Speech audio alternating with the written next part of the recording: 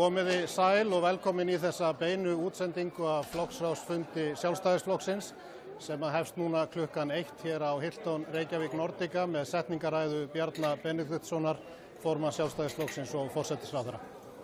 Við ætlum að vera með beina útsendingu hér í allan dag til klukkan 6. Við ætlum að sýna beint frá ræðum formanns, varaformanns, ráðherra flokksins, ritara flokksins og að því loknu ætlum við að fá til okkar í settið, í spjall, gott fólk til að ræða hinn ýmsu málefni. Við ætlum að ræða hér efnahagsmálin, við ætlum að ræða framtíð ungs fólks, við ætlum að ræða húsnæðismál, menntamál, orkumál, útlendingamál, svo eitthvað sé nefnt. Hvetjum ykkur til að fylgjast með og vera með okkur alveg til klukkan 6. Nú þessi fundur er gríðarlega fjölmennur, einn sá fjölmennasti flokksráðsfundur sem haldinn hefur verið. Hingað streymir að fólk og við eigum von á að eiga hérna öflugan og góðan fund í dag. Bjarni byrjar sína ræðu núna eftir nokkrar mínútur, hvet ykkur til að vera á skjánum og fylgjast með og ég kem svo til ykkar aftur eftir ræðu Bjarna.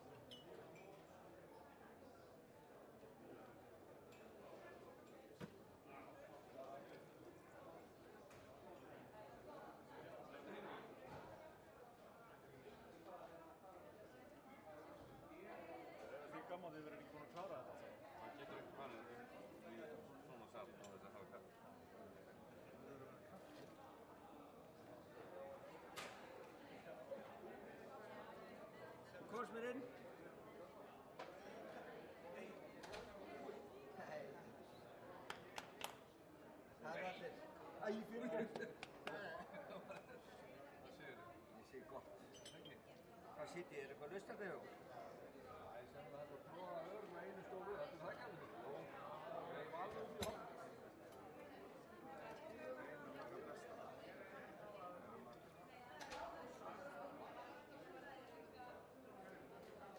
Lengi komið? Nei, það er bara 20 minnir síðan.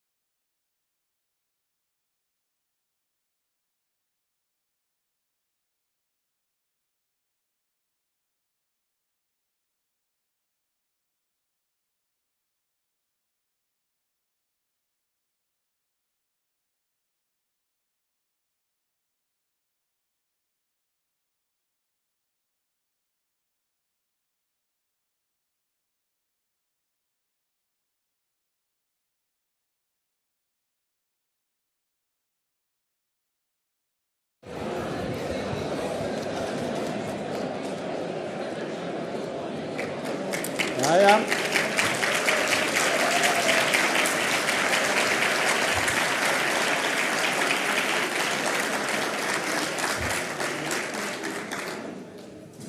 Kæru vinir, góðir sjálfstæðismenn, allir að finna sér sæti, gaman að sjá hvað margir eru komnir hingað í dag og verið hjartanlega velkomin á þennan, fjölmennasta flokksársfund okkar sjálfstæðismanna frá upphafi.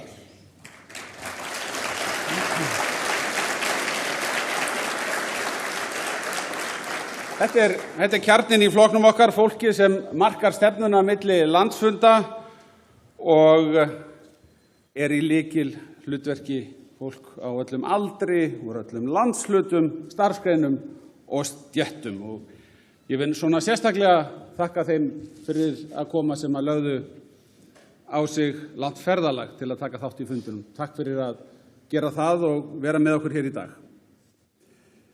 Áður en lengra er haldið, þetta fer nú að vera fastur liður hjá mér, Salóme Þorkelsdóttir er elst hér í dag, 97 ára.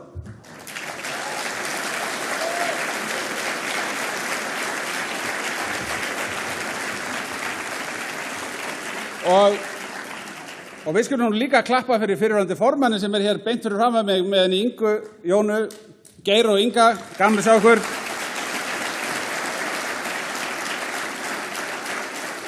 Ég hef ekki séð öll andlitin í salnum en ég sá fyrirverandi varaformann hér frammi, Friðrik Sófusson, gaman að sjá þig.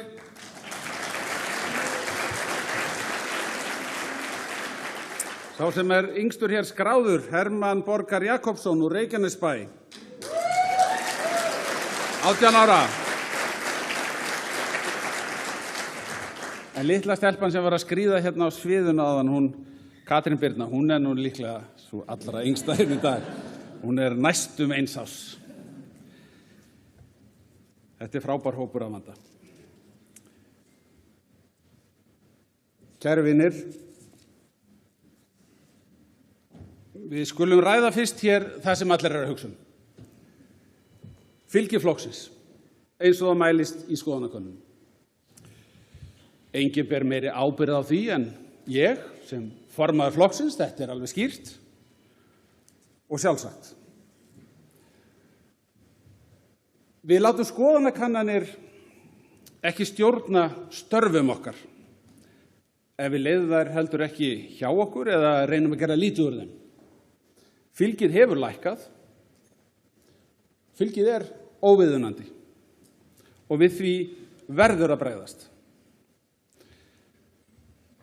Kannanir eru hins vegar ekki forlög eða óumflýjanleg niðurstaða, það sanna dæmin, síðast í sumar í forsetakosningunum, að skoðanakannanir gefa vísbendingu stöðuna á einum tímapunkti, en það eru ekki ávísun á niðurstöðu í kosningum. Og ég lít svo á að staðan sé opin.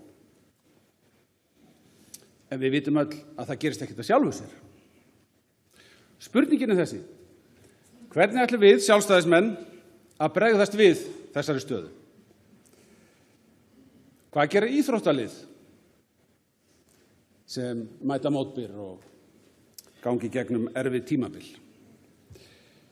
Við leggjumst ekki flöt á völlinn og bendum fingrum, við snúum bökum saman og náum tökum á stöðunni. Allt byrjar á því.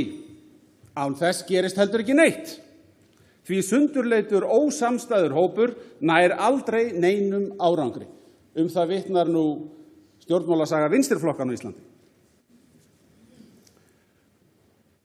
Ég heyri sagt að ríkisstjórnarsamstarfið skaði flokkinn, að við komum málum okkur ekki á framfæri og ég skil hvað átt er við. Rifjum þó upp að fyrir síðustu kosningar sögðu þessir þrír flokkar að þeir stefndu að því að halda áfram samvinnu sinni fengjur til þess umboð og eftir því var hreinlega kallað í samfélaginu. Stjórnarandstaðan var í mólum. Enda kom það upp úr kössunum að við fengum flest atkvæði, enn og aftur, skýrt umboð og við tókum áframhaldandi ábyrgð á stjórn landsins í samstarfi þessara flokka. Ég mat það svo eftir þessar kosningar og aftur reyndar í vor að það væri engin raunhæfur valkostur við þessa ríkisstjórn og ég stend með þeirri ákvörðun.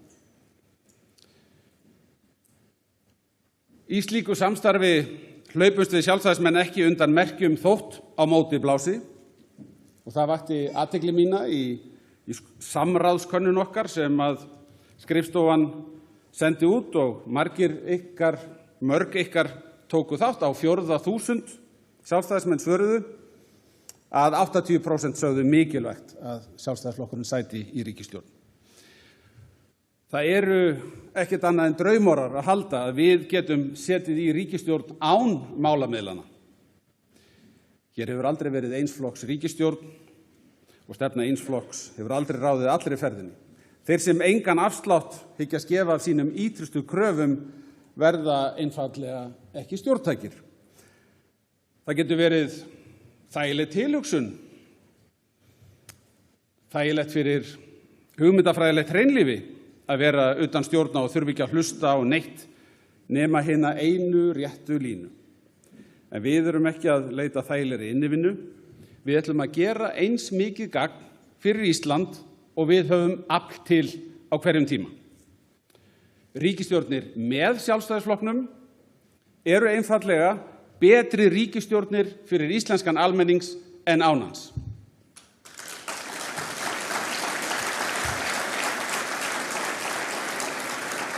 Og málið nú ekki mikið flóknara en svo að því meiri sem að við saman stuðning sækjum hjá fólkinu í landinu, öflum Sjálfstæðisflokknum, því færri málamiðlanir þarf að gera. Þetta verkefni okkar. Kæru vinir, ég heyri að það lífleg umræða í spjallþáttum næstu ríkisstjórn. Þar eru allir sófasérfræðingar landsins dregnir fram til að spá í spilin. Hvað sem spekingarnir spjalla, þá ljóst að án Sjálfstæðisflokksins mun taka við vinstristjórn. Ég heyri reyndar formann Miðflokksins af og til segja okkur reka hér vinstristjórn. Ég verð að segja, ég get ekki annað en brosað að þessu. Og sumir lýsa honum sem miklum hægri manni, formanni Miðflokksins og, takk eftir, Miðflokksins og fyrirverandi formanni Framsóknarflokksins. Við unnum saman á sínum tíma. Hann kom aldrei hægra megin að mér með nokkurt einasta mál, en það fór vel á með okkur. Við náðum góðum árangri saman, fundum lausnir og hann getur verið hnittinn, hann getur verið fyndinn, stundum virkar hann sérvitur, borðar hrátt hakk, hefur gaman að gömlum hlutum. Ég held í alvörunni að trúi því að hann hafi fæðst í húsi sem hann sjálfur byggði eftir skissum eftir Guðjón Samúelsson. Ég sé líka að Kristrún farin að mynda næstu stjórn eins og maður upplifir þetta svona fjarlægt eins og fólk sé að spila eitthvað borðspil. Daginn sá hún eftirfarandi og þetta orðrétt.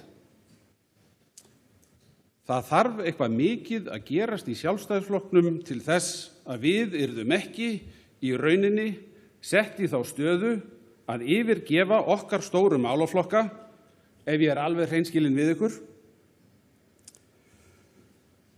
Ég hef samt líka sagt það að ef það myndu verða einhverjar stórkostlegar breytingar í Sjálfstæðisflokknum sem myndu gera það að verkum að þeim myndi finnast allt frábært sem ég var að segja í grundvallaratriðum og gætu stutt það, þá væri það grundvallarbreyting. Það nokkuð skarplega athugað, verð ég að segja. Ég held að þetta sé ekki að fara að gerast. Getur kannski bara hætt að hugsa þetta. Kæru vinir,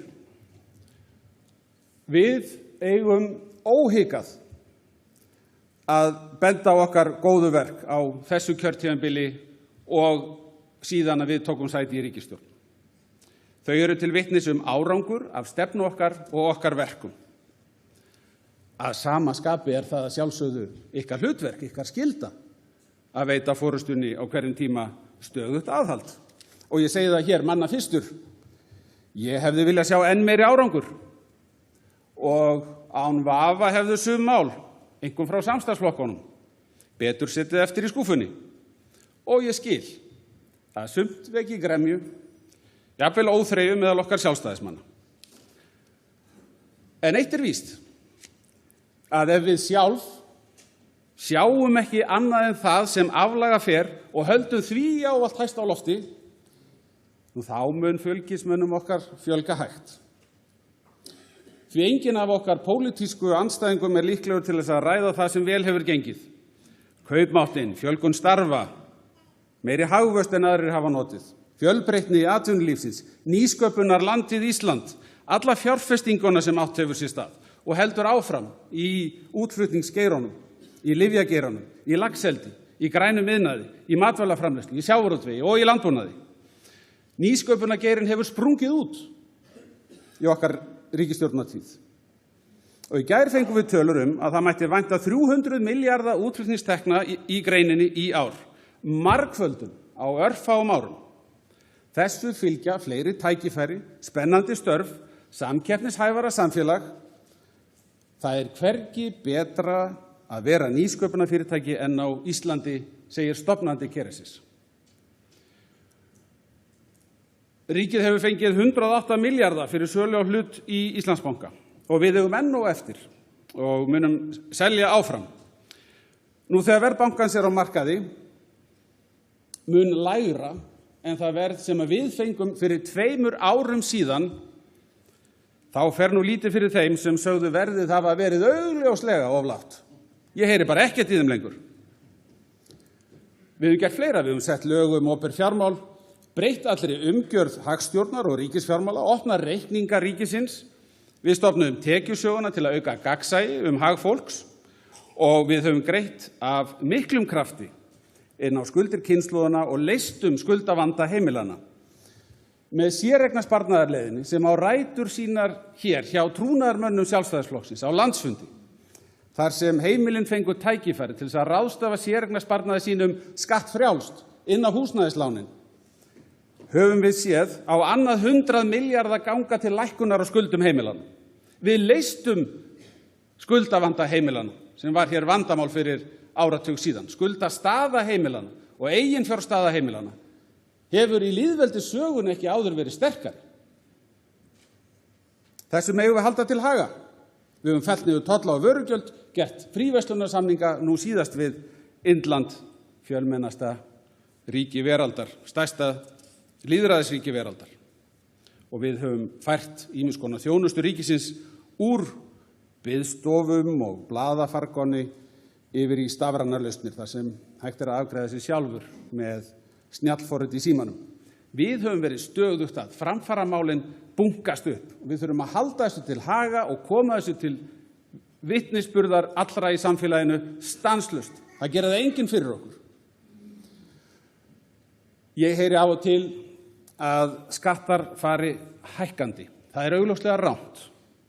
Má ég minna hér á að það hefur allan minn tíma sem formaður Sjálfstæðisflokksins.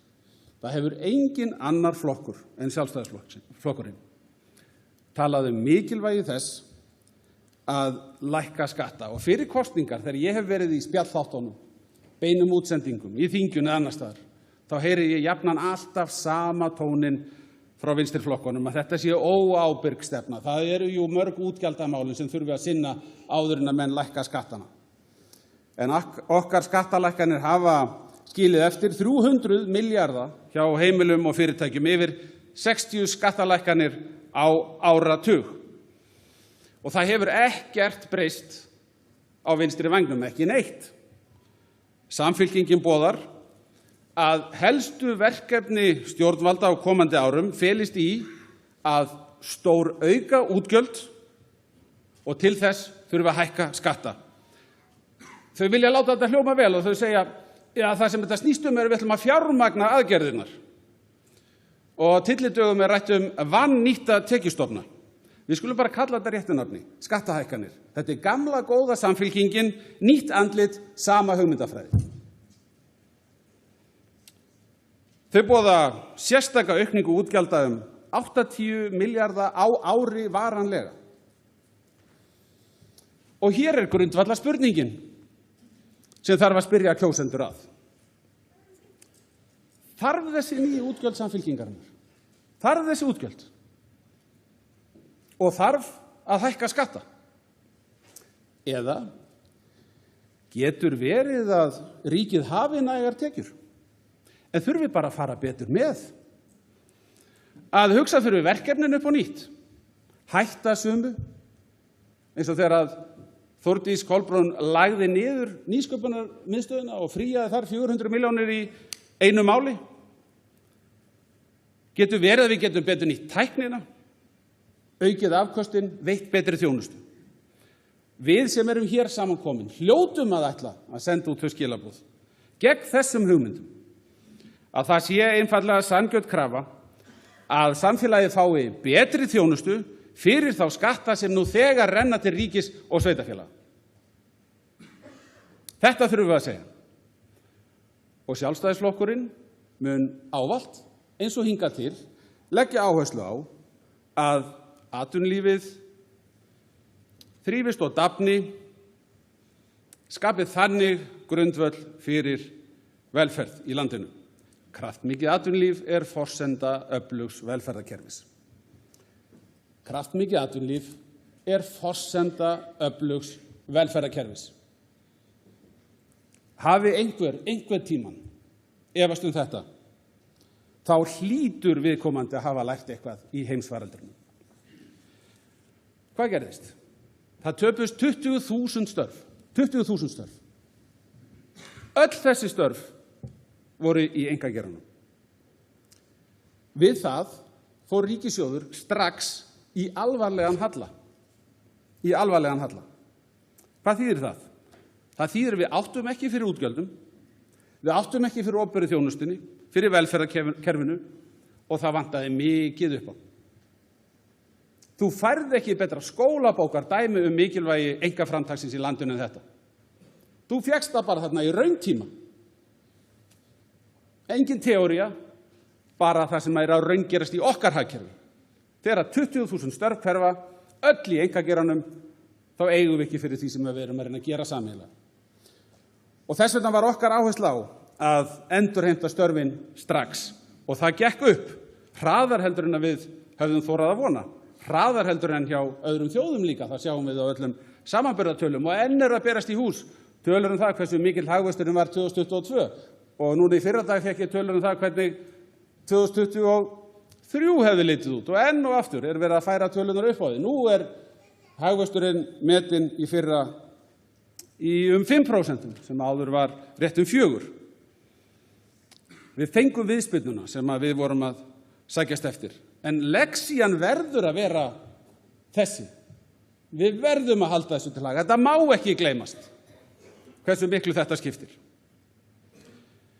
Og ekki gleyma því heldur að þetta fólk hefur líka síðu í horn einkarekstra. Það að segja fólksins í landinu sem ekki vinnur hjá ríkinu. Fólksins sem þó á að fjármagna öll ósköpin. 6 sinnum hafa vinstristjórnir verið við völd á Íslandi frá stofnun lýðveldis sem 6 sinnum of mikið. Slíkum stjórnum fylgir að gegndarlaust gengið á fólk og fyrirtæki, skattlagning, einokun og ríkisafskipti draga mátt úr hagkerfinu og þannig úr tækifærum fólks til að bjarga sér sjálft. Það ekki bara tekjurnar undir heldur eignirnar líka eins og við munum frá síðustu vinstristjórn, vonandi þeirra síðustu í Íslandssögunni.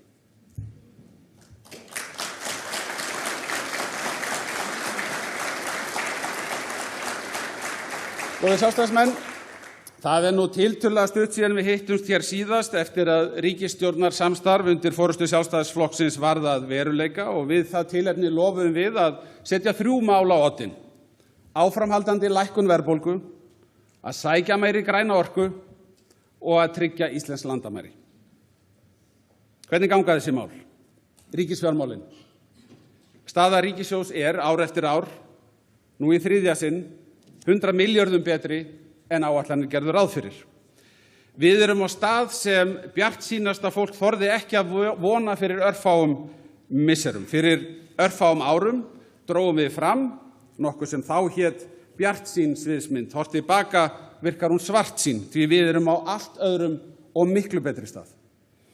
Þetta staðan, þrátt fyrir risavaxnar aðgerðir í heimsfaraldri og tugmilljarða stuðning við samfélagið í Grindavík síðustu mánuði. En verðbólgan hefur verið þrálát og vextir eru allt of háir. En verðbólga fer lækkandi. Þar fengum við síðast góðar fréttir í fyrradag og aðhald okkar styður við þá þróun. Það eru flestir sammála, hvort sem það er Seðlabankinn, Alþjóðagjaldeyrissjóðurinn eða aðrir, sem þýðir við erum að ná árangri. Og þótt háir vextir, reyni mjög á þolrifin, bara ein leið í stöðunni og hún framvegin. Við megum aldrei gefast upp. Vinnan mun skila sér að lokum.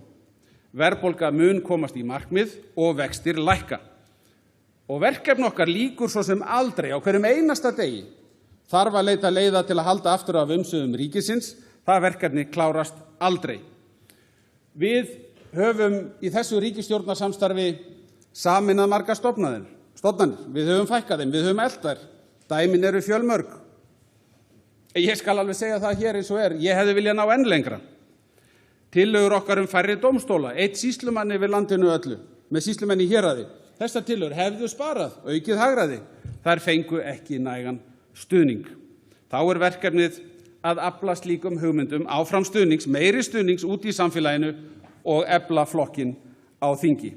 Sameining stofnana og nefnda, að draga úr sóun og hugað hverju krónu verkefni sem snýst miklu meira en bara verðbólgu á hverjum tíma. Þetta spurning virðingu fyrir skattfé almennings, minna baklæri álögur fyrir fólkið í landinu. Við innleiddum fjármálareglur, afkomureglu og skuldareglu og nú þarf að fara yfir reynsluna af þessu. Við höfum boðað umræðu á þinginu útgjaldareglu. Útgjaldaregla myndi setja aukningu ríkisútgjalda skýrari mörk og líklega myndi útgjaldaregla draga úr sveiflum. Slík regla myndi auk þess tryggja markvissari umræðu forgangsröðun ríkisútgjalda. Það nokkuð sem að rík þörf á í þinginu. Við erum á réttri leið með verðbólguna. Við megum ekki gefast upp og missa þolinmæði vegna þess að það þrautseigja sem skilar hér árangri. Orkumálin, talandi sameiningar. Við erum að sameina stofnanir á sviði orkumála. Við einfölduðum regluverk og leyfisveitingar í vor. Rammaáætlun var fyrir skömmu síðan samþykkt eftir 9 ára bið. Jarðhitaleit hefur aftur verið hrint á stað. Stækkun virkjana auðveldur og fyrir dyrum gríðarlega mikil uppbygging hjá Landsneti. Og hjá Landsvirkjun framundan 4 stór verkefni sem samanlagt munu skila 350 megavöttum inn í kerfið okkar. Það svona helmingur af því sem Kárahnjúkavirkjun skilar, sem langstærsta virkjun landsins. Og frumvarp breytingar á tekjuskiptingu vegna orkumannvirkja sem gagnast mun sveitarfélögum. Eftir því kallað síðast í morgun í Valhöll á fundi með sveitarstjórnarfólki og frumvarpið mun koma fram í vetur. Kæru vinir, það skiptir máli. Það skiptir máli að vera í ríkisstjórn. Hælisleitendamálin, 3. áherslumál okkar þegar við endurnýjuðum stjórnarsamstarfið. Við kláruðum stærstu breytingar á útlendingalögum í áraraðir í vor. Við treystum landamærin, drógum úr hvötum til að sækjum hæli og afnámum sér íslenskar reglur. Það var löngu komin tími til. Ráðherrar okkar hafa hver á eftir öðrum, ár eftir ár, lagt fyrir þingið tillögur í þessum efnum. Og þá hefur það jafnan gerst að þingið tekið í gíslingu, það efnt til málþófs og samstaðan barin niður í stjórnarliðinu. En hvað gerum við sjálfstæðismenn þegar við mætum slíku mótlæti? Við höldum áfram. Við leggjum tillögurnar aftur fram og aftur og aftur og sækjum málin þar til þau klárast. Við berjumst fyrir því sem við vitum að rétt. Þetta gerðum við með árangri í vor.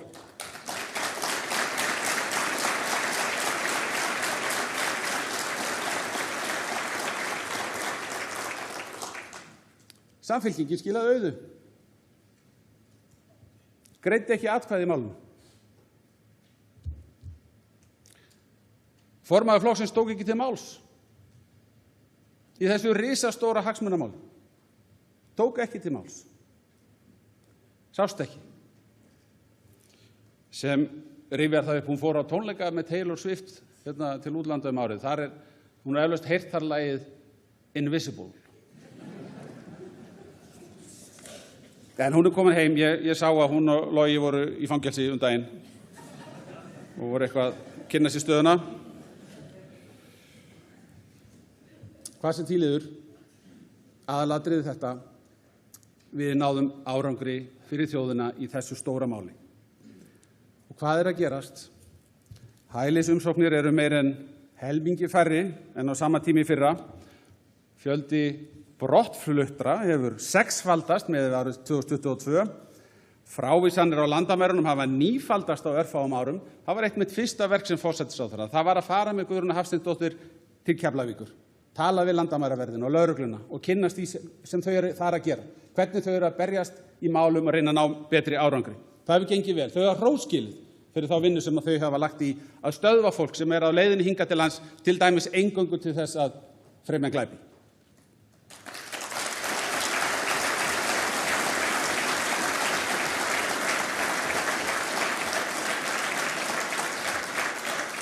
Og við erum enn að næst er að finna leiðir til að draga úr þeim gríðarlega kostnaði sem við höfum í hælisumsóknarferlinu. Hann er algjörlega óásættanlegur. Dómsmálaráðherra og háskóla-iðnaðar- og nýsköpunarráðherra eru í samstarfi núna við að þróa leiðir til að við getum nýtt tæknina til að ná meiri árangri. Ein manneskja getur aðeins afgreitt örfáar umsóknir á mánuði. En ef við getum nýtt gervigreind til þess að vinsa út það sem mestu skiptir, þá getum við hraðað þessu ferli gríðarlega og þau eru komin langt með það. Og ég er mjög spenntur fyrir því að sjá hvert það leiðir okkur. Vegna þess að þetta ferli, sem er bara ferlið að taka við umsóknum og komast að niðurstöðu og fólk þarf að bíða með hann, það kostar okkur milljarð á mánuði. Á mánuði. 2,5 milljarð bara öryggisgæslan með því fólki sem er að bíða eftir svari frá stjórnsýslu. Þetta getur ekki verið svona. Þetta er forgangsmál hjá mér að laga þetta. Og við höfum breytt lögreglulögunum til að takast á við öryggisógnir og skipulagða glæpastarfsemi. Breyttum lögreglulögunum í vor. Það er annað dæmi mál sem við vorum ítrekað að berjast fyrir á þinginu. Algjört grundvallarmál. Ekki síst þegar við sjáum öldu ofbeldis ganga yfir samfélagið. Í því samhengi verðum við að styrkja stöðu lögreglunar en frekar. Í aðgerðum sem við kynntum í sumar er meðal annars lögð áhersla á að auka sýnileika lögreglunar og við munum hraða því máli. Það á enginn að ganga í okkar samfélagi vopnaður hnífi. Það getur ekki verið þannig.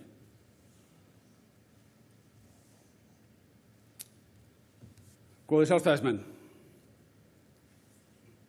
hér er ég að fara yfir það með ykkur að okkar átak í hælisleitendamálum er að skila árangri.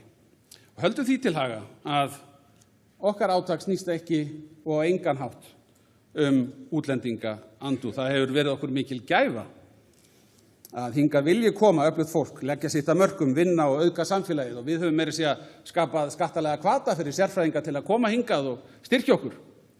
Og innflytjendur hafa borið uppi margar grundvallar atvinnugreinar okkar og við ætlum sannarlega að bjóða þá velkomna áfram og hjálpa okkur við að drífa hagvöxtinn. En aftur á móti þá ætlum við ekki að gera Ísland að einhverju fyrirheitna landi hælisleitenda. Það kemur ekki til greina. Það er alger forsenda þess að vera að fullu sjálfstæð þjóð að við höfum stjórn á landamærunum okkar. Alla Evrópu eru ríkisstjórnir að bregðast við breyttum veruleika og við erum engin undantekning. Engan barnaskap hér. Sömu lögmál, sömu verkefni, sömu hættur. Við verðum að halda vök okkar. Og eins og ég hef sagt hér áður í þessum sal, þeir sem hafa fengið leyfi til þess að dvelja hér á Íslandi en ætla sér að hunsa reglur samfélagsins, þeir þurfa einfaldlega að fara.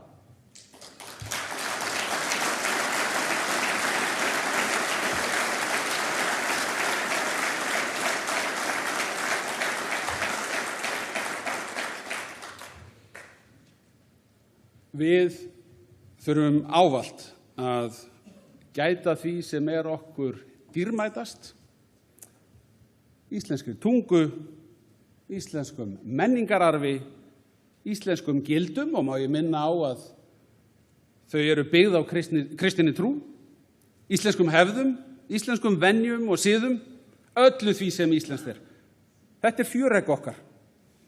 Og á öllu þessu byggjum við sjálfstæði okkar og fullveldi, og án þessa þá erum við ekki þjóð. Upp á allt þetta ætlum við að passa. Góðir sjálfstæðismenn, það hefur verið okkur mikill styrkur að vera ung þjóð, vel menntuð þjóð, með sterkasta lífeyriskerfi og byggðu bóli, og forsenda þess að við höldum áfram að vaxa og þjóðlíf hér dafni að ungt fólk vilji búa hér, stofna fjölskyldu, sækja góða menntun, freista gæfunnar. Við getum ekki staðið vígreif og sagt ungu fólki sem greiðir 11% vexti af húsnæðisláninu sínu að það sé allt í blóma, en við getum sagt það birtir til og vextir muni lækka. Vitið til. Það engar töfralausnir í boði. Það eina sem virkar að styðja áfram við hjöðnun verðbólgu, auka framboð húsnæðis og að allir spili með. Við vitum sem að viðvarandi lóðaskortur hefur haldið uppi húsnæðisverði og verðbólgu. Verðbólgan án húsnæðisliðarins einungis 3,6%.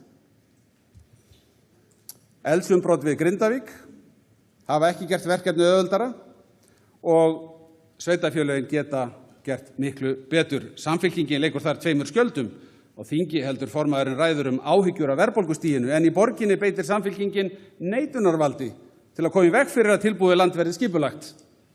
Hvernig þetta hægt? Hvernig þetta hægt? Nýlega ákváðum við að hækka hámarksgreiðslur fæðingarorlofs myndarlega í nokkrum skrefum.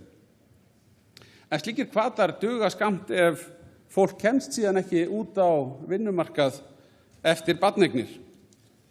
Og staðan hér í Reykjavík óásættanleg. Líkt og Hildur Björnsdóttir, oddviti okkar, benti nýlega hefur börnum á leikskólaaldri, takið eftir, fækkað 10% frá 2014 í Reykjavík. Hefur fækkað börnunum, 10% frá 2014. Nú, hvers vegna fá þá ekki allir pláss? Jú, vegna þess á sama tíma hefur leik- og dagvistunarplássum fækkað 940. Þau fækkuðu leikskólaplássum 500 með einu pennastriki. Þau bjuggu til vandamálið. Rétt nefni á svona meirihluta væri biðlistin. En borgin ekki til svara þetta mál. Ekki einu sinni reiknitölva leikskólamála til svara. Því hún í sumarfríi til 1. desember. Líklega að taka út eldgamalt uppsafnað orlof.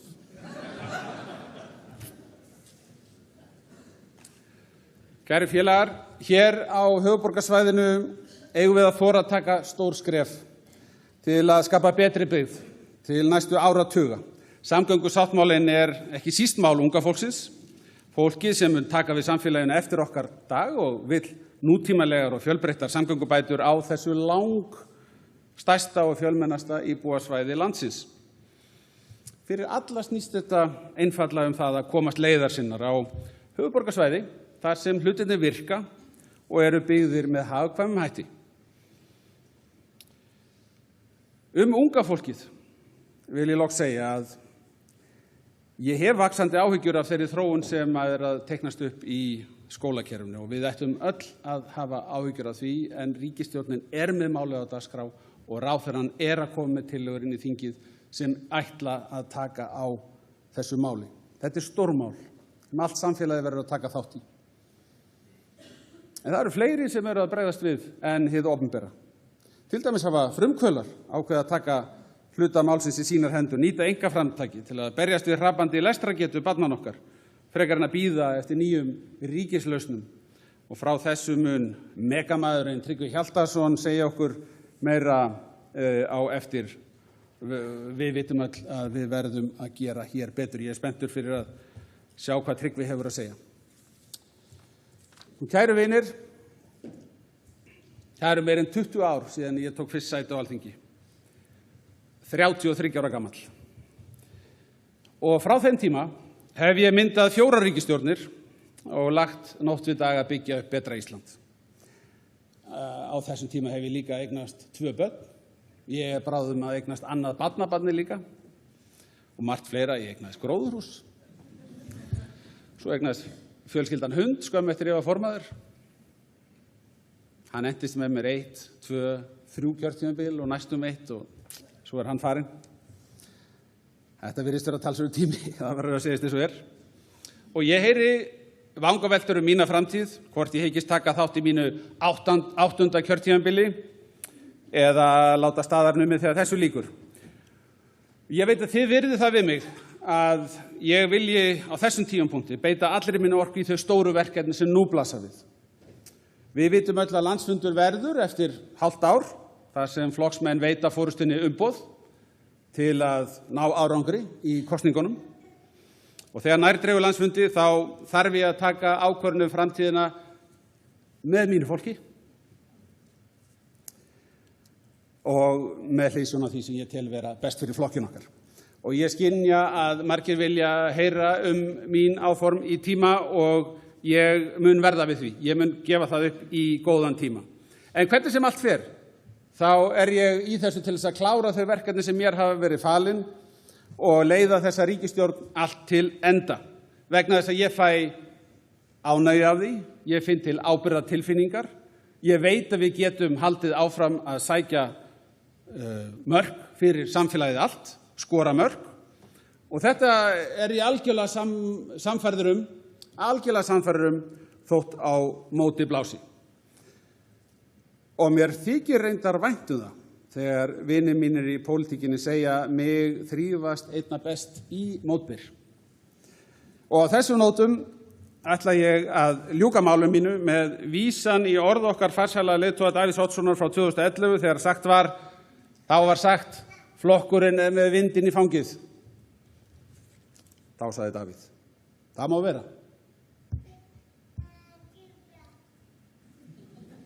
Það má vera, en hvað með það? Þetta er pólitískur vindur sem á okkur beljar. Pólitískur vindur lítur ekki í lögmálum veðurstofunar. Öflugur flokkur sem ekki hefur svipt sjálfan sig sjálfstraustinu getur annað tveggja, siglt vindinn eða breytt vindáttinni sér í hag. Það er kominn tími til að við látum vinda sjálfstæðisstefnuna leika allt samfélagið.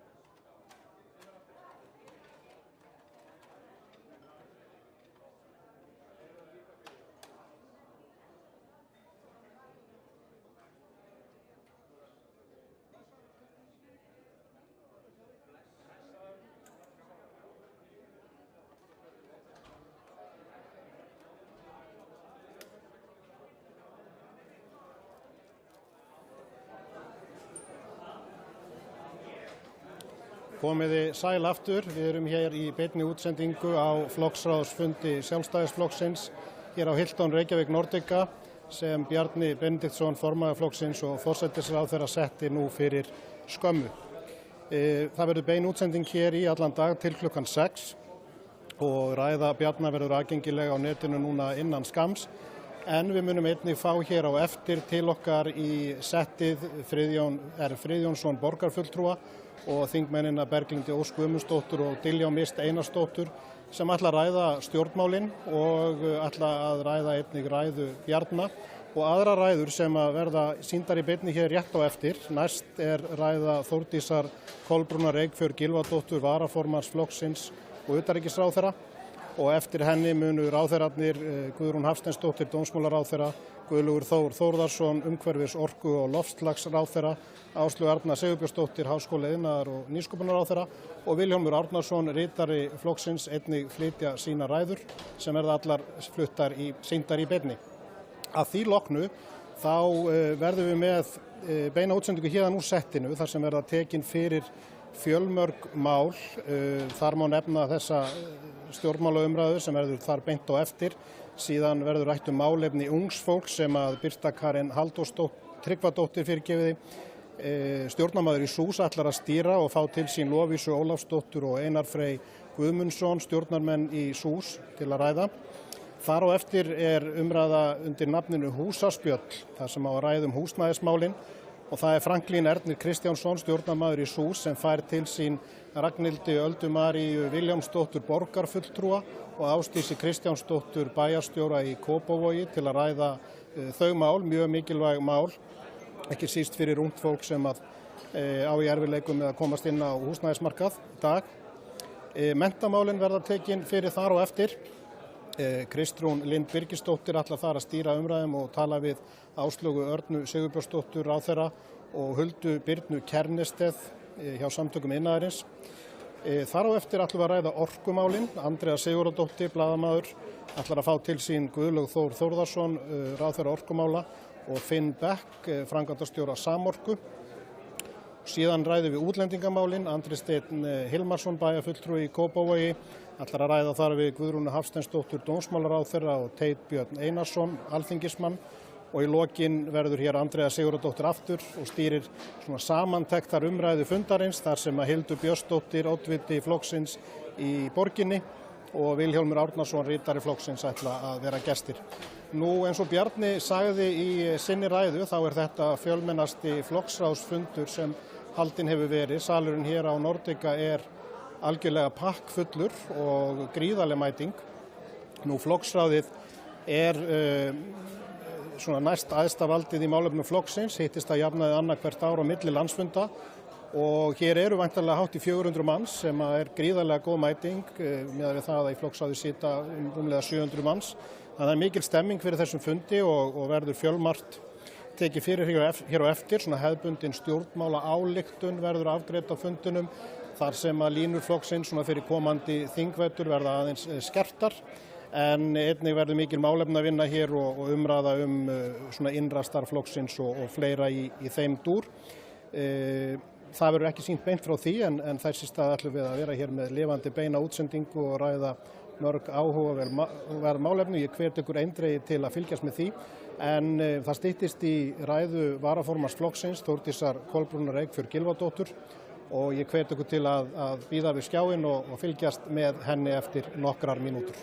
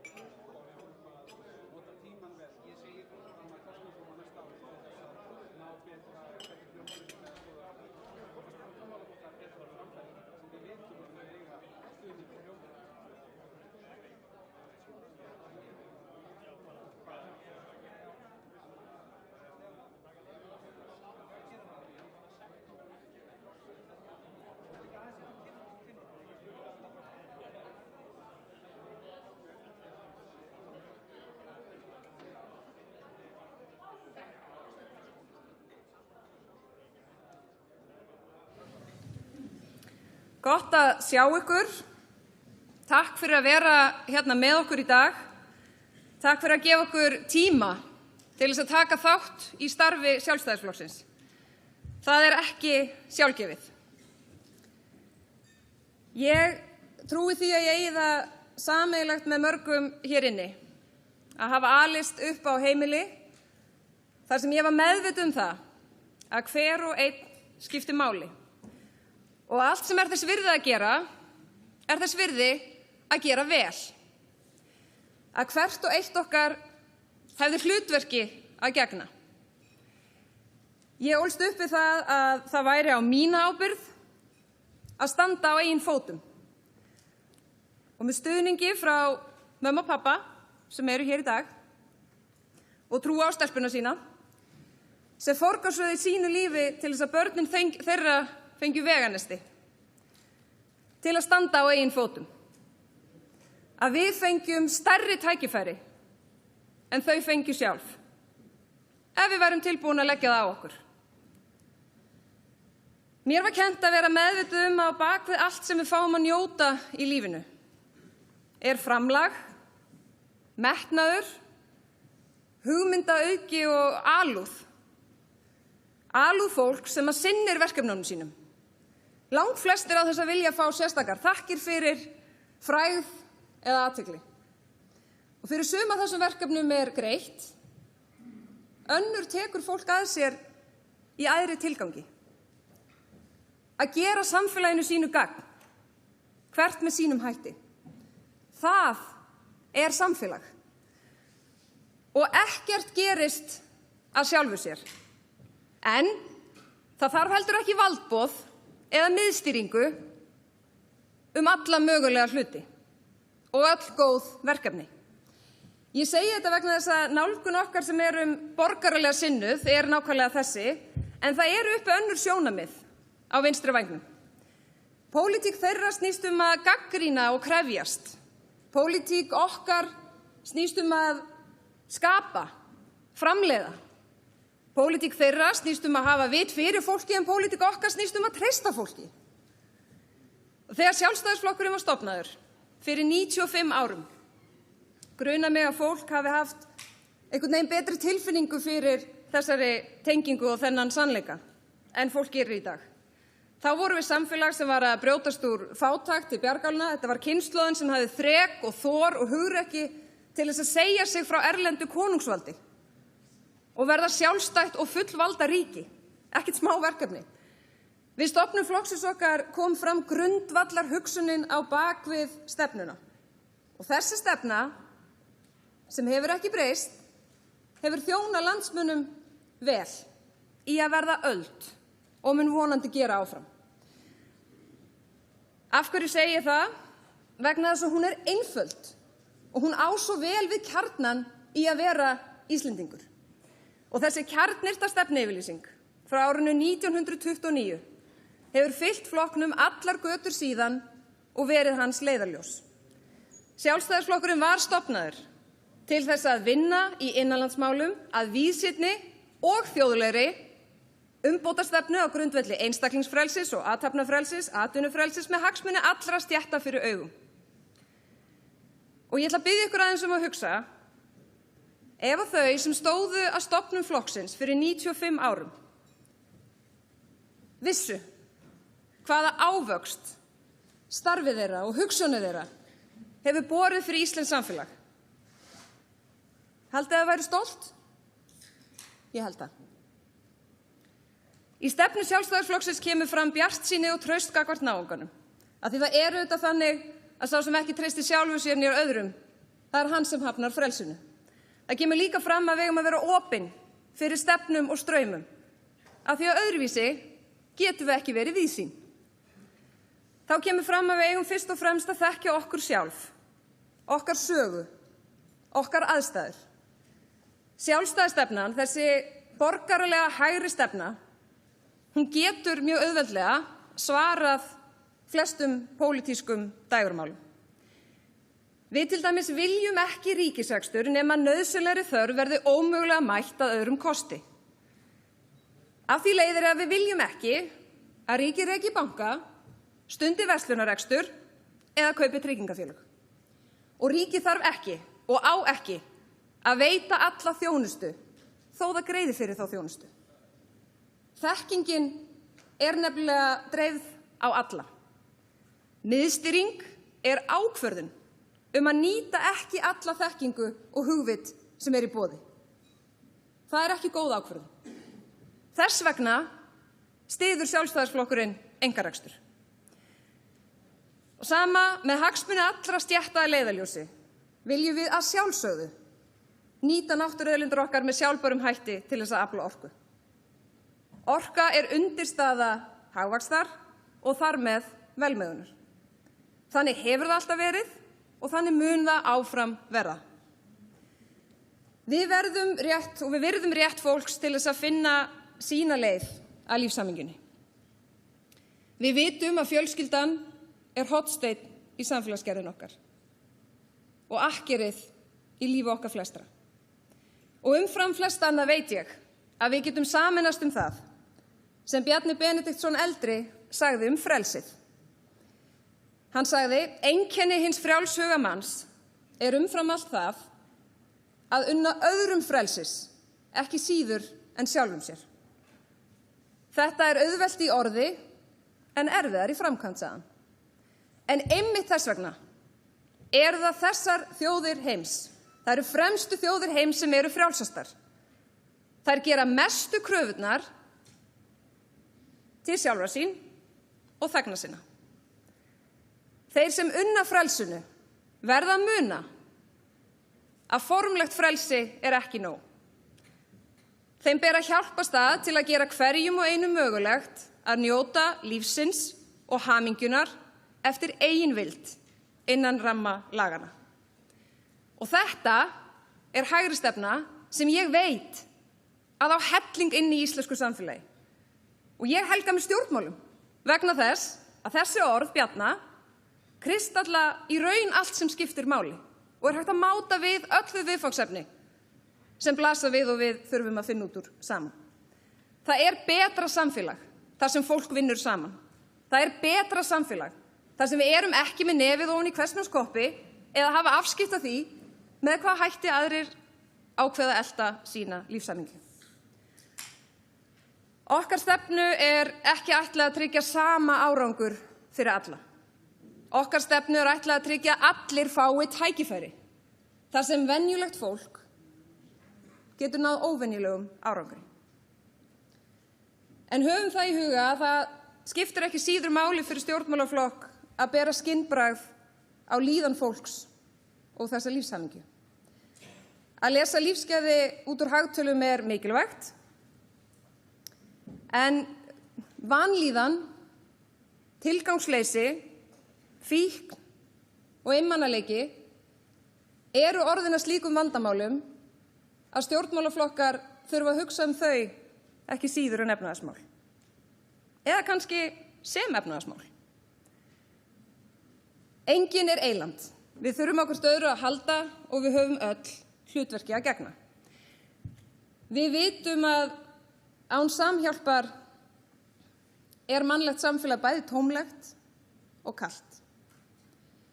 Þegar einn hjálpar öðrum eru báðir sterkari.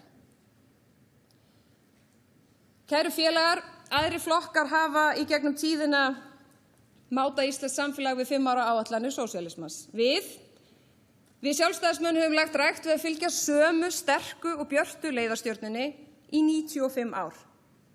Þess vegna höfum við aldrei skipt kennitölu. Þetta höfum við gert og á sama tíma veitt yfirvegaða og agaða forystu í utanríkismálum. Við vitum að á þeim vettvangi ráða eingöngu kaldir hagsmunir.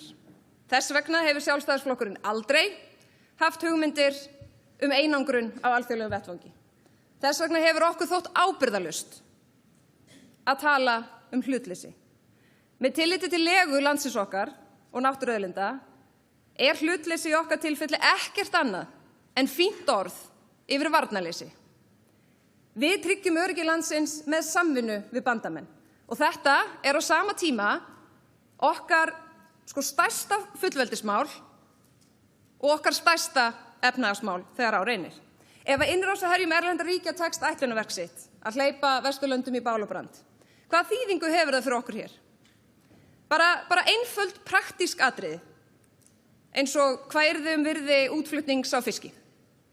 Hvað yrði virði útflutnings á laxi? Hvað yrði Ísland sem ferðamannaland, sem sækir á nákvæmlega þessa markaði?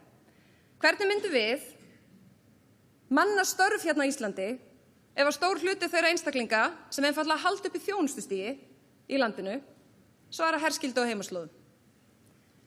Við þurfum einfaldlega að fullorðnast, horfast í augu við veruleikann og hafa kjark til að bregðast við honum.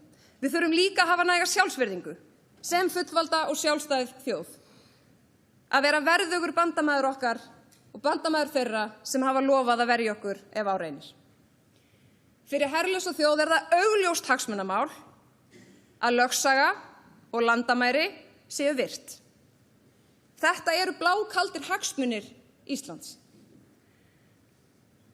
En kæru vinir, við vitum öll að það styttist mjög í kosningar. Við sjálfstæðismenn höfum vilja og metnað til þess að standa undir því umboði sem okkur var veitt í síðustu kosningum og klára verkefnið. Það nefnilega eitt af aðalsmerkjum okkar flokks að taka það ábyrgð sem okkur falin alvarlega. Og til allra hamingju tilheyri ég flokki sem á í djúpstæðum hugmyndafræðilegum ágreiningi við vinstri sinnaðasta flokkinn og Alþingi. Þetta er ekkert nýtt. Ég frjálslyndur hægrimaður. Ég get alveg sagt að sá lærdómur sem ég dreg af síðastliðnum 7 árum í þessu ríkisstjórnarsamstarfi eru meðal annars sá verkefni og það höfum við sýnt og það höfum við sannað. Hægt að ná samanum, þvert á hið pólitíska litróf. En auðvitað styttist í þeim verkefnalista. Og nú okkur sjálfstæðismönnum, mér og okkur öllum, farið að lengja eftir árangri í málum þar sem að hugmyndafræðin stangast mjög harkalega á. Og ég nefni þar sýn á það hvað teljast eðlileg ríkisumsvif og ríkisafskipti. Ég nefni orkumálin, ég nefni málefni hælisleitenda og ég nefni varnarmál. Þetta eru þau mál sem erfiðast að ná sáttum. Og við verðum auðvitað að vera heiðarleg við okkur sjálf og heiðarleg við okkar samstarfsfólk. Og þess vegna kemur það örugglega ekki óvart að ég tel í raun óhugsandi að sama stjórnarmynstur komi til greina eftir næstu kosningar.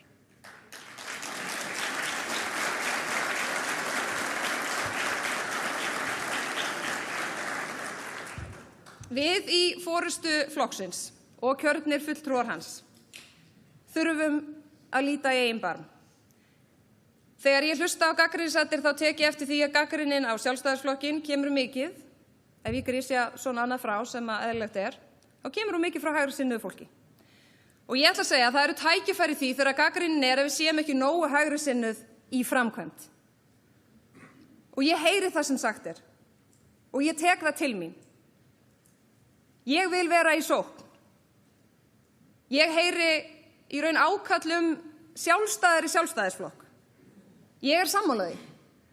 En til þess að Sjálfstæðisflokkurinn geti framkvæmt meira í samræmi við okkar stefnu með færri málumiðlunum, þá verður hann einfaldlega að hafa breiðari stuðning.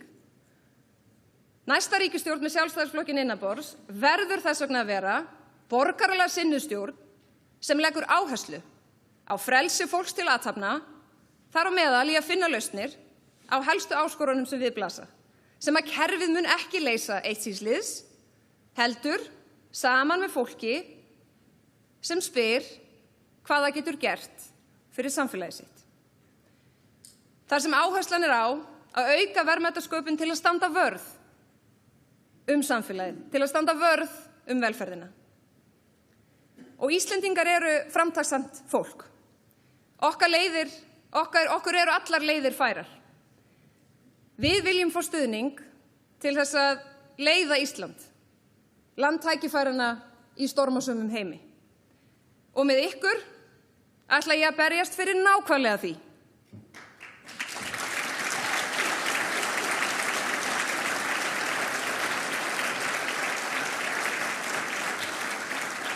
Ég bjartsýn manneskja og ég veit að Sjálfstæðisflokkurinn og sjálfstæðisstefnan á alltaf erindi við íslenska þjóð.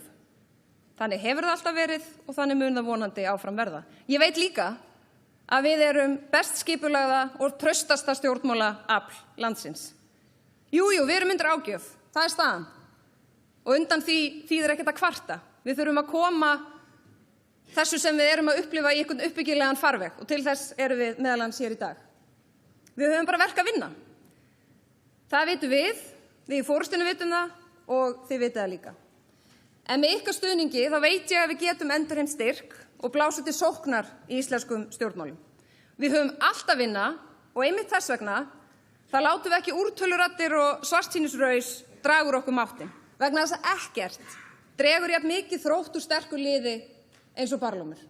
Og þótt ég segi þetta, skal enginn skilja annað en svo.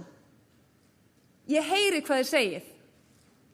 Ég heyri ákallið að við gerum betur, brýninguna að herða róðurinn og hina sjálfsögðu kröfu okkar fólks að fylgja stefnu Sjálfstæðisflokksins eftir. Við kjörnir fulltrúar erum nefnilega svo rík, langt umfram alla aðra flokka í þessu landi. Við erum svo rík í okkar baklandi og við skiljum það mæta vel að vinur sá sem til vams segir. Okkur gefst tækifæri til þess að ræða saman hér á eftir það hvernig flokkurinn nær vopnum sínum og við ætlum ekki bara að ræða það hér í dag og halda svo áfram, heldur þurfum við að ráðast í raunverulega vinnu til þess að bæta þessa stöðu. Og ég tilbúin í þá vinnu með flokksmönnum því að það það sem þarf til. En við megum líka alveg bera okkur vel og formaðurinn fór vel yfir það hér áðan. Okkar grunnur traustari en annarra. Ef við erum trú okkar hugmyndafræði, trú hvort öðru og ákveðum það bara einfaldlega saman hér og nú, þá ekkert sem stöðvar þann kraft sem leystur yfir læðingi. Og ég ætla bara að biðja ykkur að líta bara þessi kringum ykkur og sjá þennan sal. Þetta sko litla útgáfan af landsfundi. Það eru 350 manns inni. Ef þið horfið á, ég held að jafnvel myndi leggja alla flokka saman. Þá gætu ekki haldið þeirra aðal stóra fund með sama fjölda af fólki. Það engin flokkur sem keppir við Sjálfstæðisflokkinn í þessu. Og við erum rík af fólki sem heldur ekkert í þessu til þess að sækja bitlinga eða titla. Við erum að þessu af því að við finnum tilgang til þess að gera gagn. Okkur annt samfélagið okkar. Saman munum við tryggja að Ísland skipist áfram í sveit þeirra lýðræðisþjóða þar sem velmegun mest, friðsæld ríkir og borgararnir þeir hjálpa hver öðrum. Þess vegna skulum við þétta raðirnar, en það bara ekki nóg að þétta raðirnar. Það ekki nóg að tala herra og herra við færri og færri. Við verðum auðvitað að breikka raðirnar. Við megum ekki gleyma okkur í að hugsa andstæðingana, heldur þurfum við að leita á nýja lendur, breyta efasemdafólki í stuðningsfólk og andstæðingum í samherja.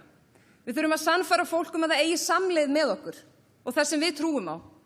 Og við þurfum að máta þau viðfangsefni sem að skipta mestu fyrir þjóðina við þá ábyrgu, frjálslyndu nálgun á samfélagi sem að Sjálfstæðisflokkurinn hefur staðið fyrir síðastliðna öld. Samfélagi þarf á hinum kristaltæru grundvallagildum Sjálfstæðisflokksins að halda. Kannski meira nú en nokkuð tímann. Ég ótrúlega þakklát fyrir að fá að standa hérna fyrir framan ykkur og tala frá hjartanu, eða frá maganum, eins og Ólöf sagði alltaf. Og ég ykkur ótrúlega þakklát fyrir það traust sem að þið hafið sýnt mér fram til þessa. Ég ætla að standa undir því, ég klári þetta verkefni með ykkur. Takk fyrir mig.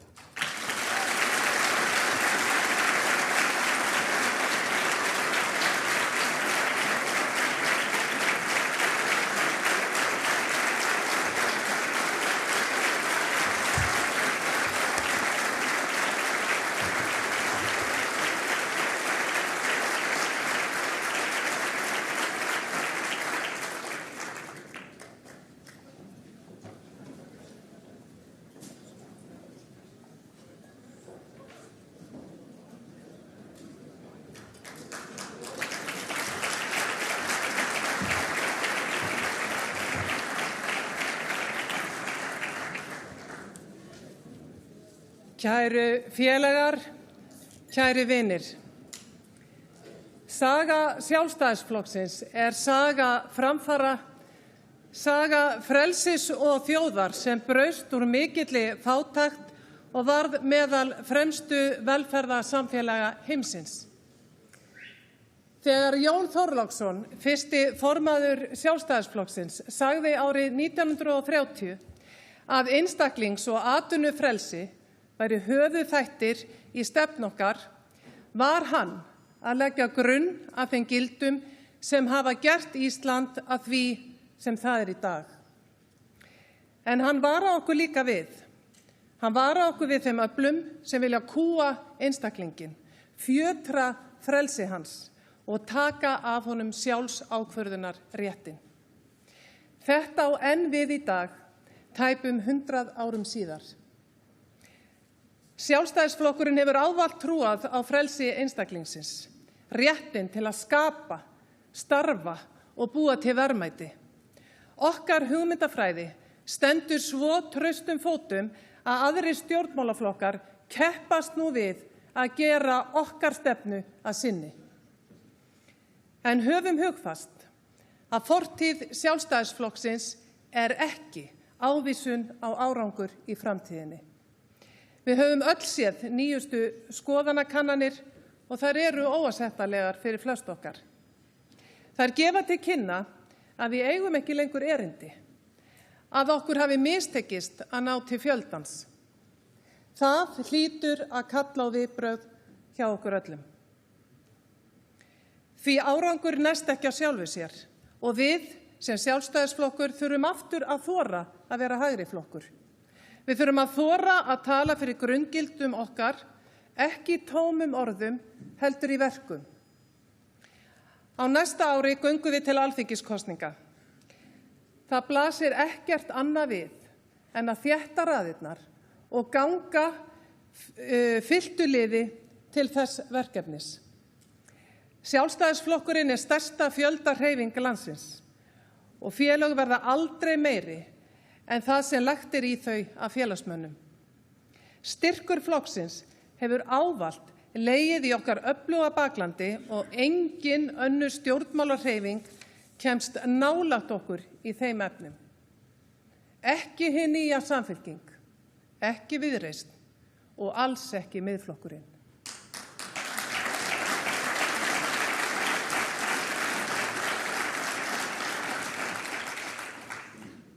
Forystan má aldrei hverfa frá grunngildum flokksins eða grasrótinni. Við þurfum að halda áfram að leysa málin sem liggja þungt á þjóðinni, eins og útlendingamálin sem ég mun áfram nálgast að festu og við munum hvergi hvika í því verkefni.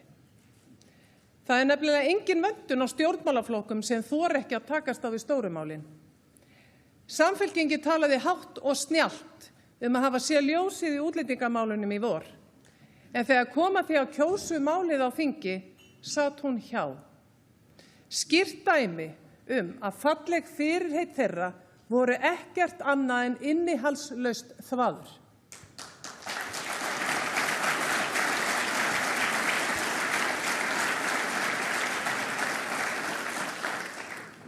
Við í Sjálfstæðisflokknum vitum að þú stýrir ekki landinu með því að sitja hjá. Heldur með því að takast á við vandamálin, taka afstöðu og þora að standa með henni. Það er undir okkur komið að varðveita þau gildi sem Sjálfstæðisflokkurinn stendur fyrir. Ef við gerum það, þá munum við ná árangri.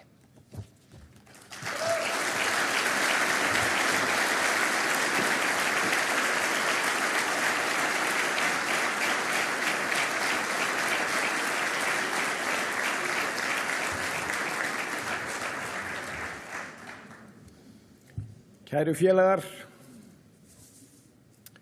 við höfum klárað mörg stór mál á undanförnum misserum í ráðuneytinu hjá okkur. Ég ætla ekki að ræða það. Skoðið bæklingin sem við erum búin að dreifa. Því að við komumst ekki hjá því í dag að ræða stöðu Sjálfstæðisflokksins. Því að við vitum að þetta er alvarleg staða. Og við þurfum að horfast í augu við raunveruleikann og spyrja okkur hvers vegna höfum við tapað trausti og á því berum við öll ábyrgð, ekki síst við kjörnir fulltrúar. Við hægri menn stöndum með einstaklingum. Við förum vel með peninga. Við reynum að einfalda líf fólks og veita því frelsi. En við verðum líka að sýna það í verki að við stöndum raunverulega fyrir þessa hluti. Við verðum að einfalda, við verðum að hagræða og gera það sem við stöndum fyrir. Og ríkisstjórnin okkar, hún sætir mikilli gagnrýni, ekki síst frá okkur. Og margt af þess á rétt á sér, en við verðum líka að gæta að sanngirni. Við megum ekki eingöngu rífa okkur niður. Við verðum líka að segja frá því sem vel er gert, því að við gerum það ekki, hver gerir það þá? Það voru við sem röfum kyrrstöðunni í orkumálum. Það voru við sem þorðum að takast á við útlendingamálin. Engin annar flokkur lækkar skatta. Engin annar flokkur sýnir minnsta áhuga að taka til í ríkisrekstri. Þetta sýnir sagan. Og nú er tíminn til að leita aftur í ræturnar. Stefna og gildi Sjálfstæðisflokksins eru undirstaða velmegunar og framfara. Þess vegna hefur Sjálfstæðisflokkurinn verið kjölfestan í íslensku stjórnmálum í heila öld. Okkar verkefni er að sýna fólki að þær lausnir sem felast í sjálfstæðisstefnunni skipta máli fyrir daglegt líf hvers einasta einstaklings á Íslandi. Sjálfstæðisstefnan er beittasta vopnið til að bæta lífskjör hér á landi. Þetta vitum við. En það er ekki nóg að tala skýrurómi. Við þurfum líka að hlusta og sýna það í verki að við skiljum áskoranir og veruleika venjulegra Íslendinga. Á landsfundi fyrir að vera 2 árum var mikið það rætt hvort við værum að tapa samtalinu við almenna flokksmann og þjóðina. Ég sagði það þá og ég segi það nú að gildi okkar sjálfstæðismanna eiga miklu meiri hljómgrunn meðal þjóðarinnar en núverandi fylgi flokksins segir til um. Og kæru vinir, við þurfum að spyrja okkur hvers vegna hægri menn á Íslandi skipa sér nú í það minnsta 3 flokka. Getur verið að við séum of viðkvæm fyrir gagnrýni og of gjörn að raða eingöngu já-fólki kringum okkur. Því að vandamálið er ekki fólki hérna inni, ekki fólki í flokknum. Vandamálið er fólki okkar sem er ekki lengur hérna inni, ekki lengur í flokknum. Og hvað gerum við þá? Við verðum að snúa vörn í sókn. Við verðum að fá fólki okkar aftur heim og breikka hópinn. Og við höfum gert það áður og við gerum það aftur núna. Og við gerum það með því að vera trú sjálfstæðisstefnunni og standa saman.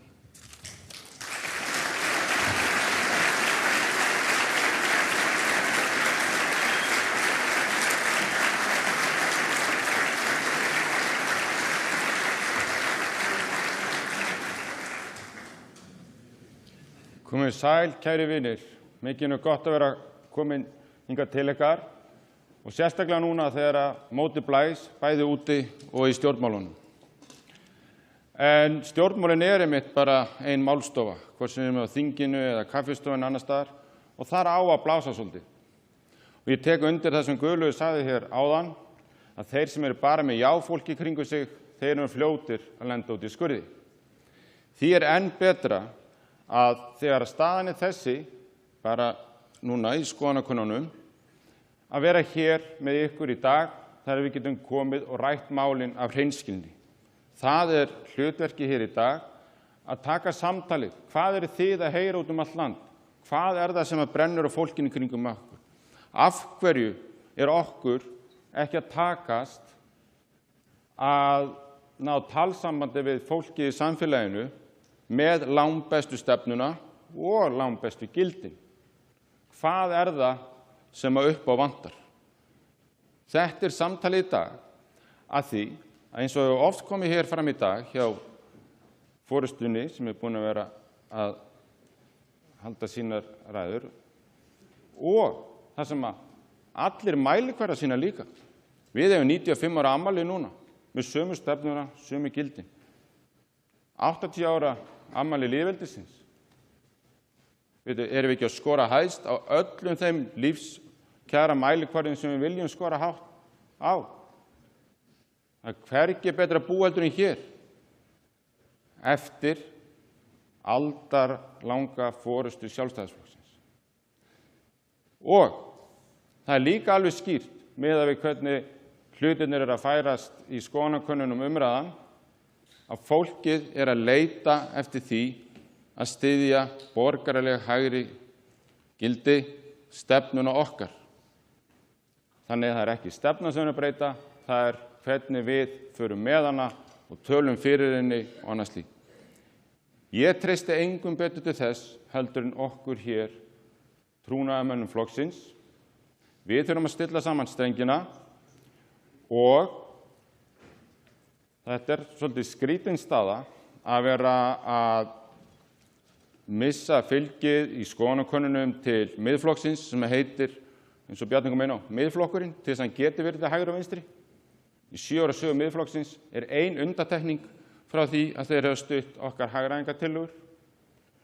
Þannig að ég hlakka til að við gerum betur, við tökum ábyrgðina og notum meðvindina að snúum honum í meðbyr. Takk fyrir mig.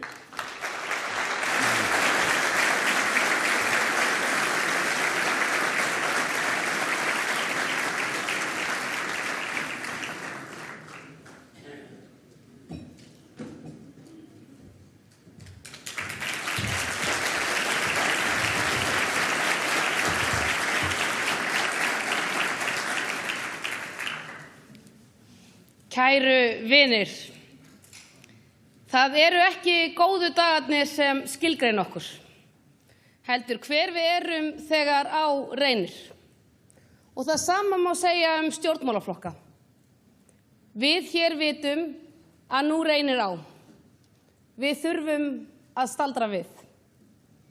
Við verðum, hvert og eitt okkar, að íhuga stöðu okkar hvar sem við erum í flokknum.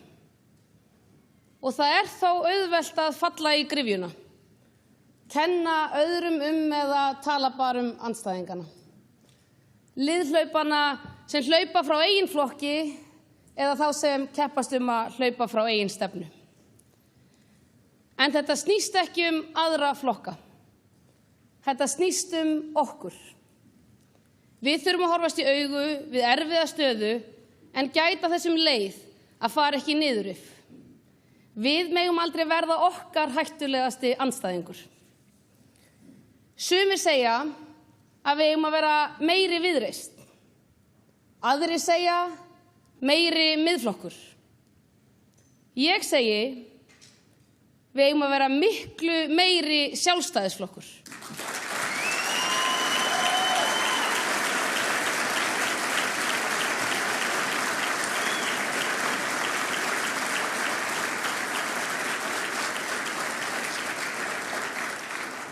Allt of lengi höfum við látið vinstrimönnum það eftir að skilgreina okkur. Hver við erum og fyrir hvað við stöndum. Til að útskýra hvað ég á við, rifja ég upp grein eftir konu úr gamla Alþýðuflokknum sem skrifaði hvernig sá flokkur hefði barist fyrir kosningarétti fátækra. En þegar kjördagur rann upp og fólkið sem áður hafði ekki fengið að kjósa fór í sparifötin í kjörklefan til að kjósa hvað? Jú, Sjálfstæðisflokkin, flokkin okkar. Og vinstra fólkinu fannst þetta ósvífni. Kunni þetta fólk ekki að sýna þakklæti? Veruleikinn var á þessum tíma áttaði þetta skynsama fólk sig á því að það er samhengi á milli verðmætasköpunar og lífskjara. Að velferð byggist á framtaki einstaklinga og rekstri fyrirtækja.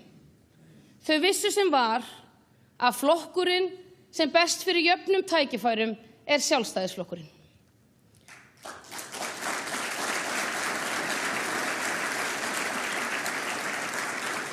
Vinstrimennirnir vildu bara hjálpa þeim að líða lítið betur í fátæktinni. En fólkið vildi út úr fátæktinni.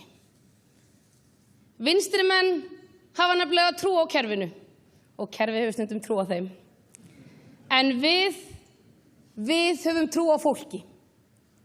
En núna hefur of margt fólk ekki trú á Sjálfstæðisflokknum. Sækjum aftur kjarnan okkar, skilgreinum okkar sjálf, vinnum á grundvelli sjálfstæðisstefnunnar alla daga fyrir alla. Það sem skiptir mestu máli núna fyrir fólk að lækka vexti. Lóðaskortur Reykjavíkurborgar hefur þar mikil áhrif og drífur nú verðbólguna. En við megum ekki skorast undan okkar hlutverki. Við verðum að halda áfram að forgangsraða og minnka ríkisútgjöld. Og það sorgleg staðreynd, en staðreynd engu að síður, að fylgi okkar virðist vera að fara hraðar niður en vextirnir. Hugsanlega þó eitthvað samhengi þar á milli. Lægri vextir það sem skiptir fólki mestu máli núna.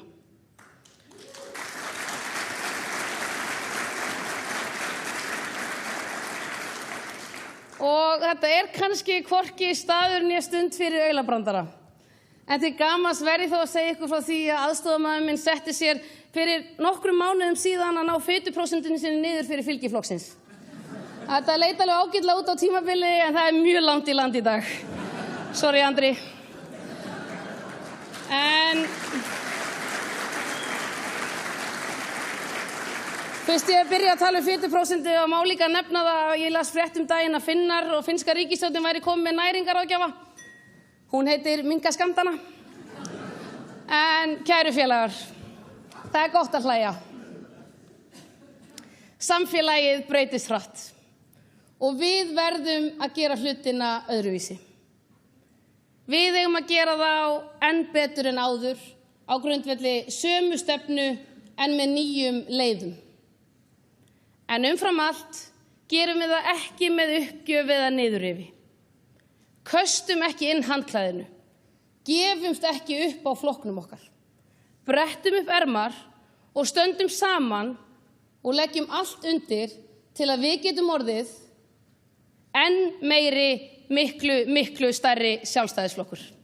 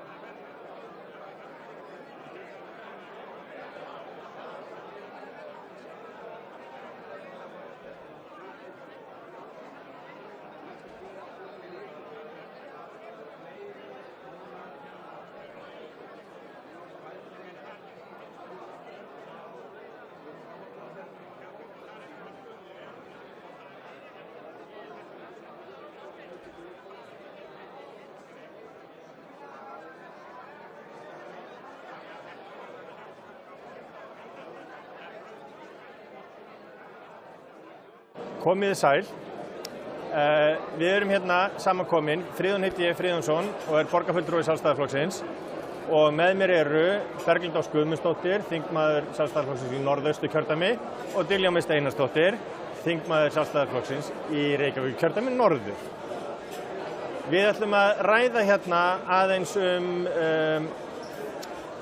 ræður formanns og varaformanns og ráðherranna og forystunar og stjórnmálin almennt í nokkra mínútur. Það sem mig langar til þess að byrja á að tala er að Bjarni Benediktsson kláraði sína ræðu á því að vitna í Davíð Oddsson þegar að hann sagði að það vindur í fangið okkar sjálfstæðismanna. Og hann vitnaði í Davíð og sagði það má vera, en hvað með það? Þetta pólitískur vindur sem á okkur beljar. Pólitískur vindur lítur ekki lögmálum veðurstofunar. Öflugur flokkur sem hefur ekki svipt sjálfan sig sjálfstraustinu getur annað tveggja, siglt vindinn eða breytt vindáttinni sér í hag. Og þá langar mig til þess að byrja að tala hvernig breytum við vindáttinni, einni pólitísku vindátt, okkur í hag. Diljá. Og byrjar á mér? Diljá, já. Já, takk. Já, þetta voru góð lokaorð sem blésu smá svona hvatningu okkur fundargestum í brjóst. Ég hef smá áhyggjur af því að því að bæði formaður og varaformaður, af því hún nefnir sérstaklega þær ræður, töluðum svona samtali við flokksmenn og það að virkja flokksmenn með sér í þetta verkefni sem augljóslega framundan og við erum öll meðvituð að ég hef smá áhyggjur af innviðunum okkar í þessu samhengi. Þannig ég myndi segja að brýnasta verkefni okkar sjálfstæðismanna væri að byggja upp okkar eigin innviði svo að við getum virkilega látið þessa vinda blása þjóðfélagið. Því að sterkasta aflið sem við sjálfstæðismenn höfum auðvitað stefnan okkar og fólkið okkar. Og við höfum alltaf haft það umfram allt annað og allt annað afl í landinu hvað við höfum svakalega gott fólk allt land og við verðum auðvitað að hafa kerfi og innviði til þess að geta virkað þetta fólk. Mér langar kannski að byrja frekar á orðum formannsins svona í upphafi sinna ræðu sem voru þann veg að við eigum að spila meira saman, vera meira lið og hugsa þetta sem svolítið íþróttalið. Og það einmitt þannig að við þurfum að hugsa hver situr á bekknum og hverju þetta eru inn á vellinum og allt styður þetta við hvort annað. Þannig að ég er sammála því sem Diljá er að segja að við þurfum að virkja betur innviðina okkar en við eigum náttúrulega svo sterka innviði nú þegar og við þurfum kannski að gera betur grein fyrir því og kjörnir fulltrúar að nýta þá kannski betur og spila sem ein heild og skora meiri mörk. Já, sko, hvernig styrkjum við innviðina? Þetta er góð pæling og góð hugmynd og ég er alveg sammála því. Það sem ég velti fyrir mér nú er ég á sveitarstjórnarstiginu. Hvernig fáum við einmitt, og sveitarstjórnarstigið almennt sterkara hjá Sjálfstæðisflokknum. Hvernig getum við líka lyft því, mér langar til þess að heyra aðeins frá ykkur það, hvernig við getum lyft fólkinu á sveitarstjórnarstiginu betru og sýnt fram á hvað við höfum fram að færa þar, þannig að við getum sýnt fram að það fyrir landið allt. Aftur, Diljá. Já, takk. Já, við áttum alveg svakalega árangursríkan fund með sveitarstjórnarfólkinu okkar, kjörnir fulltrúar allir saman í morgun í aðdraganda fundarins. Og það alltaf tala að gera meira af því og svo verður einhvern veginn ekki nógu mikið af því og aldrei nógu mikið af því gert. Þetta er ótrúlega upplýsandi og gagnlegir fundir. Þannig að ég myndi nefna það auðvitað. Og síðan kannski annað sem ég myndi vilja nefna það sem kom fram og svona áminning sem kom fram í ræðu Guðlaugs Þórs, þar sem hann rifjaði fyrir okkur síðasta landsfund. Það sem var mjög svona mikið tekist á og rætt hvort við værum búin að tapa niður samtali við almennan flokksmann. Hver betur í tengslum við almennan flokksmann en sveitarstjórnarfólki okkar? Svo bendir á að við erum mjög líka auðug af og í ótrúlega nánum tengslum við sitt nærsamfélag. Þannig að þetta auðvitað vegur sem þarf að vera mjög greiður og beinn fyrir okkur að ganga og svo Berglind bendir á að við verðum og eigum að geta nýtt fyrir þetta betur. Já, algjörlega og ég held líka að þau stefnumál og þau mál sem við tölum á þinginu eigi að geta stutt miklu betur við sveitarstjórnarstigið. og þannig þurfum við að efla samtali okkar á milli og þar veit ég að fjölskyldumálinu og nær samfélagsþjónustan náttúrulega sveitarstjórnarstiginu en við oft erum að setja lögin þjónustuna. Þannig þurfum við auðvitað að vinna miklu þéttar saman til að styrkja auðvitað hvernig við vinnum málin á þinginu fyrir sveitarstjórnarstigið og mér fannst mjög gott að kom fram í ræðu Þórdísar til dæmis að stjórnmálamenn þurfa að fara að sinna frekar málum sem eru kannski þessi hefðbundnu mjúkumál af því það snertir fólk og þar held ég að við höfum mikið eftir að sækja fram í og af því að eins og hún líka nefndi að þá eru það líka efnahagsmál þegar upp staðið að kerfið haldi vel utan fólkið auðvitað og þar samspil kjörna fulltrúa á báðum stigum bara mjög mikilvægt. Ef ég má aðeins bæta við þetta, því að þetta voru svo góði punktar hjá Berglindi, að það líka var svo gott að finna auðmýktina og þakklæti frá forystunni. Mér fannst það alveg skín í gegn og svona ósk eftir því að fá að vinna betur með fólkinu og ég vil bara sjá að þetta sé sett í gang. Ég bara kalla eftir því að þetta sé raunverulega nýtt. Fólki í flokkum sé raunverulega nýtt áfram. Ok. Ég heyrist það í gegnum útsendinguna, þá kaffilið hérna og hér hafa verið hróp og köll það að kaffiliðinu sé nú að ljúka og við fáum kannski meiri auðveldara svigrúm til þess að tala saman því að maður á mínum aldri á ekki alltaf alveg auðvelt með að heyra í ykkur. Þó að við tölum hátt. Þó að þið talið hátt. Það sem að Þetta góður punktur sem kom fram hjá þér varðandi þegar þú vitnar í Þórdísi, varðandi það að mjúkumálin eru líka efnahagsmál. Nú klingja bjöllur. Það allt gert til þess að bæta ekki við okkur. Það sem að því að þessi mjúkumál eru klárlega efnahagsmál. Þau skipta máli. Og einhver tíman voru útlendingamál líka mjúkmál að mörgu leyti, en eru núna harðkjarna efnahagsmál.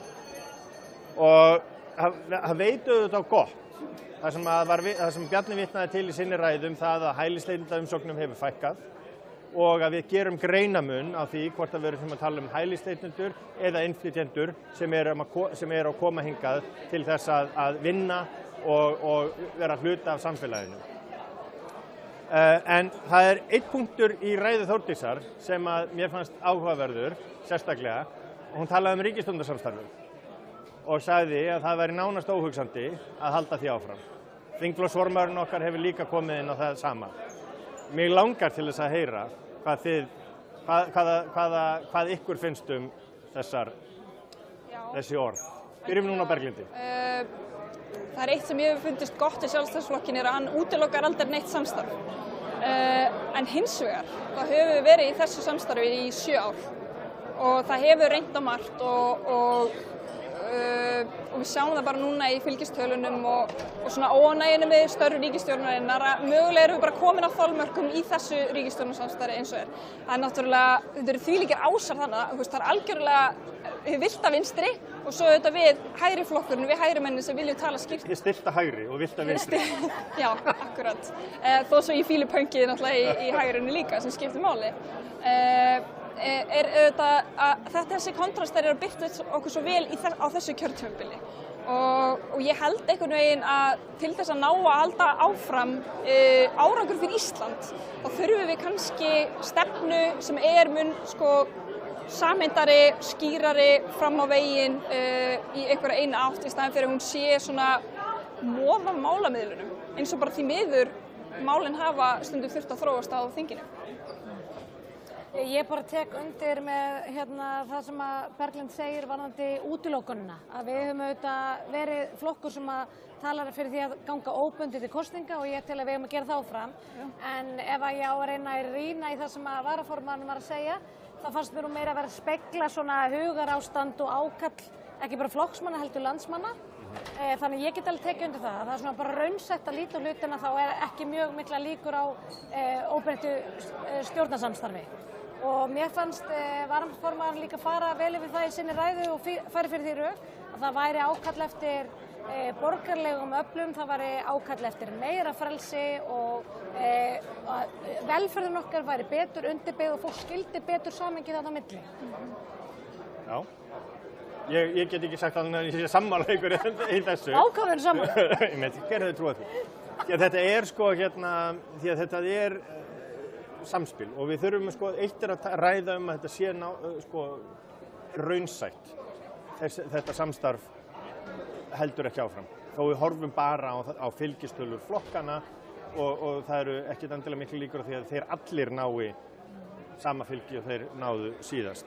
Þó það sé ekki nema bara fyrir þá breytingu sem þegar að forsætisráðherra hvarf á borði hjá Vinstri grænum.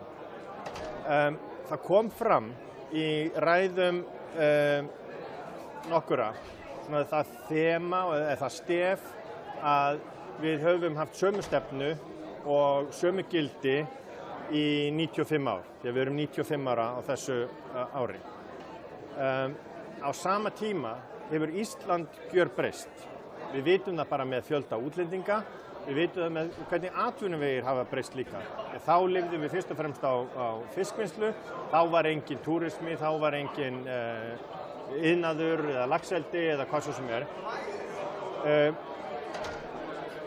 Getum við, og ég er ekki að segja að við þurfum að breyta stefnunni eða gildunum, en hvernig, og þetta er pínu heimspekileg spurning, að hvernig sko segjum við frá þessari stefnu og þessum gildum inn í gjörbreytt samfélag? Algjörlega, bara með nútímalegri hætti en við erum að gera núna. Við erum auðvitað ekki að ná til fólks með þeim aðferðum sem við höfum gert undanfarna áratugi. Þannig við þurfum að leita kannski á ný mið og nýta okkur kannski til dæmis samfélagsmiðlana með öðrum hætti og miðlana með öðrum hætti. Og við höfum oft talað um það að við þurftum kannski bara að vera okkar eigin miðill. Og það er bara ein fín leið til að vinna þetta og ráðherrarnir eru margir mjög virkir á samfélagsmiðlum og það skiptir máli en það þarf líka kannski að brýna skilaboðin, hvað erum við að segja og af hverju skipta gildin máli, af hverju höfum við haldið svona fast í þessi gildi í 95 ár af því þau hafa virkað, þau eru þessu samin okkur sem þjóð og mér fannst svolítið skemmtilegt í upphafi ræðunni Þórdísar og fóru svolítið svona yfir uppeldið sitt og uppvaxtarárin og hvernig sjálfstæðisstefnan í raun og veru uppeldisstefna. Það er bara þú lærir sem ungur einstaklingur að grípa tækifærin, treysta á sjálfa þig og einstaklingurinn í rauninni skapi sína eigin framtíð. Og mér finnst það kannski það fallega við stefnun okkar og skiptir svolítið máli að við höldum til haga að venjulegt fólk skilji þetta grunnstef í stefnun okkar. Ég hef nú kvartað ítrekkað og hátt yfir því að við séum allt og íhaldssöm og passív þegar kemur á kynningamálum og svona upplýsingamálum flokksins en það nú kannski ekki verið tekið allt og alvarlega. Berglind fór ágætlega yfir það. En það sem mig langar til þess að nefna og vera með smá útúrdúr varðandi þetta og sjálfstæðisstefnuna er það að við villumst samt ekki af leið þegar við erum að reyna að prófa nýja hluti. Það var gamalreyndur og íslenskur kaupsýslumaður, mikill sjálfstæðismaður, sem að ræddi við mig daginn og var svona líkið þessu saman við það að þeir sem að væri í verslunarrekstri, að þeir fristuðust oft til þess að bæta honum vöruúrvalið. Að þeir vildu keppa kannski í lágu verði en svo væri bara frestingi svo mikið og þú værir alltaf að reyna að bæta örlitlu við þig með því að bæta við svakalega miklu og afleiðingin er þessu að þú tapar grunnviðskiptunum sem væri kannski rosalega mikill massi traustur og þéttir kúnnar að þú hættir að hafa til þeirra að þú værir eldast við eitthvað pingulíti í allar áttir. Ég bara vara við því að sjálfstæðisflokkurinn sé að hlaupa á eftir einhverjum dægumálum eða að reyna að finna hjólið endalaust í þessum efnum af því að stefnan okkar, eins og Berglind segir, hún er bara ótrúlega, hún hefur sannað gildi sitt, hún er bara lífsskoðun og hefur elst vel og á jafn mikið erindi nú eins og hún átti fyrir tæpri öld síðan. Þannig að ég vil vara við því. Og það er það bil sá tími sem við höfum. Þannig að mér langar bara til þess að þakka ykkur kærlega fyrir að hafa verið hérna með okkur og fljótlega kemur síðan annað fólk hérna með fleiri erindi til þess að ræða önnur mál og við hlökkum auðvitað til þess að heyra í þeim. Takk fyrir kærlega. Takk fyrir.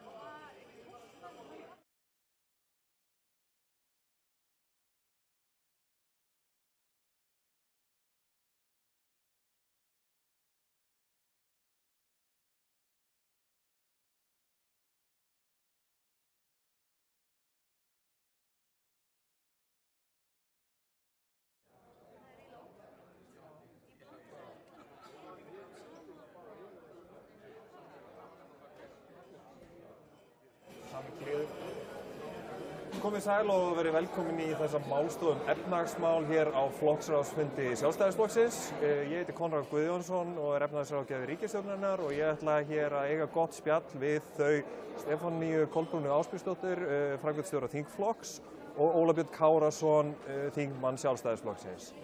Við ætlum aðeins að fara bara yfir breiðu línunar í efnahagsmálunum og efnahagsstefnunni og kannski bara vindum okkur beint í þetta. Kannski byrjum á þér, Stefanía. Ískalt mat, hvernig virðist þér efnahagsmálin vera að þróast svona í stóru samhengi, svona í örfáum orðum? Já, örfáum orðum. Ég held við séum á ákveðnum svona vendipunkti.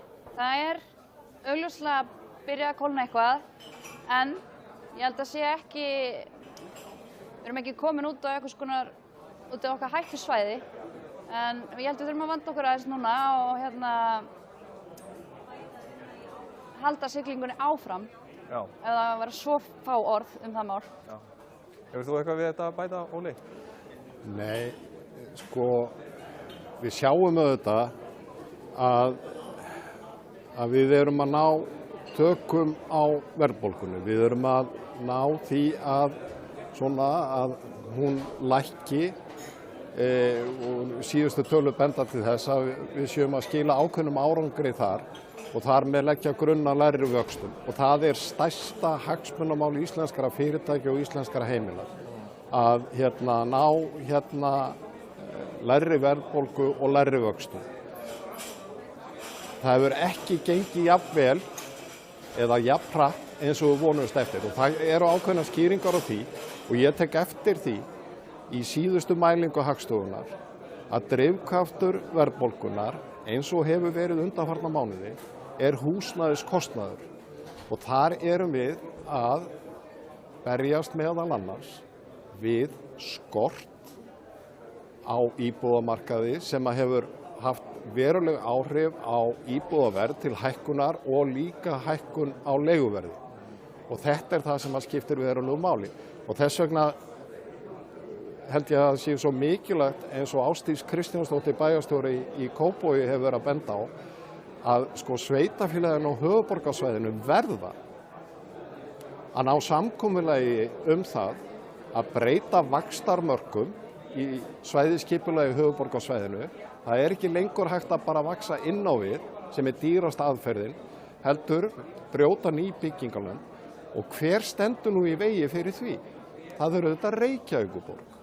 Og ég velti því fyrir mér af hverju óskopunum Framsóknarflokkurinn, Viðreisn, vilja og styðja það að sé komið í veg fyrir það að höfuðborgarsvæðið þróist í þá átt að hér verði nægilegt framboð á lóðum vegna þess að landið til staðar en menn eru skuldbundnir í þessu samkomulagi, vaxtarsamkomulagi og hvert og eitt sveitarfélag neitunarval.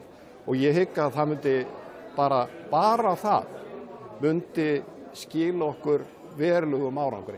Hitt síðan annað og við þurfum auðvitað að horfast í augu við það að umsvif ríkisins eða réttar að sagt umsvif hins opinbera vegna þess að þetta snýst ekki bara ríki of mikil og við þurfum að ná tökum á því.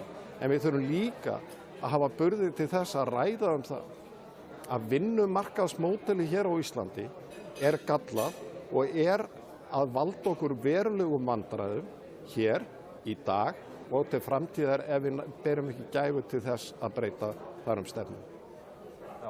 Þannig að það sem vantar þá heyrslumunin til þess að við erum náttúrulega búin að vera að byggja rosalega mikið, okkur líka fjölga fordæmalaust mikið, þannig að það sem vantar upp á heyrslumunin ekki bara þetta heldur reyna líka að takast á þessu fólksfjölgun sér þá að það verða færa út þessi vaxtamörk og við ráðum við það. Já, og síðan skiptir verulega miklu máli að það séu hér alvöru samgöngur ekki bara innan höfuðborgarsvæðisins, heldur líka við nágrannasveitarfélögin og ég nefni sem dæmi að við erum í 20-25 ár búin að vera að ræða hér Sundabraut.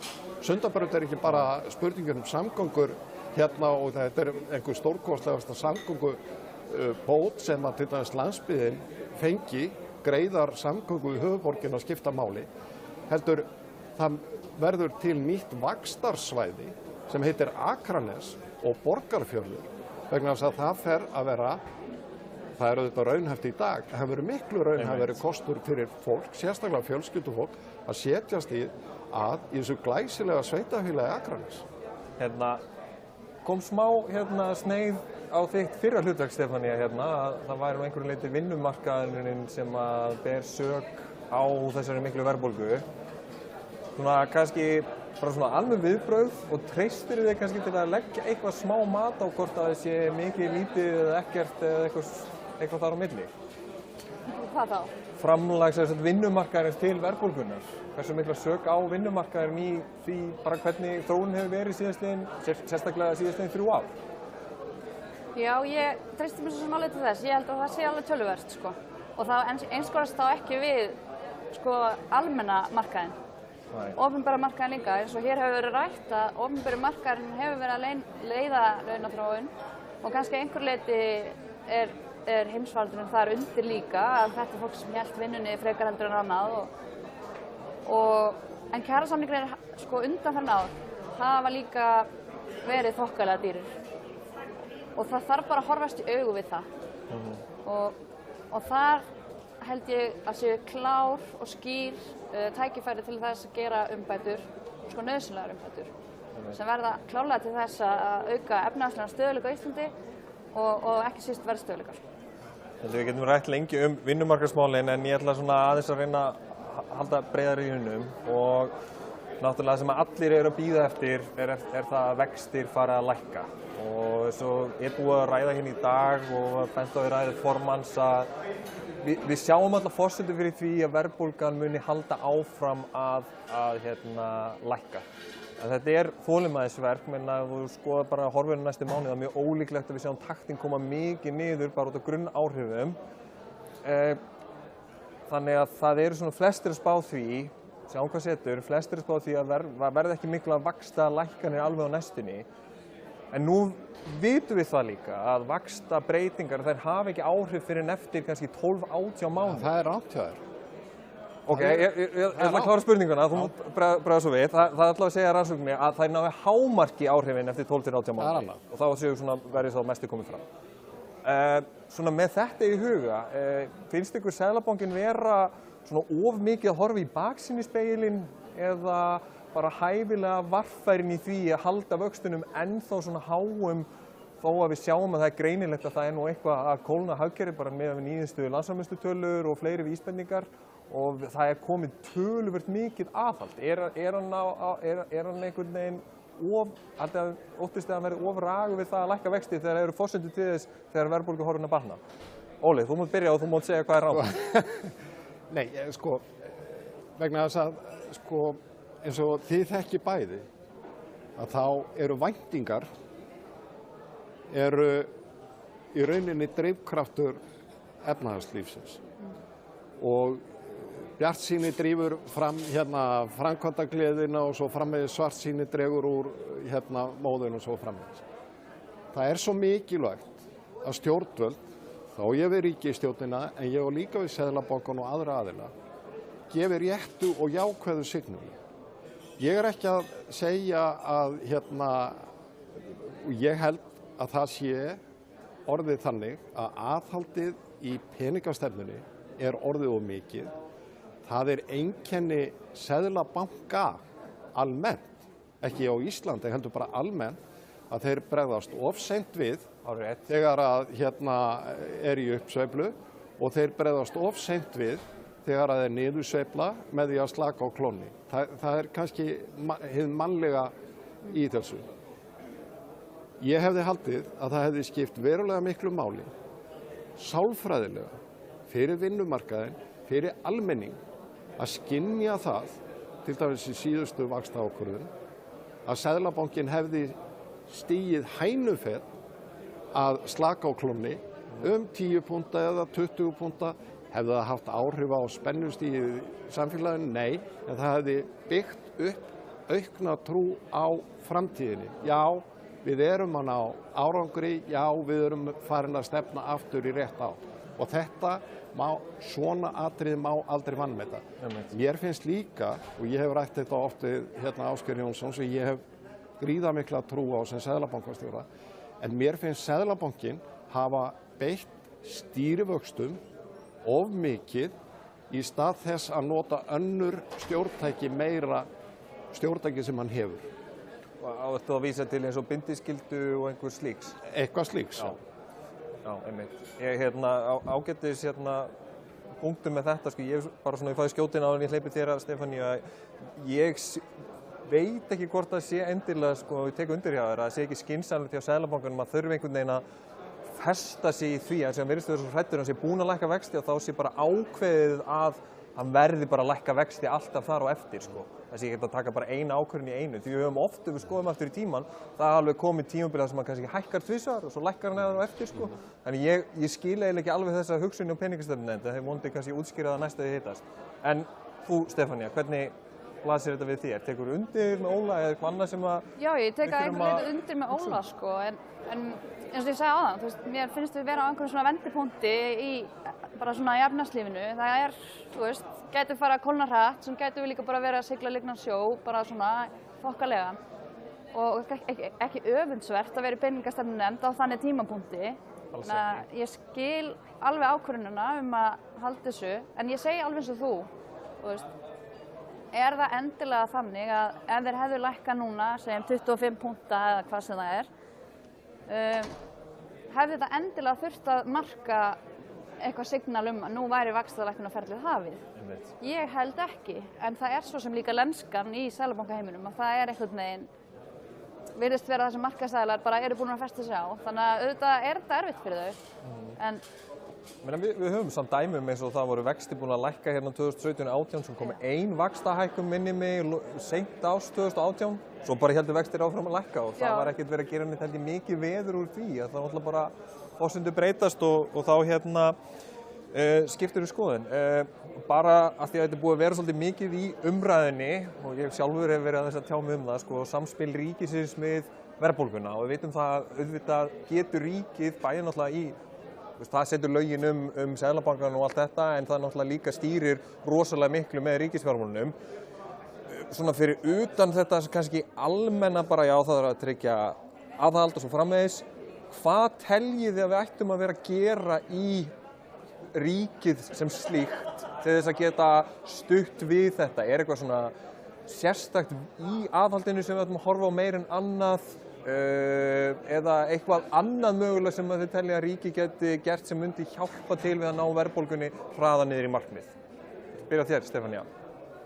Já, svona almennt þá telja ég þetta bara alveg sem Seðlabankinn eins og vorum að ræða. Hann svifaseinn. Ríkið líka svifaseint. Það er ekki einfalt fyrir ríkið að leggja niður bara stofnun og spara milljarða og draga þannig úr útgjöldum. En það náttúrulega þannig sem að ríkið tekur þátt eða tekur ekki þátt í efnahagsumsvifunum og þannig hefur áhrif á verðbólguna. Þannig að mitt persónulega álit á þessu þetta að við eigum á hverjum einasta degi að einbeita okkur af því sem við vitum að skapar jákvæð áhrif fyrir bæði verðbólgu og efnahagslíf og það að draga úr eða minnka báknið og passa upp á útgjöldin, passa upp á hvert peningarnir að fara. Ég held að það sé stærsta framlagin. Auðvitað að því eins og myndist á áðan hafandi verið að vinna hjá Samtökum atvinnulífsins að þá held ég að það sé pínu vanmetið þau áhrif sem að ríkið getur haft með því að gera góða breytingar á vinnumarkaðslöggjöfinni og því umhverju öllu saman. Við ætlum að taka annars spjall til það. Óli, eitthvað svona sérstætt í aðhaldinu eða þurfum við að breyta, þurfum við að setja á útgjaldareglu eða eitthvað slíkt? Já, ég meina, ég hef lengi talað fyrir henni. Hún lífsnauðsynleg og ég hygg að þróun útgjalda hefði verið með öðrum hætti.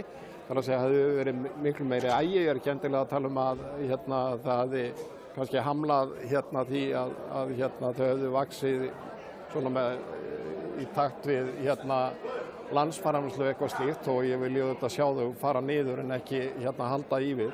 En ég held að útgjaldareglan skapar miklu meiri aga. Hún er miklu mikilvægari heldur en skuldaregla til dæmis vegna þess að þú þarft ekki skuldareglu eða þú ert með útgjaldareglu. Og þannig að við verðum, og ég var mjög ánægður með að heyra þau skýru skilaboð frá formanni okkar hér áðan, að hann telur að við eigum að setja inn í lögin opinber fjármál sem að voru mikið framfara skref á sínu tíma þau voru sett en þau eru ekki gallalaus En þetta yrði einhvern mesta framfara skref sem við getum tekið þátt í núna á komandi mánuðum. En það gildir ekki bara ríkið, þetta hið opinbera. Og við megum ekki gleyma því að sveitarfélögin alltaf æ stærri hluti af hinu opinbera. Þannig að gagnrýnin verður, ef við sem sitjum svona hægra megin í lífinu og við erum hundsvögt og óánægð með ríkisútgjöldin og aukningu þeirra eða meinta hvernig sem við skilgreinum það, en við gleymum oft sveitarfélögunum. Þetta alveg eins og mér finnst stundum eins og þegar að vinir mínir á vinnumarkaðnum sem ég nú stundum svektur út í Samtök atvinnulífsins og við vegna þess að þeir einhvern veginn vísa frá sér erfiðleikum og henda því yfir á ríkið og gera kröfur að því verið reddað öllu. Að ég hef aldrei skilið okkur til dæmis Samtök atvinnulífsins og verkalýðshreyfingin sameinast ekki í því að gera kröfu það að sveitarfélög lækki álögur. Að sveitarfélög til dæmis lækki útsvar sem flatur skattur, nota bene, hefur miklu meiri áhrif til að auka ráðstöfunartekjur fólks sem eru með lægri laun, eða í lægstu launum eða undir meðallaunum, að lækka útsvarsprósentu heldur tekjuskattsprósentu. Hagsmunir launafólks liggja þar.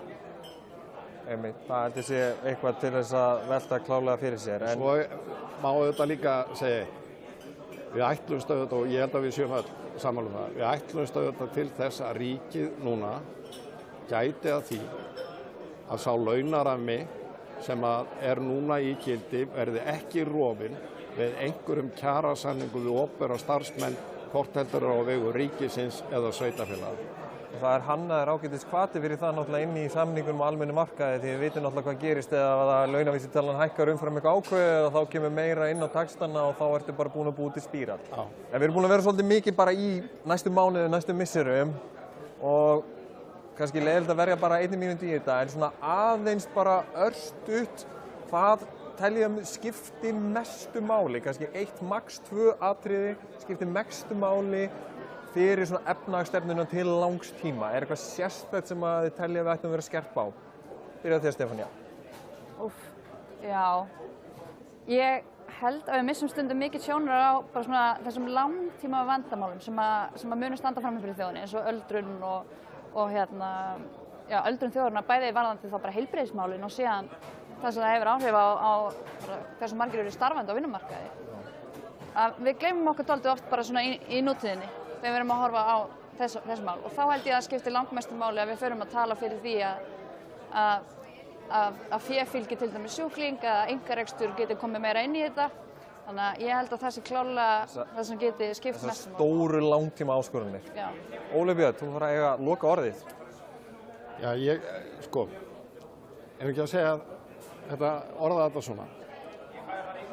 Ég held að Sjálfstæðisflokkurinn eigi að gefa út loforð hafi hann bolmagn til þess í ríkisstjórn eftir komandi kosningar að stuðla að því og vinna að því að sá hagvaxtarauki sem að verður hér á komandi árum vegna þess að við ætlum að byggja undir hagstætt umhverfi atvinnulífsins að hann lendi hjá fyrirtækjum og launafólki en ekki hjá hinu opinbera.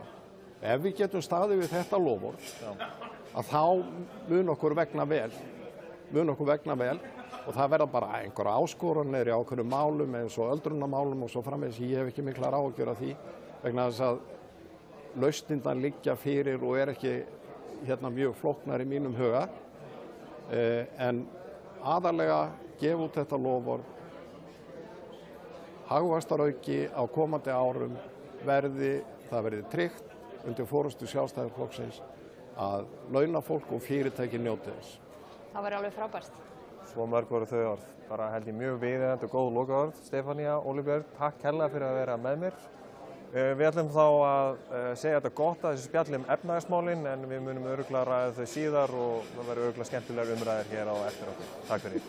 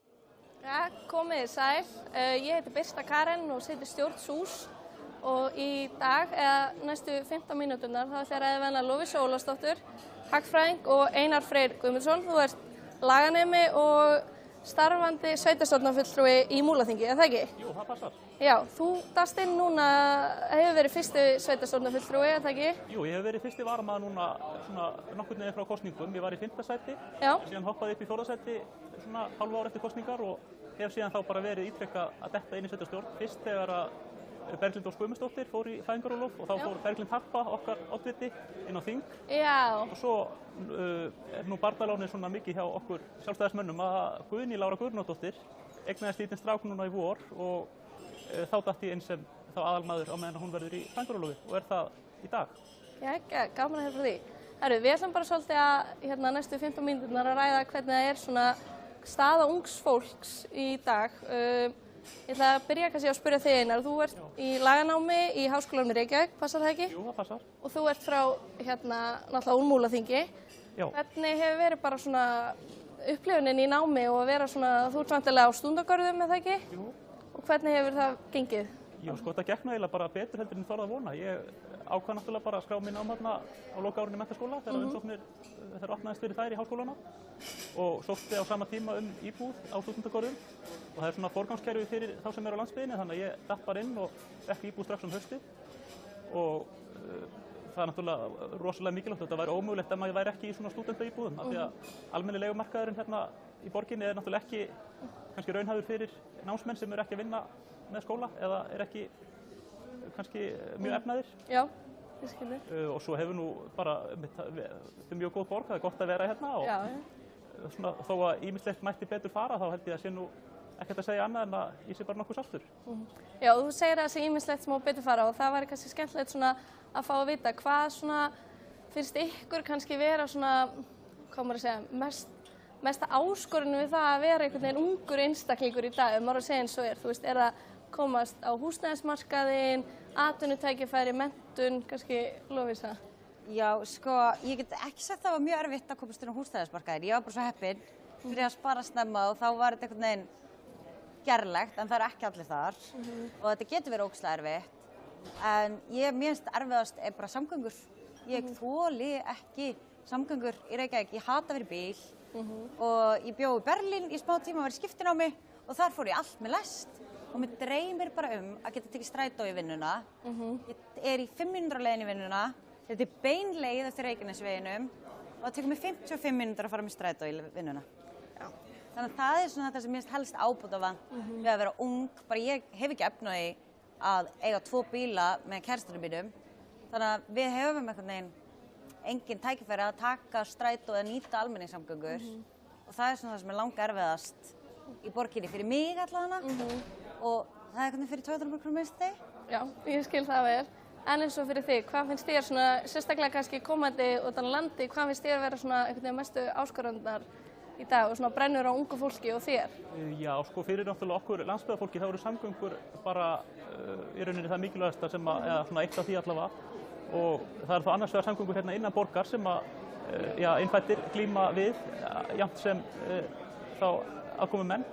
En svo eru líka samgöngur þá út á land og komast heim og þar skipta flugsamgöngur gríðarlega miklu máli og það hefur verið mjög mikilvægt af því að nú hef ég náttúrulega dvalið hérna, haft vetursetu í Reykjavík samhliða þessum sveitarstjórnarstörfum. Það hefur þurft að ferðast mikið og er að fljúga mikið og þá er það mjög dýrmætt að hafa til dæmis flugvöllinn í Vatnsmýrinni og ég tala nú ekki með tilliti til sjúkraflugs og annars þá fyrir íbúa landsbyggðarinnar.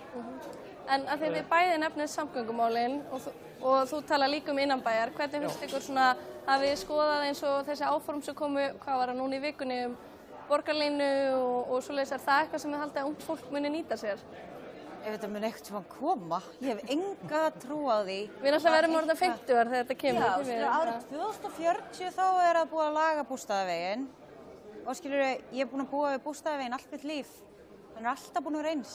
Ég hef enga trú á því að þetta muni gerast, ekki fyrir en að það er bara eitthvað sett af stað strax. Þannig að, já, ég hef enga trú á þessu, satt að segja. Nei, ég viðurkenni, ég hef ekki gefið mig tíma í það ennþá að kynna mér þetta mjög vel en auðvitað þegar þetta kom fyrst fram þá svona aðeins settum maður sig inn í þetta. Ég held að það sé mjög margt gott í þessu og það eru auðvitað, þessi samgöngusáttmáli ekki bara borgarlínan sem kannski hefur mest verið á milli tannanna í fólki. Svona mest áberandi? Já, mest áberandi því að ég held að ég hafi heyrt eitthvað staðar því fleygt fram að meir en helmingurinn á fjármunum sem verið að fara eyða í tengslu við þetta verkefni fari í stofnvegaframkvæmdir og annað tengt því. Og það er auðvitað, held ég, svona bara mjög mikilvægt af því að það hefur ekki verið farið innan slíkar framkvæmdir í mörg ár. Já, ég held að það er náttúrulega búið að vera bara frost, í 10 ár held ég? Já, 10-15 árum. Já. Og manni finnst einhvern lausnin vera ógeðslega einföld en mér finnst borgarlínan ekkert eðlilega flókin lausn. Akkur ekki bara bæta það sem fyrir þurfum við að fara í svona svakalega mikla framkvæmd. Ég hef bara enga trú á þessu persónulega en ég er samt alveg bara áfram því að vera að reyna að breyta en mér finnst þetta smá svona útópísk pæling. Já, en heldur ef að það væri samkeppnishæfur kostur og þetta snýst náttúrulega líka að mörguleiti svona maður horfir á þetta er að hafa meira val í samgöngum að í staðan fyrir þessi 2 bílar á heimilinu þá sé 1 og eins og þú segir að þið hafa ekki opnað að reka 2 bíla. Ef það væri samkeppnishæflaust þá væri það væntanlega mikil búbót fyrir ykkur og ykkar heimilislíf. Já, maður myndi alltaf vilja nýta sér þetta og líka bara geðveikt að geta farið niður í bæ, fengið sér 2 bjóra og ekki þurft að taka taxa sem kostar 5.000 kall heim.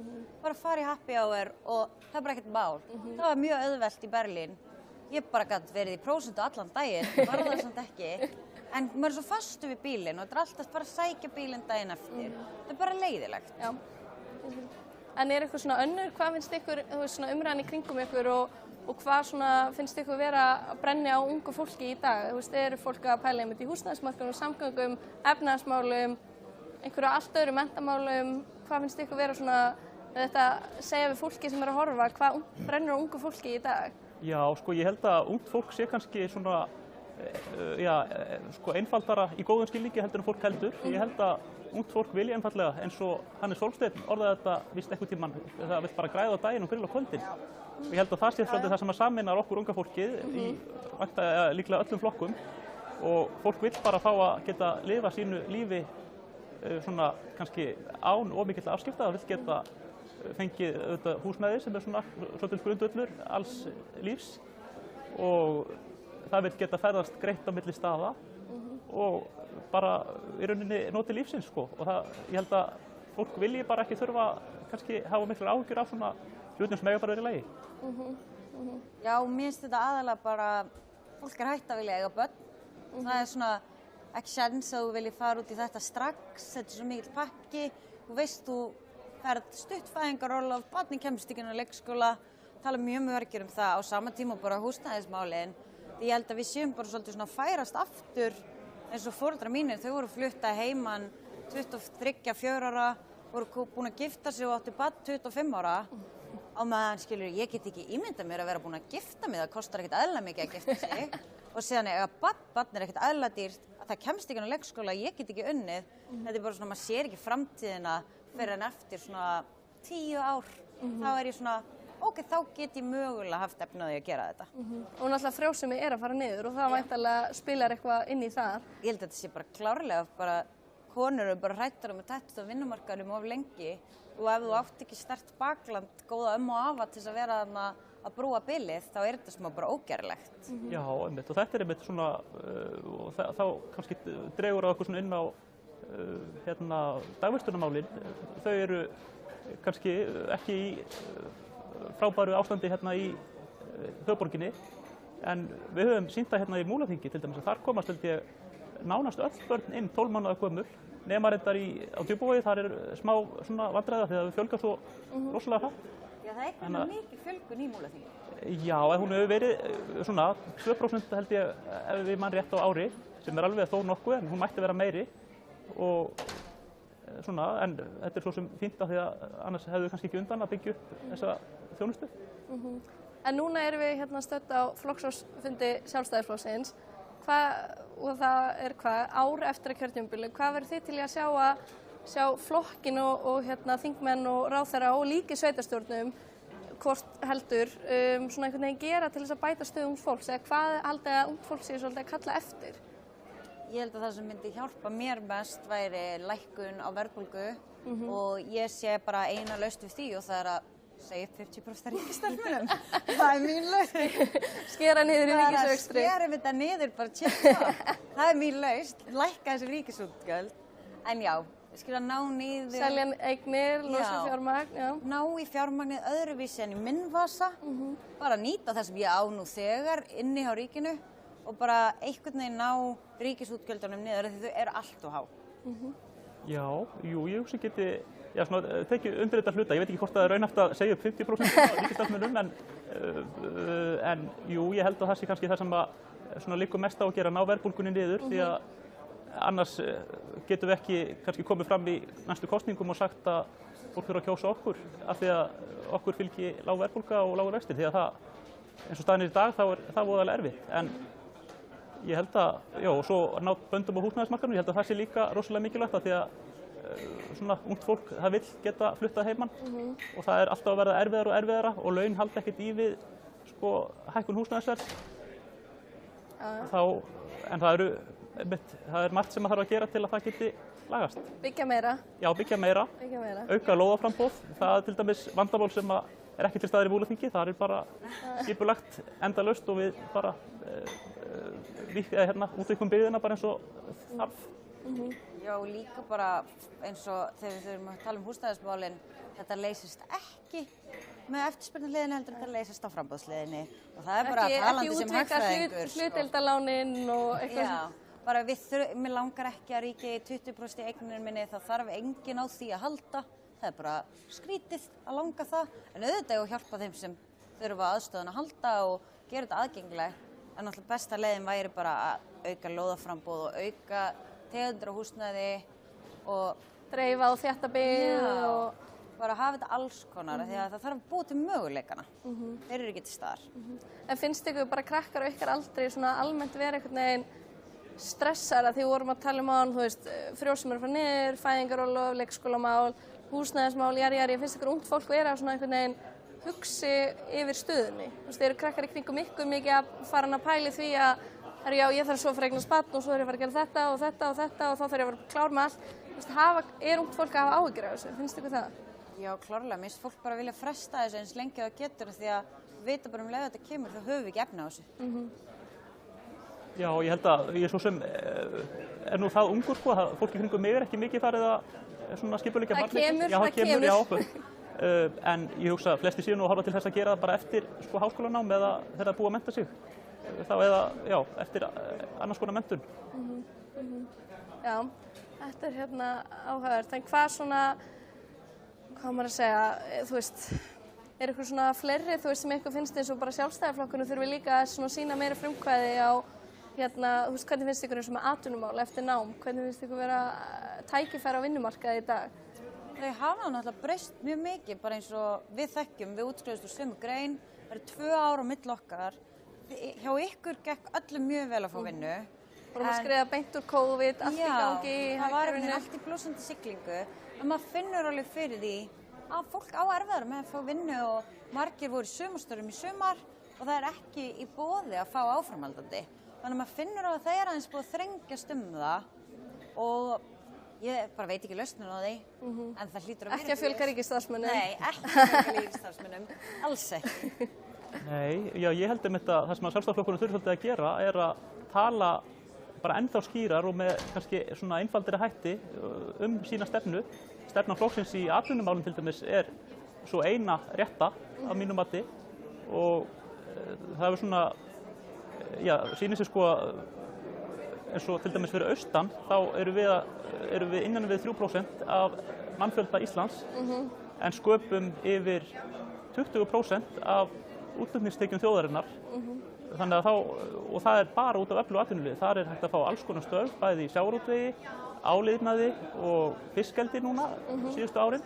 Og þetta eru vel launuð störf og líka störf sem fólk getur komið og unnið eftir að hafa menntað sig. Það er líka það sem skiptir máli. Þetta er ekki bara störf þá fyrir ómenntaða, heldur hálauna, svona hágæða störf af öllu tagi. Og þú finnur það alveg kringu að fólki eru opið fyrir því að kannski fer í nám hér í bænum og flytja aftur heim og að tækifæri á hálauna störfum á Austurlandi. Já, það er líka bara forsenda þess að fólk vilji flytja heim. Það hefur oft verið talað að það sé erfitt að fá unga fólki til að koma aftur heim eftir að hafa menntað sig og kannski fundið sér maka í höfuðborginni. En Ég held að það sé svolítið að breytast núna með þá fjölgun atvinnutækifæra og líka bara störf án staðsetningar og svona. Tæknin líka vinna með okkur í þessum efnum. Tíminn búinn. Takk hérlega fyrir þetta og takk hérlega fyrir að hlusta og horfa. Takk fyrir að fá okkur. Já, takk.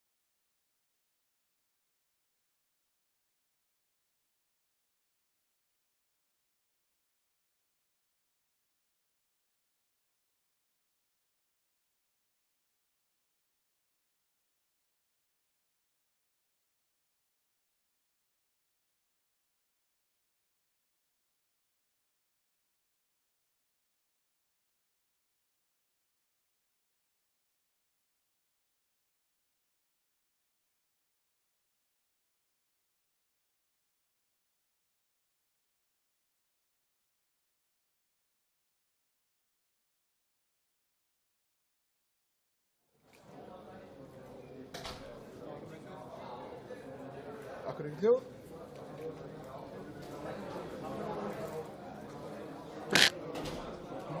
Hér í dag og við ætlum að tækla húsnæðisvandamáli.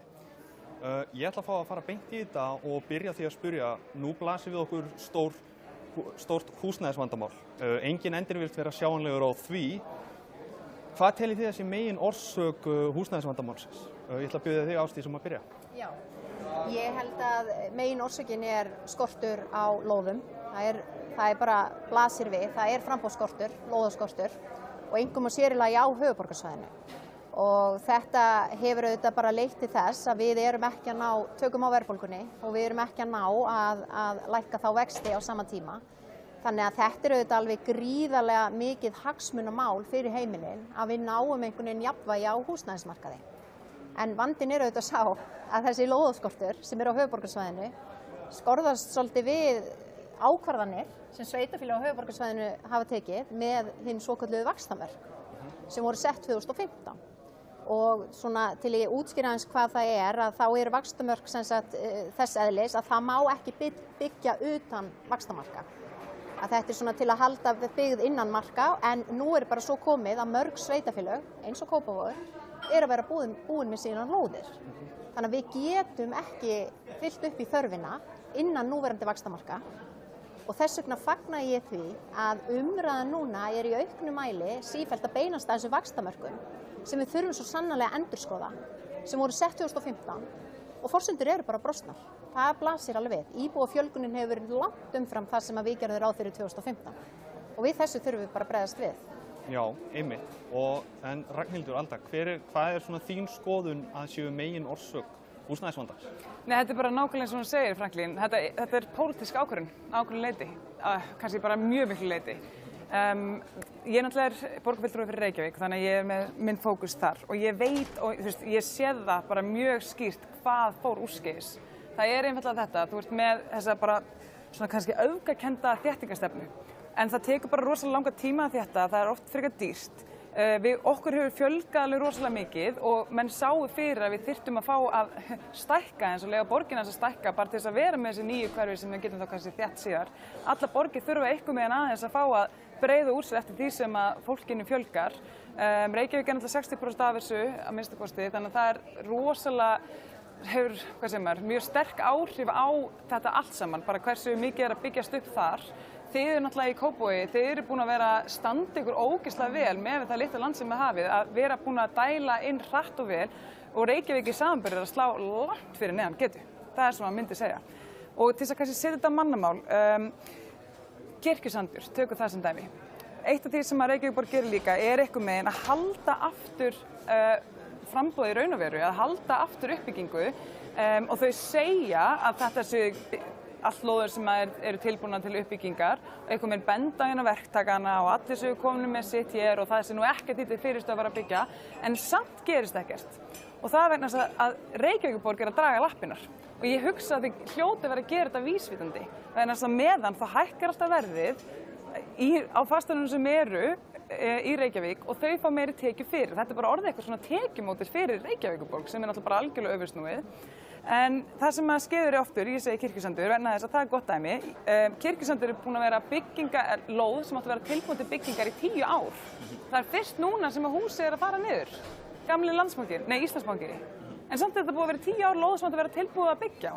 Og þetta svona sama sagan allstar. Húsið sem komu upp, þetta ekki fallegustu húsin, skulum við segja. Þetta er ekki eitthvað sem að myndi fylgja því sem við myndum kalla góðri umhverfis sálfræði, þar sem er góða birtu inn og mikið gras og gróður í kringu þig. Kópavogur búin að vera miklu betri í hvað þetta varðar.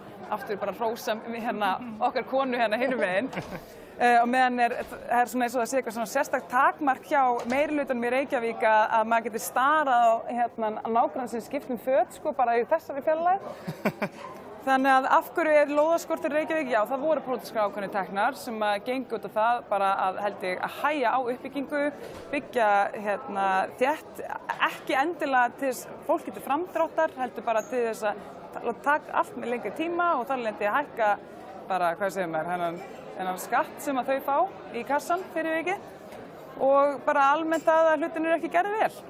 Ég held líka Alda þegar þú ert að tala. Já, ég veit það, ég veit það. Þá minnir mig á hversu oft hef ég séð borgarstjóra stíga upp á svið og verið í átaksverkefnum húsnæðismarkaði. En það alveg rétt sem Alda segir að sveitafélögin á höfuðborgarsvæðinu, önnur en Reykjavík, hafa í raun verið að leiða áfram þó framboðið, en nú erum við auðvitað bara komin á þann stað að það þarf að þetta pólitísk ákvörðun, við verðum að breyta vaxtamörkunum og bara til að setja þetta í eitthvað samhengi þá íbúðaskortur í dag uppsafnaður 17.000 íbúðir.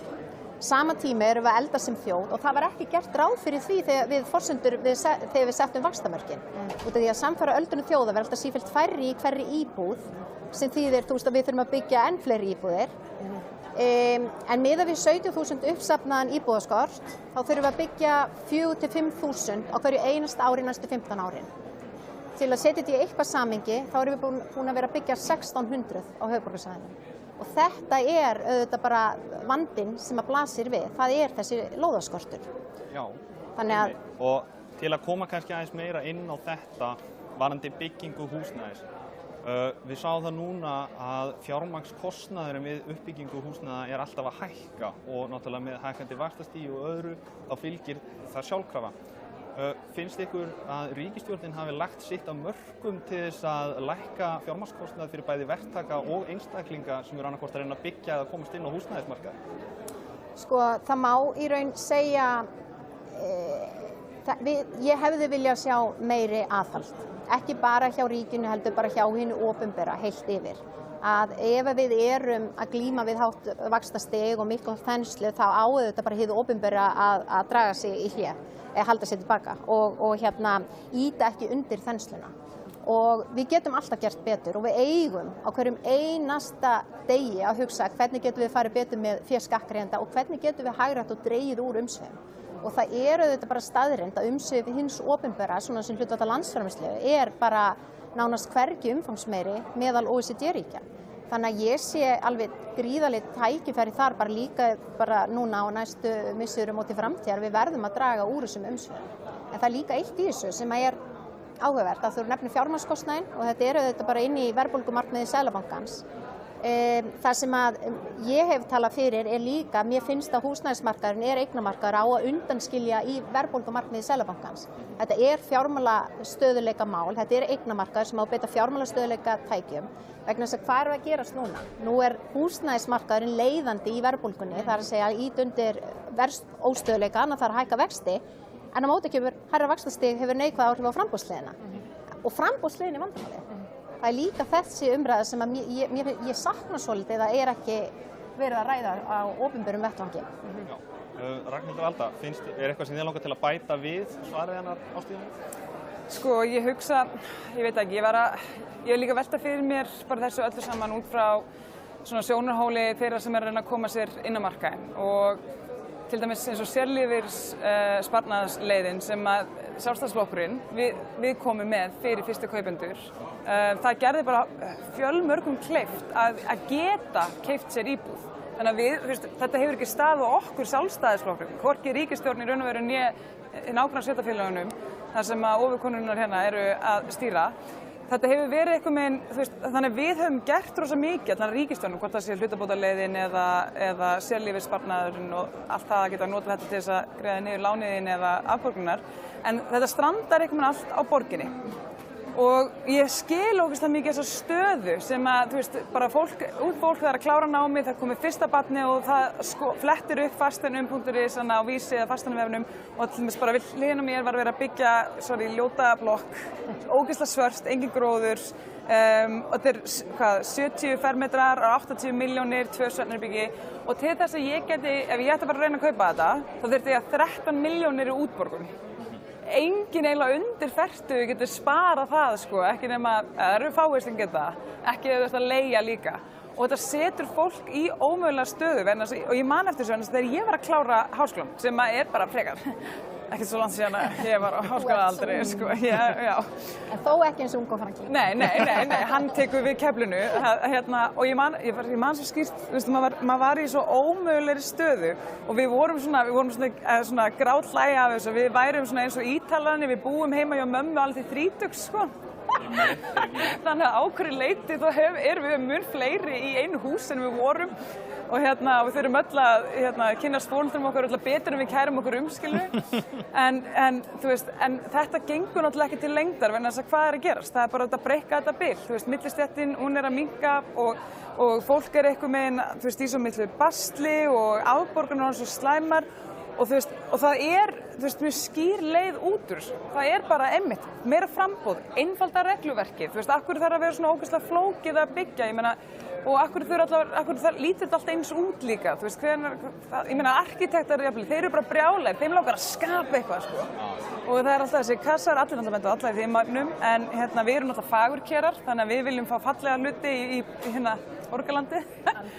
En þetta er bara, við getum leyst þetta, en það þarf bara pólitískan vilja og það þarf að þrýsta á Reykjavíkurborg, helst koma Samfylkingunni frá. Þá held ég að ef við komumst að þar, þá mun þetta ganga vel í Reykjavík eins og þetta hefur gengið í nágranna sveitarfélögunum. Það líka, þetta einmitt með regluverkið, þetta svo góður punktur að það eru skipulagslögin sem eru líka svolítið hamlandi og það þessi kærufrestir, þetta þunglamlegt, þetta óbúslega langa tíma og það kom mér mest óvart þegar ég steig inn í starf bæjarstjóra að því ég fór að ræða skipulagsmál við mitt fólk og þú veist, þá hélt ég bara að myndi kannski taka svona ári en þetta bara mörg ár sem sum skipulagsmál taka út af því að það þarf auðvitað að kynna fyrir íbúum, sannanlega, eiga samráðið og fara svo yfir athugasemdir og svo koma kærufrestinu og svo aftur og fara í gegnum alls konar svona ferla og ég ekki að segja, við verðum að vanda til verka, svo sannanlega, en þarna eru klárlega tækifæri til bóta. Að stytta þennan kærutíma, stytta skipulagstíman, þannig við getum byggt líka hraðar og hagkvæmar auðvitað. Já, þá ég forvitin, eitthvað í stefnu þingflokksins sem væri hægt að betrumbæta þarna og teljið þið að núverandi ríkisstjórnarsamstarf hafi neikvæð áhrif á það að flokkurinn, eða þingflokkurinn nái árangri í þessum málaflokki? Skipulagsmál eru hjá sveitarfélögunum, þannig að þetta auðvitað fyrst og fremst líka ákvörðun sveitarfélagana og það eru aftur vaxtamörkin, sveitarfélög hafa neitunarvald. Við verum öll að vera sammála að færa vaxtamörkin til að það geti raungerst. Þannig að það skiptir ekki máli hvort sé Reykjavík, Mosó eða hver sem það nóg að eitt sveitarfélag segir nei. Og ég held svona miðað við stöðuna núna hversu grafalvarleg hún og allir vilja auðvitað ná jafnvægi á húsnæðismarkaði og lækka vexti og verðbólgu, að þá sé óbúslega erfitt að vera hérna sveitarfélag sem segir bara nei. Og þá horfi ég til Reykjavíkur. En varðandi auðvitað það hjá stjórnvöldum, það að breyta skipulagslögunum. Það kannski regluverkið og laga umhverfið sem sannanlega stjórnvöld geta breytt á þinginu. En ég meina þið eru búin að standa ykkar plikt, sjálfstæðismenn í Kraganum og Kópavogi og eru búin að vera, eins og ég segi, þú veist, þegar þú skoða tölunar, það hlutfallið sem að koma frá þessum sveitarfélögum með Reykjavík, þetta er náttúrulega vandræðilegt, fyrir borgina, svo þessi sagt. En ég meina, gott dæmi þetta með Kjalarnes. Það ótrúlega mikið byggingarlandi á Kjalarnesi sem væri bara þokkalega auðvelt að byggja upp. Þetta það væri ekkert svo flókið að skipuleggja hendarnir í tveim götum, og fólkið á Kjalarnesi ólíkt mörgum í Reykjavík vilja fá nágranna. Þau eru bara getið byggt fleira og meira en það bara strandar allt á borginni sem hefur bara ekki sýnt og það líka málið. Við erum hérna að tala og við erum allar að vilja gerðar en svo maður að etja við það að það bara pólitísk sýn þeirra sem ráða í Reykjavík sem þetta stærsta áhrifasvæði að vilja ekki að leyfa borgin að stækka. En ef við ætlum að horfa til framtíðar og við ætlum að verða 1.000.000 manns, þá þarf hún að stækka þótt hún þéttist líka. Það bara svoleiðis. Þannig að ef við ætlum að bara horfa þessi 50-100 ári tíman, þá þurfum við að taka þessi vaxtamörk í demúk til þess að byrja að geta skipuleggja fyrir framtíðina, ef ekki bara til þess að líka svona að tjónka við, fólk búin að tala mikið bráðamandaðan í dag. Þannig að bráðamanda sem uppi. Þannig að ég veit það ekki, ef ykkur allavega skilur þig, Franklín, sem að reyna að koma út af fasteignamarkaðinn, þá það klárlega ég og ég held að Ásdís veit þetta hvernig það líka hinum með því hún búin að sem betur fyrir byggja ódýrar íbúðir sem búin að hjálpa mörgum að flytja út frá foreldrum sínum og alltaf margir foreldrar sem að þakka henni og kjósa hana fyrir það. En þetta bara þetta verður ekki bara þannig að við munum öll búa heima í foreldrum okkar þangað til að fara á elliheimili en þá bara það verður kannski eitthvað. Já, og svo fylgjum við þeim stutt þar eftir. Já. En þá langar við til að spyrja núna. Staðan í stjórnmálunum í heild sinni svo að núna Sjálfstæðisflokkurinn kominn fyrir neðan miðflokkinn í skoðanakönnunum. Hafið þið áhyggjur af því að þetta geti smitast inn í sveitarstjórnarkosningarna og teljið þið hver staðan? Hver ykkar sýn á þetta og ykkar vangaveltur? Byrja. Já. Ég ætla að vera svo kurteis að ég held ég hef alltaf byrjað, en ég skal byrja. Jú, sjálfsögðu, auðvitað smitast þetta yfir á sveitarstjórnarstigið, en ég vil byrja á því að tala kannski gengi flokksins heilt yfir, að þá auðvitað fundurinn í dag þess eðlis að við erum svolítið að stilla saman strengi, hvernig getum við verið skýrari með hvað við erum að gera, hvað höfum við gert og hvað ættum við okkur að gera og af hverju skiptir máli að Sjálfstæðisflokkurinn sé við völd. Og þannig að mér finnst dagurinn í dag snýst auðvitað þetta og það skiptir gríðarlega miklu máli, ekki bara fyrir auðvitað kosningarna sem eru framundan, heldur líka fyrir sveitarstjórnarkosningarna. En ég verð samt að segja, varðandi sveitarstjórnarstigið, þá þetta svo mikil nærþjónusta. Þá við auðvitað bara að veita þjónustu sem snerti bæjarbúa dag frá degi. Og við auðvitað með hér sjálfstæðismenn í forystu á Kraganum, því miður ekki í Reykjavík, en það mun breytast. Og þá skiptir bara máli að við séum sýnileg. Við verðum að segja hvað við erum að gera, við verðum að bara segja frá góðu verkunum og bara sýna árangur í starfi. Og það skiptir öllu máli og ég bara sé það, ég hef verið að rýna rekstur sveitarfélaga og bara sjá hvernig þetta gengur og ég meina að það blasir alveg við að staða Reykjavíkur auðvitað bara grafalvarleg. Og þetta auðvitað verða borgarbúar átt að sjá hvaða afleiðingar það hefur. Ef þú ert ekki með sjálfbæra rekstur þá mun þetta bara enda í auknum álögum sem reyndar hefur verið að gerast í gegnum fasteignaskattana. Þannig ég hef svolítið, við horfum þetta út frá Kópavogi, ég hef bara lagt ríka áherslu á það, ég og mitt teymi í sjálfstæðisflokknum í Kópavogi, að við erum bara að segja frá, vera sýnileg, láta íbúa vita hvað við erum að gera. Þannig að það bara verkefni dag frá degi. Nei, ég held hún hafi hitt svolítið naglinn á höfuðið. Það sem þú hefur verið svo góð í að taka slaginn. Og ég hugsa að með okkur sjálfstæðismenn, við erum, ég vil alltaf segja við sem bara svolítið skynsemisflokkur. Það eiginlega þannig, við erum svona flokkur af fólki sem vill bara leysa málin, gera þetta einhver skynsemi og bara leyfa fólki að bara vera besta útgáfan af sjálfum sér og það eiginlega okkar markmið. Þannig að bara hvernig getum við öll orðið besta útgáfan af sjálfum okkar og í raun og veru og spáir í því. Það hjartað í stefnunni. Að fólk bara hafi sitt frelsi til þess að geta gert það sem því dreymir að gera, sko. En það sem í þessu, og þetta náttúrulega bara kynhestur, þetta náttúrulega algjört bara, afsakið enskulega, slap in the face, þessar fylgistölur.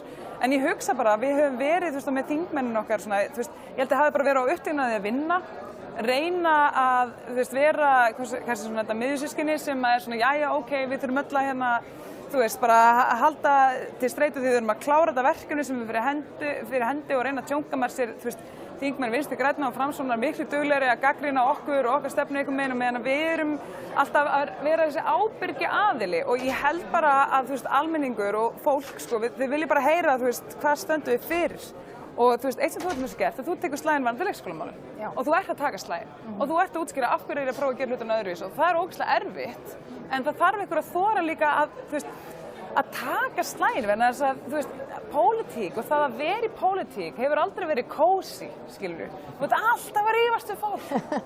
Og svo er þetta svo fyndið vegna þess að, ég ger eitthvað, ég segi eitthvað og allir bara, hvað er það að segja hérna, bla bla bla bla og svo kemur upp að mér einhver eftir á, bæðu, ég er ánægð og sagðir þetta því við erum öll búin að hugsa þetta.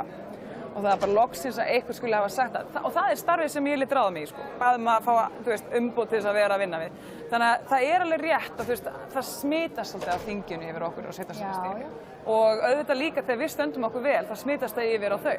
Við erum öll í sama báti, Þannig að það alveg þannig. En ég hugsa bara að stjórnmálamenn í dag hafa kannski, eru svo uppteknir af því oft að vera bara rosalega svona deilkanningi, faglegir, skilurðu, og segja aldrei neitt rangt og mismæla sig ekki og þetta er ógeðslega erfitt vegna þess að einu sinni verða það þannig að þegar kannski það eitthvað asnalegt að þá kannski heyrður að því mestarlega einhverju boði eða einhver skrifa einhverju grein einhverju frétt en núna í dag verður það bara fyrir hálfgerðu neteinelti og það er erfiðara en hins vegar að það er okkar heiður að fá að gera þetta.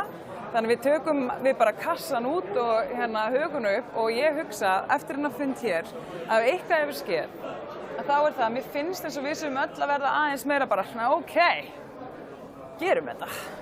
Skilu, förum ekki á. Klára verkefnið. Já, klára verkefnið og ég held það sé gott. Ég vil fá að þakka ykkur kærlega fyrir að kíkja hérna til mín í dag og þakka kærlega áhorfendum fyrir það að hafa hlustað á húsaspjöll þar sem við tókum fyrir húsnæðismarkaðinn og stöðu flokksins meðal annars í sveitarfélaginu. Takk ykkur kærlega fyrir og eigið góðan dag. Takk fyrir.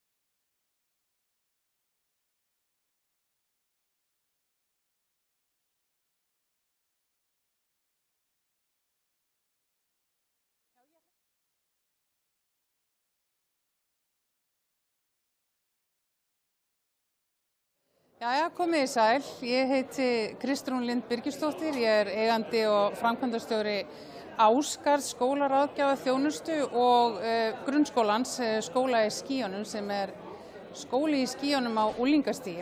Og með mér í dag eru þær Áslaug Arna Sigurbjörnsdóttir, háskóla, iðnaðar og nýsköpunarráðherra, og Hulda Birna Baldursdóttir, verkefnastjóri mannauðsmála og menntamála hjá Samtökum iðnaðarins.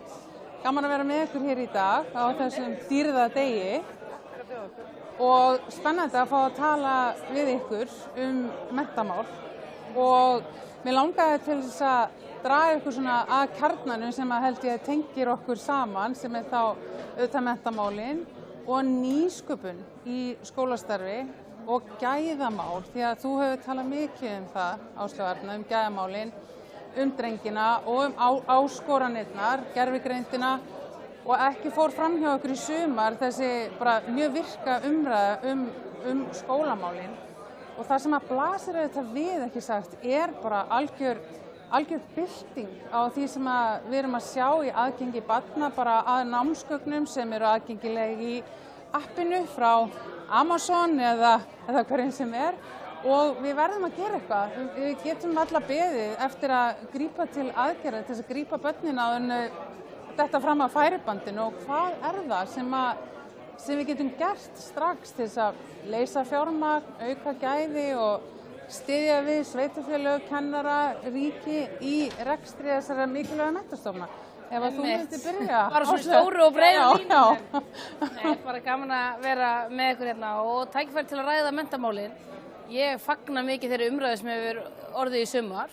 Mér finnst hún mikilvæg og hef lengi kallað eftir því að menntamál séu í meiri fókus í umræðunni, eftir því að ég held að við bitna á menntamálum að hafa ekki fengið svona opinbera umræðu.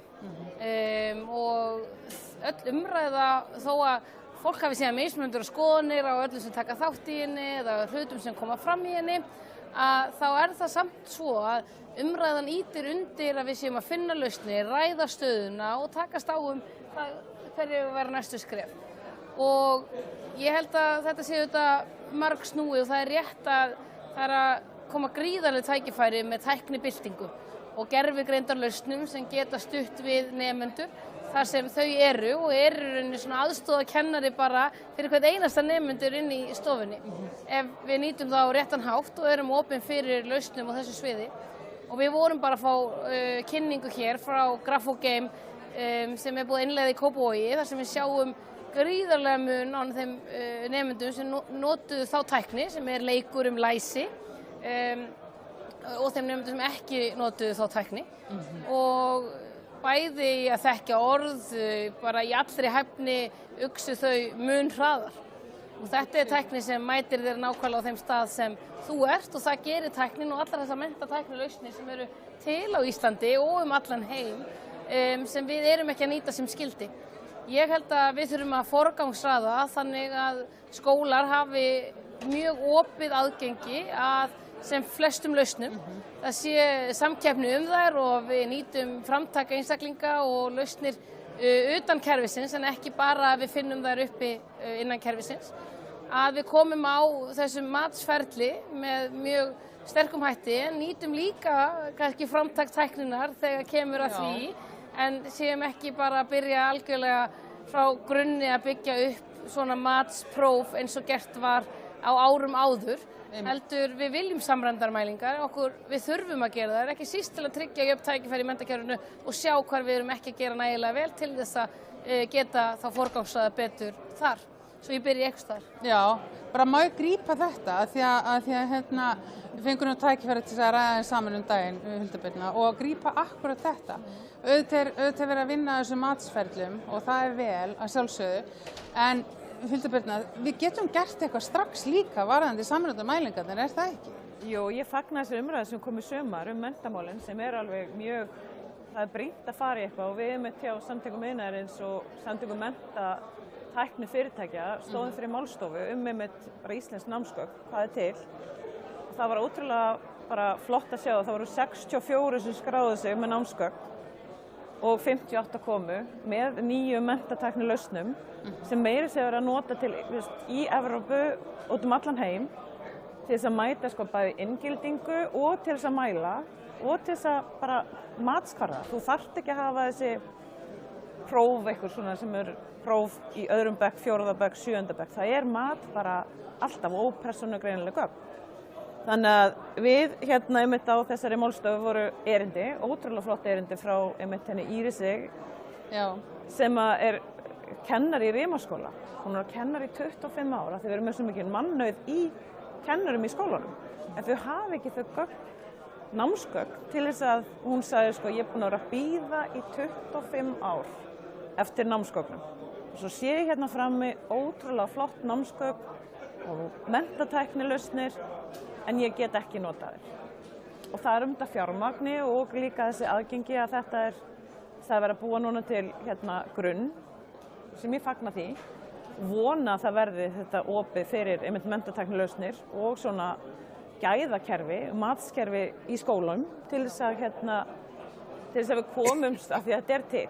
Við erum með einmitt læsi, starffræði, gæðastaðlar, það eru kerfi sem eru svona hvatakerfi, þeir sem eru vannvirkir, það fyrir þá sem eru lesblindir, það fyrir þá sem, það alveg ógrýna lausnum að núti sem hafa farið gegnum einmitt feril nýsköpunar, finna eitthvað það eitthvað vandamál, fá styrki frá ríkinu, margar milljónir og við erum ekki að nota þetta. Og það svona... Maður heyrir þetta sko frá kennurum líka mjög mikið. Ég sest nú venjulega inn á kennarastofundastundum því ég á ferðum mínum líka landið og einmitt í daginn að þá voru þau að segja okkur vantar svo námsefni, en við erum líka að búa til námsefni, en það eru allir að búa til námsefni í sínu horni, af því að það ekki til, en það engin gátt eða staður til að nálgast og miðla á annan einhver Facebook-grúpa og líka svona þegar maður að ræða og þegar ég opnaði þessi umræðum illi meðferða og notkun á skriffarum og svona bókum og öðru, þá var það ekki síst að þegar kennararnir voru að segja hérna forgangsröðin svo léleg af því ég má ekki kaupa síðan menntatæknina sem þeim langar að nota í tímanum sko.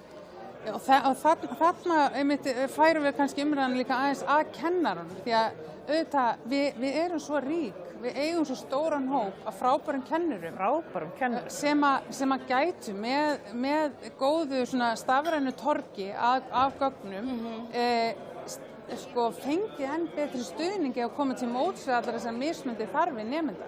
Auðvitað fjölbreytileikinn að aukast, en með þessu tvennu sem þið að nefna, lestrartækniforriti og stærðfræðitækniforriti sem að hvernig börnin læra, þá erum við allt í einu komið með tæki fyrir kennarann að nota til þess að persónumiða námi. Og ef að kennarar hafa stuðning til þess að nota gögnin, peninga til þess að nota þau, að þá geta við farið að vinna því sem ég veit að við allar eigum sameiginlegt að vera heillaðar að það síðan nýsköpun. Því að ef þau hafa grunn til þess að tala, lesa, skrifa, tjá sig, að þá hægt að leika sér á margvíslegan hátt með nýsköpun í skólastarfi. Einmitt. Og mér langar aðeins að svona kannski, þú veist, að því Áslaug, þú hefur talað óhikað gæðin. Hvernig getum við stutt kennara á öllum skólastigum í því að verða svona gæðaverðir innan skólana og hvað þurfum við til þess að hreinlega að bara allt skólasamfélagi svona geti óhikað átt að sjá því hvað gott og hvað vont, hvað þessi virðið að fjárfesta í og hvað ekki. Sko ég veit það, við eigum ótrúlega öflugt fólk í skólanum okkar og mikið af dýrmætum mannauð og við þurfum að geta stutt þau til þess að bæði svona hafa smá frelsi gagnvart því hvað þau nýta að mínu mati, en líka það sé mjög skýrt hvaða árangri eigi að ná á hverjum tímabili í skólakerfinu. Og þegar við sjáum tækifæri til að nýta tækni betur og ekki síst gervigreind í menntakerfinu, að þá við, og það mun ekki koma í staðinn fyrir kennarana, heldur það mun margfalda getu kennarans til þess að styðja hópinn sinn. Af því að það oft umræða, hún kemur mjög hátt upp hjá kennurum að hópurinn stór, þannig áskorun, hann krefjandi, hann fjölbreyttur.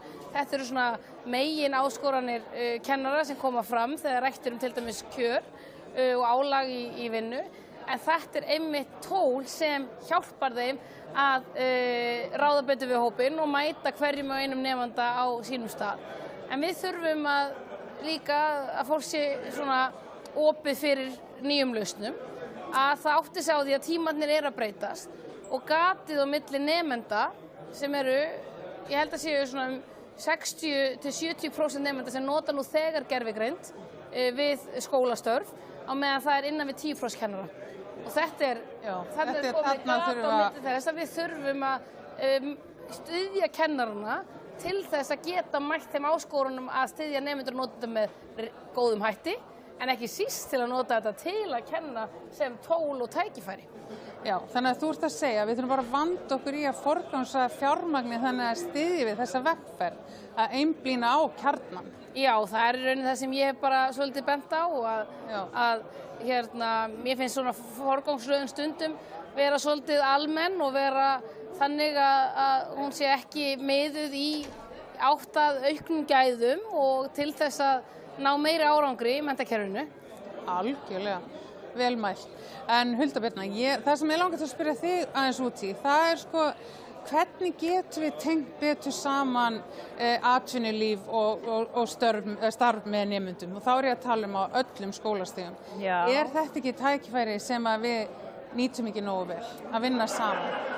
Sko, þetta er allavega tækifæri sem við getum nýtt betur. Já. Það eru margir skólar að gera og mörg samfélag sem eru bara í rosalega góðum tengslum við atvinnulífi í kringu sig, og til dæmis fyrir austan og mörg önnur sveitafélög hafa gert þetta vel. En við megum alveg tengja skólan og atvinnulífi bæði bara þegar einmitt við gerum rannsókn bara til þess að okkur vantaðist að vita hvað svo mikið hjá hugverkaiðina hjá okkur vantaði svona að vita hvernig þeir sæju framtíðina til næstu 5 ára, hvernig starfsöktu þurftu, bara til þess að sjá hvort að við værum að framleiða eða til þess að íslensk skólakerfi væri að mæta þeim þörfum sem að hugverkaiðnaðurinn væri með. Það var 2022 og við sáum það að við þurftum að ráða 9.000 mann sem var alls mikið og við fengum bara svolítið svona sjokk þegar það var alls konar, það var náttúrulega í hugverkaiðnaði sem að það var forritun og það voru gripparar og það voru hönnuðir og viðmálshönnuðir og svo voru heilbrigðistækni og það var af því að öll svið að færast út í það miklu meiri tækni og einmitt gervigreind og annað og svo einmitt núna 2024 þá langaði okkur að endurtaka leikina því við vorum svona að spá hvort að við fengum aftur sjokk og þorðum ekki að og yfirfæri yfir markaðinn og okkur vantaði sko 9.000 pluss, það var 77% sem að það var 77% aukning á starfsfólki til næstu 5 ára. Það gerir alveg sko, ef við myndum yfirfara eins og síðast þá var þetta yfir 13.000 mann sem vantaði til næstu 5 ára. Ég tók einmitt þetta alveg sérstaklega því að þegar ég kem inn í nýsköpunarráðuneyti þá finn ég svo mikið fyrir kröfunni meiri mannauð og opna fyrir alþjóðlega sérfræðinga og auðvelda ráðningar á þeim. En ekki síst þurfum við að mennta í þetta til framtíðar. Og þá þurfum við að geta á samtali menntakerfið okkar. Hver eru tækifæri framtíðar? Hvað er að gerast í samfélaginu og atvinnulífinu? Þar sem við sjáum tækifæri, þar sem börn þurfa að koma undirbúin út menntakerfinu okkar í þessi tækifæri. En þetta er margir feimnir við þessa umræðu. Feimnir að ræða það að menntun sé undirbúningur fyrir einhver atvinnutækifæri og að við þurfum að mæta þörfum líka. Það er ekki feimið að ræða þetta þegar við ræðum heilbrigðiskerfið. Við verðum að mæta þar mönnun og þörf og það verðist vera í góðu lagi að ræða það. En þegar við ræðum verðmætasköpunina sem stendur undir því og mönnuninni sem vantar þar eins og í raunvísinda og tæknigreinum, þá fer fólk aðeins í vörð gagnvart því að maður sé að mennta fyrir atvinnulífið. Já, eins og það sé það er viðkvæmari umræða. Samt höfum alveg haft þessi samtöl við háskólana og þeir átt ekki rosalega vel í það að koma með svona 30–60 eininga svona starfsnám fyrir þá sem eru í forritun og öðru, af því að fyrirtækin eru bara fyrstu vikurnar að kenna eða koma viðkomandi inn í og ef þú ert bara í 6 eininganámi eða 12 eininga starfsnámi þá ertu bara, þú nærði aldrei svona framgangi á þessum tíma. Ég er búin að innbyggja líka núna með þessum nýju fjármögnunarlíkani fyrir háskólana, þá í fyrsta skipti fjárhagslegir hvatar til þess að mennta í þessum greinum.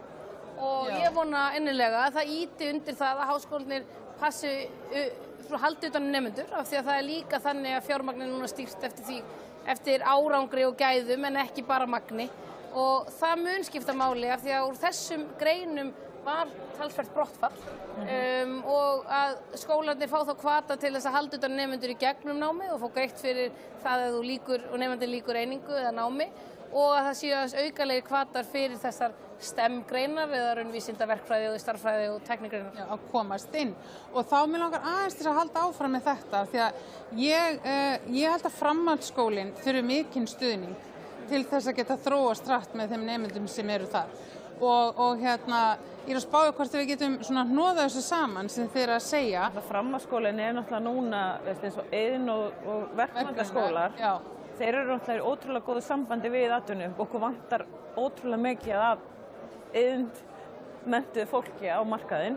Já, en ég er bara að spája hvort það væri hægt að, hvort það væri hægt að tengja þess betur saman, að krakkarnir sjálfa á framhaldsskólastigi væru að byrja að undirbúa ferilinn sinn inn í háskólan með því að leysa vandamál út í atvinnulífinu þegar það eru svona Þau eru alveg mörg hver að gera það í Junior Achievements verkefni sem er nýsköpunarverkefnið.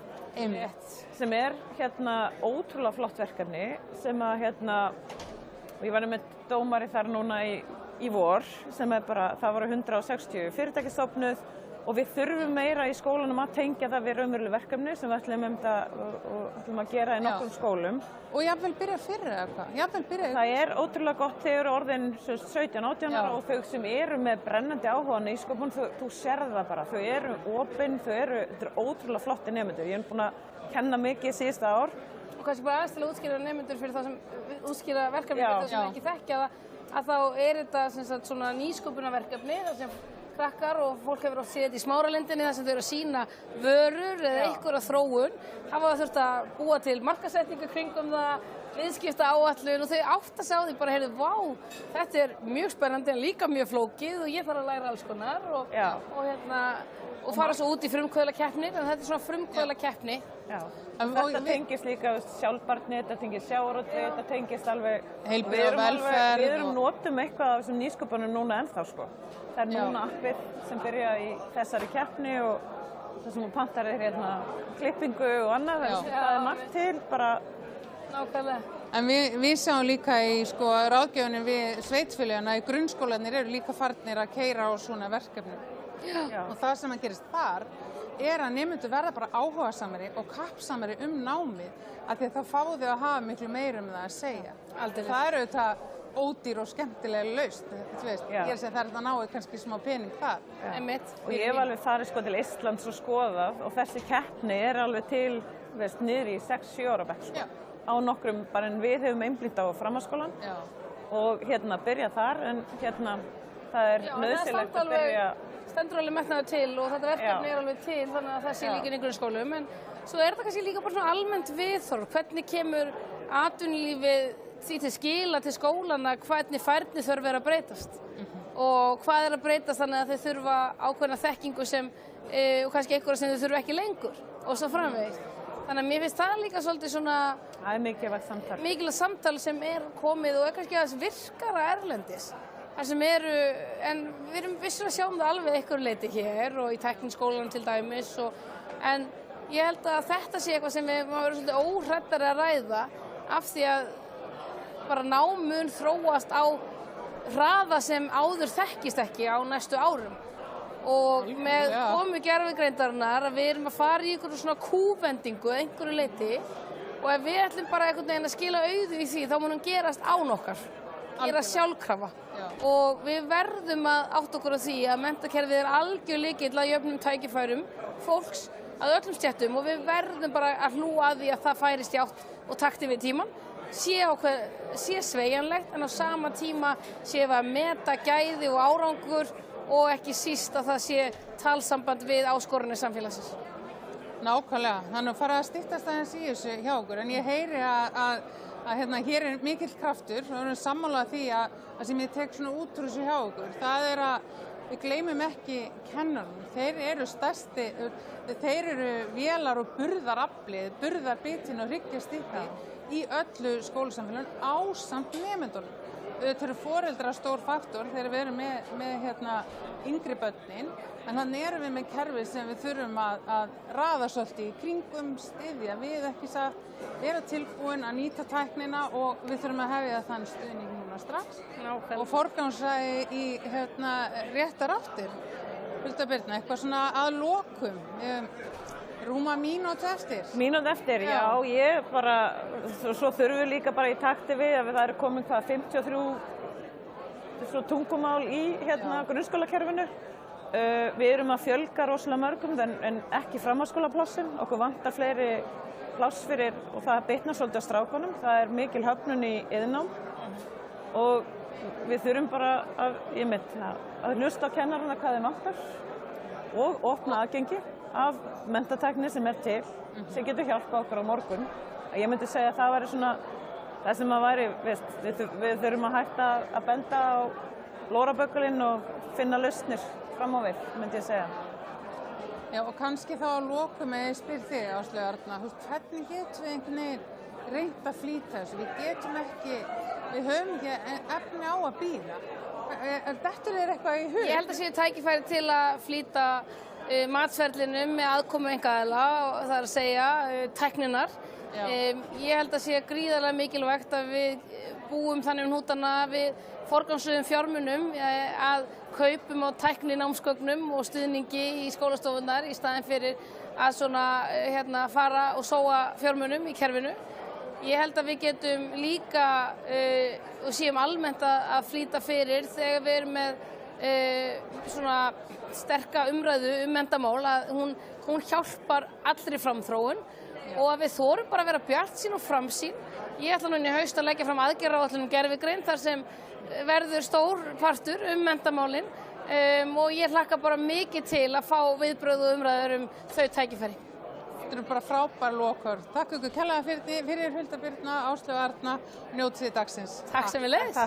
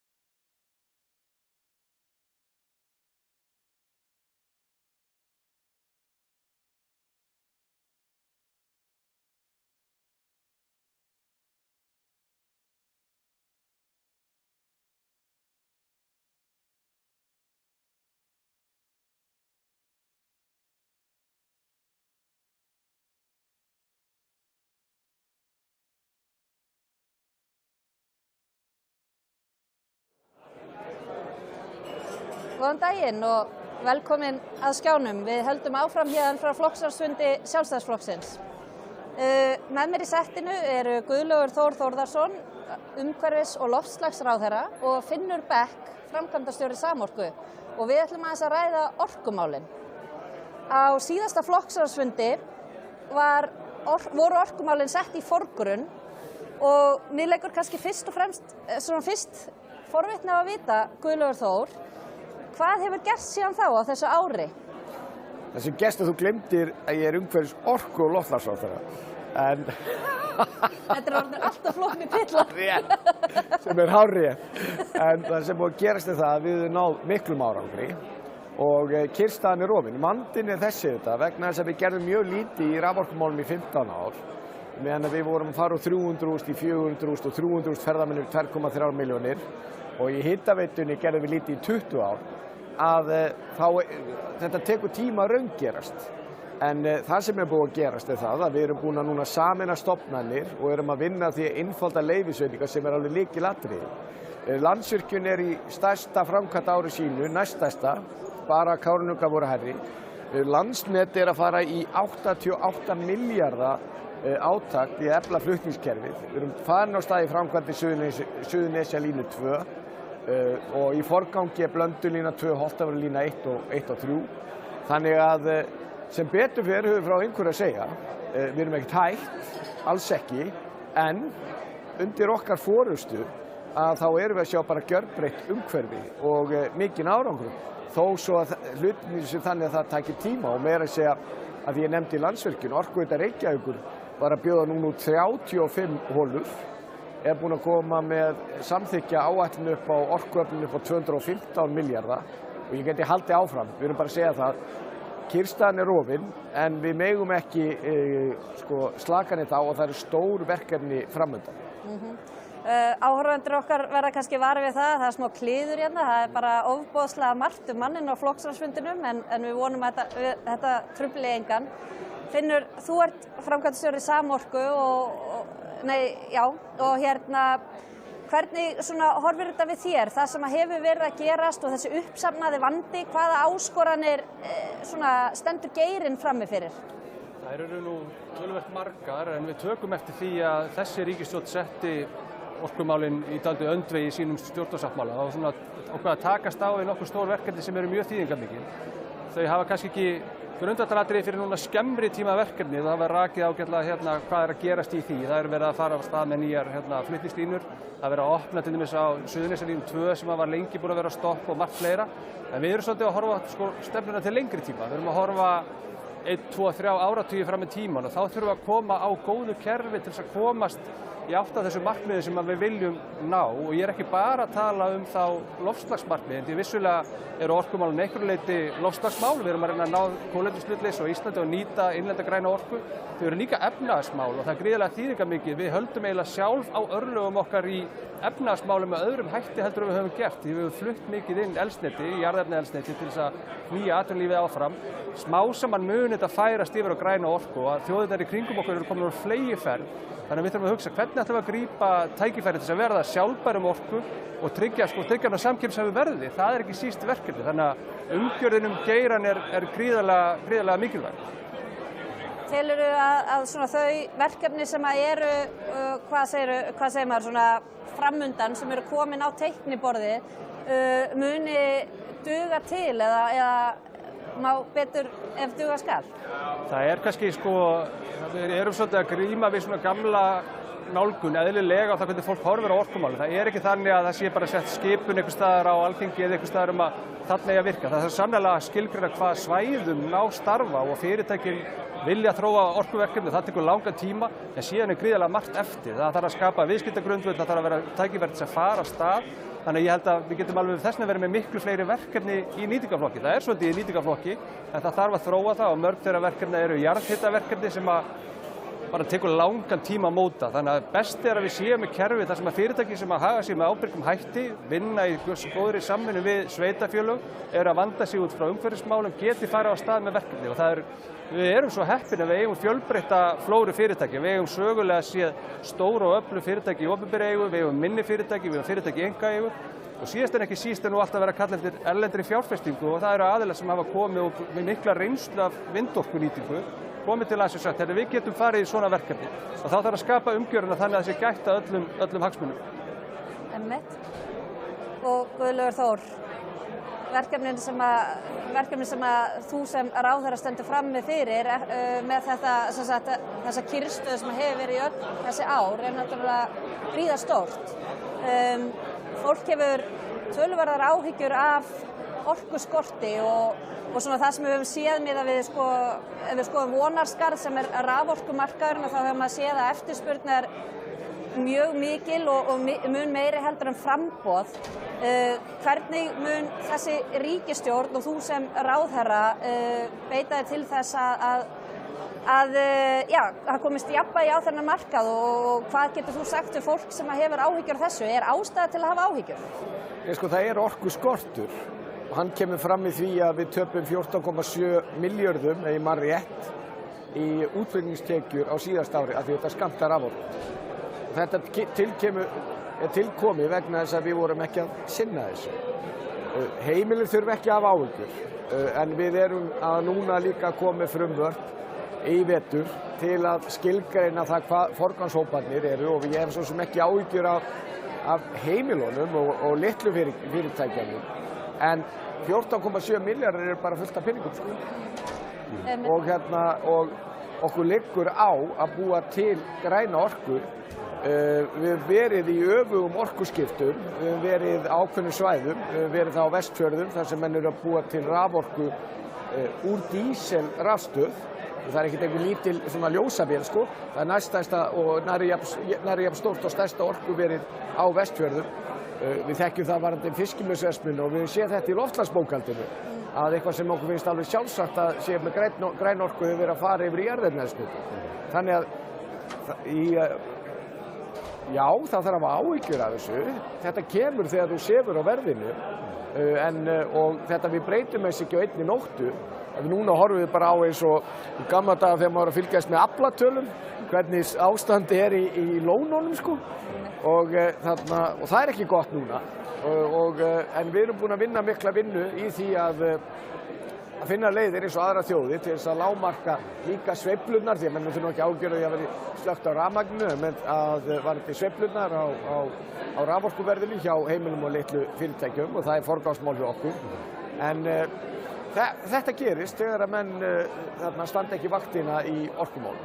Og ef maður bæta þess kannski við þetta, það sem jákvætt að við erum að fá þessi merki fram núna hvernig staðan til framtíðar litið. Það svolítið nýtt í þessu, það er væntanlega ekkert nýtt fyrir þessu flokki hér að nýta markaði til þess að finna út úr flóknum samfélagslegum málefnum. Nú erum við í fyrsta skipti komin með opinn markað þar sem það endurspeglast væntingar og eftirspurn og framboð til lengri tíma og út úr því kemur einhver niðurstaða sem mjög sterk vísbending um það hver staðan raunverulega Kannski vorum við dálítið áður í því að þú spurðir einn ráðherra hvernig staðan í orkumálum var og menn settu bara fingurinn upp í loft. Þarna þetta alveg svart og hvítu eins og gerist á öðrum sviðum. Þannig að allar aðra þjóðir í kringum okkur nota markaði til þess að hjálpa til við ákvarðanatöku og leggja grunna því að fyrirtæki getur farið af stað með nýja fjárfestingar. Þannig að maður getur verið ósáttur við það sem kemur út úr þeim, en það samt bara birtingarmynd af stöðinu og það tvö verkefni sem hafa komið fram ný í þessu sambandi. Það annars vegar markaður hjá Vonarskarði sem þú ert að vitna til og svo Landsnet að þróa markað sem þjónar öðru hlutverki, mjög mikilvægu hlutverki, svona skemmri tíma jöfnun í kerfinu, þannig að þetta eru framfaraskref inn í markaðinu. Gott að fá upplýsingarnar fram. Nú Landsvirkjun náttúrulega lang stærsti á framboðsenda þessa markaðar, raforkumarkaðar. Við því að búast að það muni fleiri koma inn og hefur þessi markaður kannski verið að opnast og orðið frjálsari? Það sem að gerast að við erum fara aftur fortíðar. Við heldum alltaf að þetta veri bara nokkuð stór ríkisorkufyrirtæki. Árið 1950 voru 530 smávirkjanir, vatnsaflsvirkjanir. Og ég segi nú sögun oft frá Bjarna Hólmi, við þekkjum Elliðaárstöð, það er byggt með bestu mögulegu tækni og fjármunum. Hann var mjög vel giftur, alþýðumaður, ómenntaður og Valgerður konan hans þýddi bók úr dönsku hvernig þetta að virkja. Og sama tíma og Elliðaárstöð er byggð, að þá tók hann efni úr skipum sem voru strönduð og byggði virkjun á Hólmi. Hann dó langt fyrir aldur fram, byggði 100 virkjanir. Og því miður lokuðum við þessu þegar við rafvættum landið með ríkisfyrirtækjum. En við, sko, lítið skiptir líka máli. Og það við erum að sjá hérna svo marga lausnir sem eru að koma, hvort sem það eru svona litla vatnsaflsvirkjanir. Virkjun nr. 2 sem hann gerði er ennþá í gangi, af því að það voru bræðurnar í Svínadal, þeir vildi ekki fá tengingu þannig að þeir héldu sig bara við þetta. Og í 100 ár er þessi pínulitla virkjun búin að knýja stórt hús og allt það sem því tilheyrir. Og við erum að sjá, þetta munum við sjá, hvort sem að það er vatnsafl, hvort að það sé lítill vindur, hvort að það sé þess vegna lítill jarðvarmi eða birtuorka. Þú ert líka að sjá hluti sem að við erum kannski vön, að þú ert að nota rafmagnið og geyma það á ekki einhverju litlu batteríum og þú getur notað til dæmis bíliði í það er að segja rafbílinn. Þetta er allt á fleygiferð og ef að þið farið að fylgjast með nýrri tækni á þessu og þetta kemur alltaf upp á netinu þá fáið þið bara endalausa möguleika og ég vitna nú alltaf í það að því að við erum mjög lánsöm og mjög heppin að þeir sem undangengur nýttu grænu íslensku orkuna en uppáhalds fyrirsögn sem ég séð í þessu er bara forget about solar panels, rain panels is the new thing. Og ég hugsa bara, nú erum við Íslendingar í geggjum málum. Góðum málum. En ég held að, til þess að peka upp þennan punkt, ég held að framtíðin sé mjög björt. Ég held að við sjáum kannski ekkert einar hraðar grundvallar breytingar. Við eigum góða máttarstólpa í okkur kerfi, en fjölbreytnin eins og ráðherra nefnir verður miklu meiri. Og það er alveg gaman til þess að hugsa að ef að þessir einstaklingar sem voru svona framsýnir hérna miðja síðustu öld, þeir hefðu getað í kerfi dagsins í dag, við erum mjög skammt frá því, verið orkubændur. Það sem að þeir eru að nýta bara landsins gæði til viðbótar við sinn búskap, verið að selja orku þegar þeir þurfi ekki að nýta hana. Og tækninni fleygir fram, það er vindorka, það er sólarorka, þetta er bara mjög spennandi. Já, ég heyrði þið eitthvað staðar, nú ég var að viðurkenna, ég man ekki alveg, það er eitthvað varðandi einhver mörk á held ég vöttum. Einn sem ég talaði við sem hefur verið í þessum hugleiðingum en það var eitthvað varðandi eitthvað mörk sem hún sagði væri algjörlega útrúhött. Hvernig þau var eitthvað stillt af sem voru að gera henni erfitt fyrir og veit ég ekkert hvort að þið áttu eitthvað einu svona ákvæði. Í hvaða tilliti var það, segirðu? Við eitthvað svona litla virkjun í landi hjá henni. Já. Það var eitthvað varðandi hvernig mörkin var stillt af sem voru að gera henni erfitt fyrir með það sem hún var að gera. Ég veit hvort þið kannist við þetta vandamál. Ég get sagt þér bara kannski frekar að þetta er allt í skoðun, allir svona skilmálar, dreifiveiturnar sem eru starfandi í landinu er að skoða hvernig þau geta þjóna sem best notendum og framleiðendum. En það þarf að endurskoða margar reglur og það eru reglur sem eru alltaf líka til fyrst og fremst að tryggja öryggi í raforkukerfinu. Við eigum gott kerfi, við þurfum bara að tvíka þetta til þess að sé hægt að nýta frumkvæði fólk sem vill standa einhverju slíku. Það sem við erum að gera nú líka að tryggja það eru sumir sem að selja núna inn í kerfið með litlum virkjunum. Að tryggja að það sé svona stöðugt umhverfi, þannig að ef þú ætlar að nýta þessa litla virkjun og hún bara framleiðir meira heldur en hún þarf, þá getur þú selt inn á kerfið. Og þannig eru við eftirbátar annarra þjóða. Það er handboltaþjálfari í Þýskalandi sem með sólarorku ver á sínu húsi og þegar hann framleiðir meira en hann þarf að nota þá gefur hann börnunum sínum. Hann gæti selt inn á kerfið en mér finnst þetta óslega góð saga. Það er bara eitthvað sem hann gerir í símanum. Og þannig að þetta hjálpa til því svo margt því að það eru margir staðir sem meðal annars afskektir og annað slíkt sem að þú getur þá nota þetta í staðir að búa til dýrt flutningskerfi og þetta er mjög spennandi heimur. Sumir komnir inn í hann en það er ekki orðið svona almennt. Það er oft talað með dreifikerfið að það þurfi einhvern veginn að efla það, sérstaklega það eru ákveðnir hlutar á landinu, það eru Vestfirðir og Norðausturland sem að maður heyrir af að þar sé ástandi verra heldur en annars staðar. Hvað er verið að gera til þess að styrkja orkuöryggi í þessum landshlutum? Það sem við gerðum var þetta, á sama tíma við tókum á orkukerfinu í heild sinni, þá skoðum við bæði orkumálin og náttúruverndarmálin á ákveðnu svæðum. Þannig að sér hóp með Vestmannaeyjar, Vestfirði, Dali, Langanes og núna er komið með Þórsmörk Vestmannaeyjar til dæmis að fá tenginguna miklu fyrir eftir að hafa farið í þá vinnu. Það var hópur undir forystu Árna Sigfússonar. Við erum náttúrulega búin að Einar Kristinn Guðmundsson stýrði hópur fyrir Vestfirði og ég myndi að fara á mánudaginn til þess að fara yfir það að þessum 15 tillögum hvað er komið í gegn. Nú bara fyrir helgi var ég á Langanesi, þar sem menn náttúrulega leggja aðaláherslu á það að fá tengingu til þess að geta haldið upp í atvinnulífinu. En á sama tíma vilja þeir stofna þjóðgarð og þá verður alltaf að líta á þetta saman. Þannig að við höfum á sama tíma við litið á landi í heild sinni, þá höfum við farið og skoðað sérstaklega einstök svæði og komið úrbætur í því og það hefur gengið fram til þess að mjög vel að finna lausnir á því. Og það er kannski þýðingar mikið í þessu sambandi, því ég heyrði einhverja ræður hérna áðan og það var svolítið verið að tala um hvernig væri verið að fara með opinbert fé. Að sko, það er ekki þannig að fólk getur bara bankað nógu oft hjá ráðherranum til þess að fá einhverja nýja línu.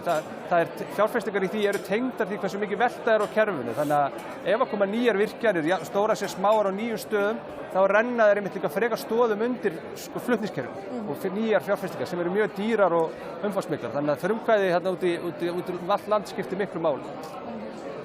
Eldsumbrotin á Reykjanesskaga, þau svona vöktu marga til umhugsunar orkuöryggi. Þetta eru eldsumbrot í kerfi sem að töluvert nær höfuðborgarsvæðinu af þeim ástæðum hafa vaknað svona spurningar hversu vel nærliggjandi samfélög eru, hversu orkuöryggi mikið ef það fer að gjósa á einhverjum af þessum svæðum nær borginni.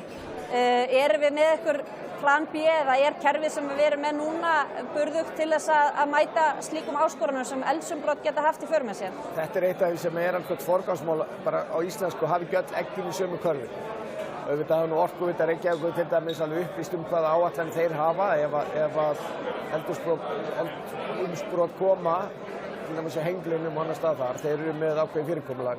En það breytir því ekki að við erum að vinna í því og ég legg áherslu á það aftur. Við erum náttúrulega að vinna því að tengja landið þannig að rafmagnið geti farið landið og við erum líka erum að skoða sérstaklega á satt eins og hægt Veðurstofan að skoða Reykjanessvæðið sem er líka höfuðborgarsvæðið og við erum náttúrulega áherslu á náttúruvá og komið 3 skýrslur það sem er gott að hafa þegar eldsumbrotin komu. En það er forgangsmál að hafa ekki öll eggin í sömu körfuna, að við séum með áætlanir öll svæði ef að eitthvað gerist. Því Ísland er yndislegt, þetta er stórkostlegt land, en þetta er land þar sem við höfum ekki séð síðustu eldsumbrotin eða jarðskjálfta því miður. Það getur enginn lofað því. Það er eiginlega ekki hægt að tala um orkumálin án þess að setja þau í samhengi við loftslagsmálin. Grundvöllur fyrir því að ná okkar markmiðum eru náttúrulega orkuskipti og allt er þetta liður í því. Við höfum ákveðin markmið í þessum loftslagsmálum út frá alþjóðlegum skuldbindingum sem við höfum sett okkur og sumir hafa velt því fyrir sér hvort að við höfum farið of bratt í þessa markmiðasetningu. Af því að við höfum verið á svo góðum stað og þá höfum við bara sett okkur ennþá lengra og sumir vilja meina mögulega sé það kannski óraunhæft. Hvernig gengur okkur að ná þeim markmiðum sem eru sett? Þetta er mjög góð spurning og það er mikið ruglingur í umræðinni. Og menn til dæmis efnaeldsneytislaust Íslands 2040 kolefnishlutfall, þetta er bara pólitískt markmið, 55% til 2030. Þetta eru pólitískt markmið, þetta eru ekki skuldbindingar. Einu skuldbindingarnir sem við erum með í rauninni það sem snýr að 2030 og þar er tekið tillit til þess í þessu Evrópusamstarfi að sumt eru við búin að gera sem aðrir eftir að gera. Þannig að til dæmis sú skuldbinding sem við vorum með, sem var 29% það var Evrópa ætla að fara í 40%. Og núna þegar Evrópa ætla að fara í 50% þá fyrir við bara 41%. Og núna verða kynnta bara á næstu dögum hvernig þetta lítur út loftslagsbókhaldið og það lítur bara mjög vel út með það að við séum að ná okkar markmiðum. Sama tíma hefur þessi ríkisstjórn lækkað framlög á milli ára til loftslagsmála 7 milljarðar og það er engin meiri niðurskurð eða sparnaður neins staðar annars staðar. Svo eru flóknari þættir vegna þess að þetta eru 3 bókhaldskerfi. Við erum með ETS og þar hafa fyrirtæki lagt á það áherslu að þau séu í sama umhverfi og Evrópa. Þannig að ETS-ið, það sem er stóriðjan, flugið og millilandasiglingan, það getur aukist en við erum samt að ná markmiðunum okkur. Og það er villandi þegar menn að tala heildarlosun aukist á Íslandi. Við getum bara verið í mjög góðum málum en það bara meira flogið á íslensku flugfélögunum og þar leiðandi minna flogið annars staðar. ETS-ið í Evrópu gengur vel, þó svo að það verður aukning stundum á milli ára á Íslandi. Þið náðu nú ekki þessum markmiðum án þess að iðnaðurinn komi að því. Hvaða breytingar að verða sem að þú merkir á iðnaðinum í átt að þessum markmiðum? Ég skynja nú bara almennt séð mikinn áhuga hjá atvinnulífi til að starfa með stjórnvöldum. Vissulega það þannig að hann vill stundum bremsa og segja, ekki vera að leggja á kröfur sem ekki hægt að uppfylla tæknilega eða eru ennþá rosalega dýrar. En ég finn mikinn metnað að sé það hjá öllum geirum atvinnulífsins að þau eru að skoða hvað við getum, eru jafnvel búin að kanna, eru tilbúin, það ekki orðið hagkvæmt að gera það og væri kannski sóun að gera mikla breytingar strax, en mörg fyrirtæki eru komin mjög langt á stað með mikla breytingar og ef ég tala bara um Orku og Veitugera þá setti hann sér sjálfur markmið kolefnishlutleysi runna undan stjórnvöldum og vill bara gjarnan vera með þeim fremstu. Ég held að stundum sé svolítið gat á milli umræðarinnar, ég skynja það stundum að fólkið inn í fyrirtækjunum sé farið að vinna eftir þessu. Það sér alveg hvert þetta stefnir, það vill að metnaðarfullt að vill að íslensk fyrirtæki standi í fremstu röð gagnvart öðrum ríkjum og þetta er líka einhverju leyti lykillinn fyrir fyrirtæki sem er útflutningi að þú sért að spila eftir sama kerfi, ríkin verða að vinna saman og gata milli þeirra sem eru svo gagnrýna kerfi, þetta er þetta mjög flókin kerfi og erfitt að setja sig inn í þau, en þau eru hugsuð og íslensk fyrirtæki eiga þess kost að vera bara í fremstu röð á þessu sviði. Varum að snerta á svona viðskipti með loftslagsheimildir. Maður hefði nú haldið svona þegar Ísland er best í heimi að við ættum að vera að selja og græða á tá og fingri á loftslagsheimildum. En við var á síðasta ári þurftum að kaupa loftslagsheimildir frá Slóvakíu sem er með 18% græna orku. Hvar erum við stödd svona í þessu bókhaldi? Þú talar svona einhver lög. Er þetta eitthvað svona ef við horfum fram á við? Erum við að fara að geta selt þessar heimildir eða erum við að fara að vera á kaupendahliðinu? Já, við erum búin að selja fyrir 16 milljarðar sem fari bara beint í ríkissjóð og síðan eru uppruna ábyrgðir sem að orkufyrirtækin selja sem þá niðurgreiðsla fyrir að búa til íslensku orku. Það búið að selja fyrir 28 milljarða. Þannig að við erum í mjög miklum plús ef út í það farið. En það er eins og óþarfi að gera þetta þannig að við þurfum þess ekki. Og þetta eru eldgamlir skuldbindingar sem voru þegar Kyoto var. Og vegna þess að menn voru bara ekki nógu mikið í landgræðslu og skógrækt sem við þurfum að fara í hvort heldur sem er.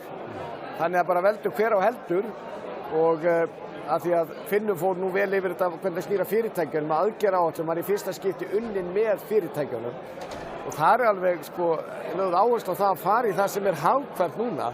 Það sem er verið í framtíðinu og er bara mjög dýrt núna og við erum ekki að fara í það. Við þurfum að bíða eftir tækninni. Það liggur alveg fyrir. En fram til þessa hefur íslenska ríki haft mjög miklar tekjur af sölu loftslagsheimilda.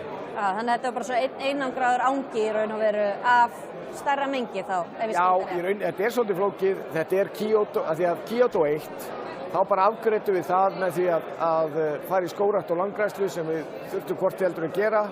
Kyoto 2 ætlum við að gera áður, þá varstum allt þetta saman. En svo bara spöruðum menn eitthvað í því og það kom fram í því að menn þurfti að kaupa þetta. En síðan er núna, Parísarsamkomulagið, þá hafa menn verið að selja, mér minni að tala sér 16 milljarðar sem að fara í ríkissjóð eða til fyrirtækina, langstærstu hluti ríkissjóð af loftslagsheimildum sem er náttúrulega miklu meira, margfalt meira heldur en hvað nú var þessi tala, það er ekkert samanburðarhæft. Þannig að maður kannski ekki alveg verið að veifa því að við höfum verið að hafa mikinn hagnað af þessu en fram til þessa hefur verið þannig. Gott að heyra. Þannig að framtíðin er björt, það er orkuskortur en kyrrstaðan er rofin og ýmislegt að gerast í þessum efnum. Við þökkum ykkur fyrir áheyrnina hérna úr settinu á flokksársfundi og ég ætla að hleypa ykkur að ræða hér við fólkið sem bíður í röðum. Takk fyrir. Takk fyrir. Kærar þakkir.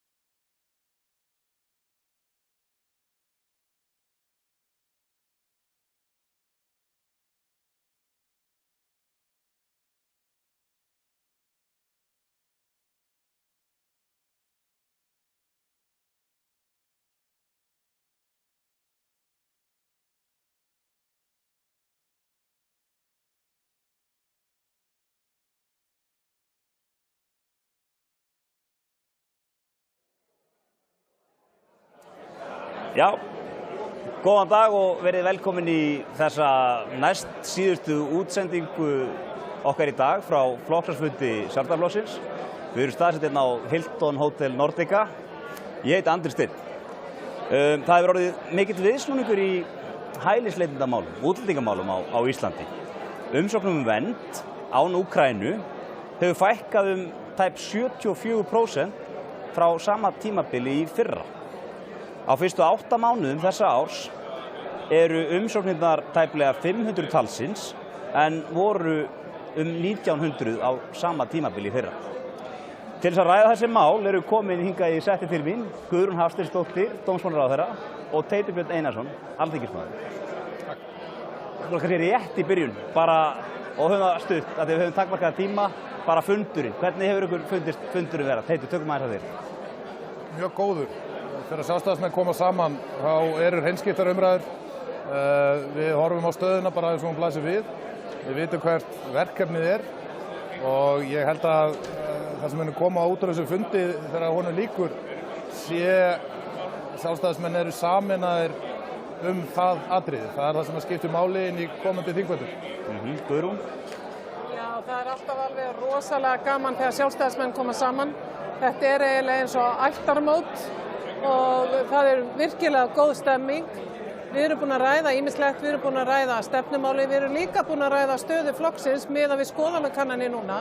Og það er hugur í okkur sjálfstæðismönnum og samkvæmt skoðanakönnunum erum við í brekku en það er alltaf gaman að fara upp á við og ég trúi því að við séum á leiðinni þangað. Eitt af þeim málum sem maður hefur orðið þess áskynja að kjósendur vilja, meiri hörku eða að Sjálfstæðisflokkurinn taki mikla fórust í þeim málaflokki eru útlendingamálum sem við ætlum að ræða þetta núna. Og þessar tölur sem birtust í Morgunblaðinu morgun sýna að við séum að þokast í rétta átt, sannarlega. Umsóknum hefur fækkað töluvert. Hvað skýrir þennan árangur? Sko, ég vil aðeins fá að leiðrétta þau. Við viljum ekkert sjá meiri hörku, en við viljum sjá festu í þessu málaflokki, þar sem ég held að við séum flest á þeirri skoðun að kostnaður við málaflokkin er alveg komin úr hófi fram og það hefur reynst okkur erfitt, þetta hefur verið álag á húsnæðismarkaðinn á öll okkar kerfi, þannig að það var löngu orðið tímabært að ná tökum á málaflokknum. Það höfum við gert, tölurnar sem við birtum í dag sýna það og við getum þakkað því að við sjálfstæðismenn, við höfum verið alveg staðföst í okkar málflutningi lengi að það þurfa að gera breytingar. Okkur hefur tekist núna að gera breytingar á 2 þingum í röð en ekki síst er það líka bara orðræðan frá okkur ráðamönnum, hvernig hún hefur verið að allt hefur þetta áhrif sem veldur því að með lagabreytingum erum við búin að vera samræma löggjöfun okkar við Norðurlöndin og Evrópu. Þannig að það er ekki eins eftirsóknarvert að koma til Íslands eins og verið hefur. Það skiptir allt saman mjög miklu máli. Í þessum tölum aðeins aftur til þín, Guðrún, þá kemur fram að umsóknum frá Venesúela hefur fækkað 88% á þessu 8 mánaða tímabili í ár frá því fyrra. Er einhver ástæða fyrir svona mikilli fækkun það? Já, sko ástæðan fyrir því að við eitt fárra Evrópuríkja, ætla að sé ekki eingöngu Spánn sem hefur verið að fá fleiri ríkisborgara Venesúela til sín heldur en við og ástæðan hefur verið vegna þess að við ákváðum að veita ríkisborgurum Venesúela viðbótarvernd. Síðan ákvað Útlendingastofnun að hætta þeirri málsmeðferð á síðasta ári og fara að synja ríkisborgurum Venesúela sem kærunefnd til staðfesti. Þannig að núna eru nánast allir ríkisborgarar Venesúela sem hingað koma að fá synjun. Það spyrst vitaskuld hratt út í Venesúela. Þannig að ég þakka því þeirri breyttu málsmeðferð fyrst og síðast þessari fækkun. Einmitt, akkurat.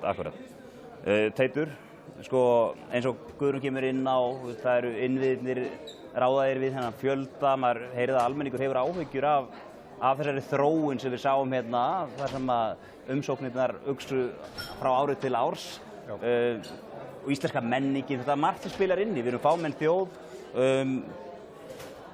Hvað finnst þér? Með þessa tölu núna, með þær lagabreytingar sem við höfum náð í gegn, hvernig horfa þessi útlendingamál við þér og já? Eins og Guðrún segir, þá kannski snýst þetta ekki hörku. Þetta snýst að taka stjórn á málaflokknum af skynsemi og raunsæi. En líka mannúð. Að sjálfsögðu og þá kemur við að þessum þætti útlendingamála sem snúa að hælisleitendakerfinu. Það sem við höfum alltaf verið að segja og stöndum við að við viljum uppfylla okkar alþjóðlegu skuldbindingar og við viljum gera það sem við getum til þess að aðstoða þá sem eru í hvað mestri neyð, stríðshrjáðum löndum og það engin ágreiningur það mál held ég í íslensku samfélagi. En þetta þarf að gerast af skynsemi og raunsæi að þegar við tökumst á þetta verkefni að við höfum stjórn á því hvað við getum gert mikið. Ekki eingöngu það að þetta snýst ekki það að við viljum ekki hjálpa fólki eða að geta ekki allir komið til Íslands.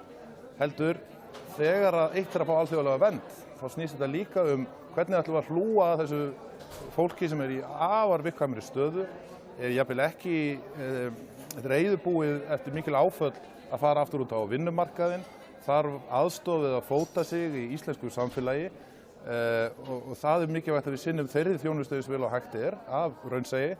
En á sama tíma setjum við ekki það mikið álag til að mynda á skólakerfið þannig að skólastjórnendur og kennarar allt í einu staddir í allt öðrum veruleika með sitt starf, húsnæðismarkaðinn augljóslega og slíka innviði. Og þetta held ég að fólk skilji þetta atriði og það það sem við erum að reyna að ná betri árangur á og okkur sannarlega, eins og Guðrún að segja, að takast það. Það skiptir rosalega miklu máli, nákvæmlega eins og Teitur segir, við höfum undirgengist alþjóðlega skuldbindingar og ég hef bara ekki hitt neitt í íslensku samfélagi sem ekki vill hjálpa manneskju í bráðri neyð. Staðan hefur aftur á móti verið svo hér á landi að við höfum verið með þó nokkuð margar tilhæfulausar umsóknir. Það þýðir að einstaklingar sem hafa voru komnir með vernd í öðru Schengen-ríki ákvað að koma hingað og sækja líka vegna þess að við vorum með sér íslenska málsmeðferðarreglu sem ekkert annað ríki var með, að við tókum allar umsóknir til efnislegra meðferðar. Núna með breytingunni vor að þá þessu lokið. Einstaklingar sem eru komið með vernd í öðru ríki, þau munu fá synjun mjög hratt og þurfa að snúa frá landinu, en það var aldrei tilgangurinn með þessu kerfi það að fólk geti farið á milli landa og sótt vernd í mörgum ríkjum. Algjörlega, og þetta auðvitað eina af þessum breytingum sem við höfum gert á kerfinu núna síðast fyrir þinglok, sem og með takmarkanir á fjölskyldusammeningum, sem auðvitað að þessu sama meiði, hvaða umsóknir við erum að fá hérna til meðferðar, það er þetta gífurlegur kostnaður við þetta allt saman. En erum við hætt, bara kerfið orðið nógu gott eða þurfum við ekki að láta áfram, hvað ég var að segja, halda áfram að vinna í breytingum svo sem eins og þú hefur nefnt, Guðrún. Þú nefndir þá opinberlega að þú ættir að leggja fram frumvarp á Alþingi í haust þar sem að einstaklingar með dvalarleyfi missi það ef þau brjóti alvarlega af sér hér á Íslandi. Hvernig miðar þeirri vinnu? Þeirri vinnu miðar vel áfram. Málið á þingmálaskrá hjá mér fyrir næsta þingvetur og ég hef hugað því að leggja það fram núna á haustmánuðum. En ég vil þó að taka það fram að þessi málaflokkur hann síkvikur. Við vitum það að nú stríð í Evrópu og það getur svo margt gerst sem að veldur því að það verður álag á þessu kerfi flóttamanna og hælisleitenda. Þannig að þetta kerfi sem þarf að vera í sífelldri endurskoðun. Vandamáli hjá okkur hefur verið það að útlendingalögin sem voru samþykkt 2016 að okkur hefur ekki tekist að gera nauðsynlega breytingar í takti við breyttar aðstæður í löndunum í kringum okkur.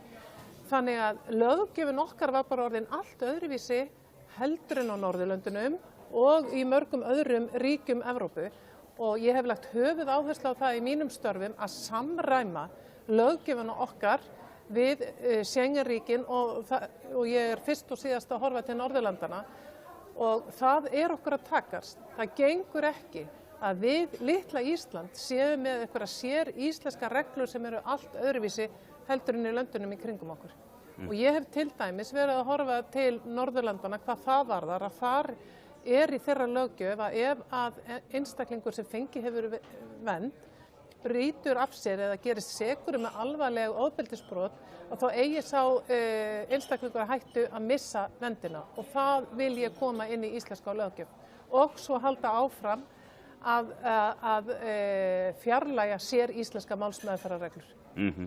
Teitur Björn, næstu skref, hvernig sér þú þetta fyrir þér? Ég held að dómsmálaráðherra sé hérna að hárréttri vegferð og við þingflokknum styðjum hana til þessara verka sem þú ert að nefna. Þetta verður áfram einhverju leyti ágreiningsefni niður á þingi, gerir ég ráð fyrir, en það skiptir þá bara máli að við séum fókusir á hvert markmið, hverju þurfum við að ná í gegn. Aðalatriðið að við séum einmitt að vera svona samræmi við þær samstarfsþjóðir okkar í þessum málaflokki, hvort sem það er á grundvelli flóttamanna samnings Sameinuðu þjóðanna, nú eða Schengen samstarfsins, og við séum að virða þessar skuldbindingar. Til að mynda þetta dæmi tilhæfulausar umsóknir sem að Guðrún er að nefna. Við höfum ekki að láta það líðast að það rauninni stífli kerfið gagnvart því fólki sem er raunverulega í neyð og við getum aðstofað. Þetta atriði held ég sem að maður skynjar á vinstri vagnum, þeir ná ekki utanum hversu mikilvægt það er að viðhalda þessu alþjóðlega neyðarkerfi. Við erum að standa vörð það. Það er út af það einmitt, gengur máli. Það er svo aftur móti annað mál og önnur umræða í þessum svona útlendingalöggjöfin okkar. Hverjir eiga rétt á að koma til Íslands, setjast þér að og vinna.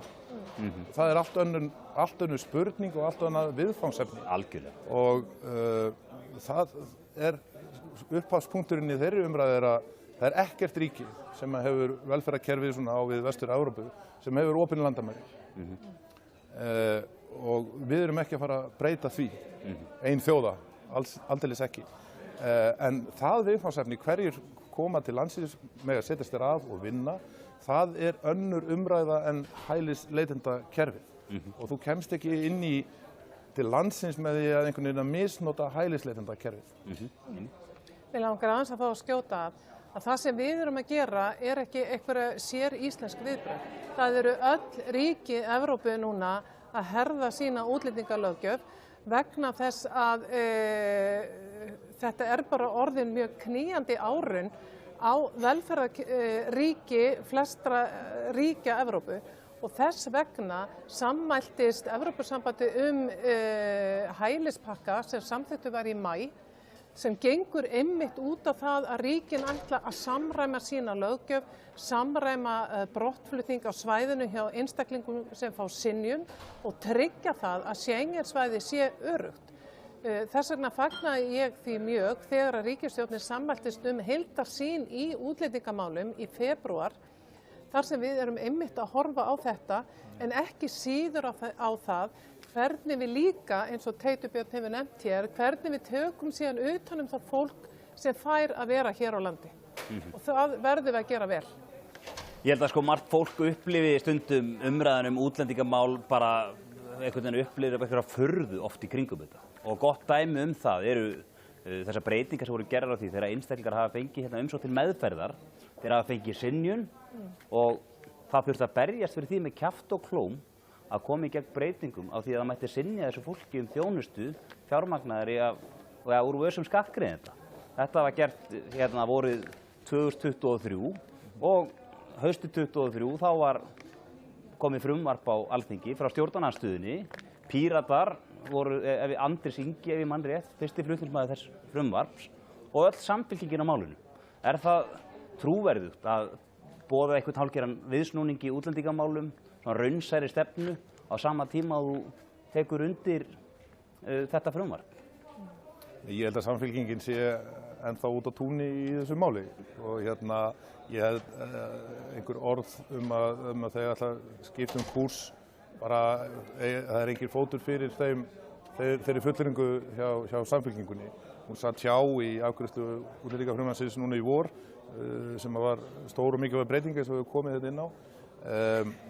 Stjórnarandstaðan og svona vinstri flokkarnir eru mjög óraunsæjar hugmyndir það hvað þýðir að hafa landamæri, hvað þýðir að einstaklingur fái dvalarleyfi og komi að vinna. Þau setja þetta allt saman í einn graut og eru mjög góði í að rugla umræðina mjög stórkostlega. Þannig að ég vænti ekki þess að þessi flokkar muni hafa leggja eitthvað gott til í þessu máli.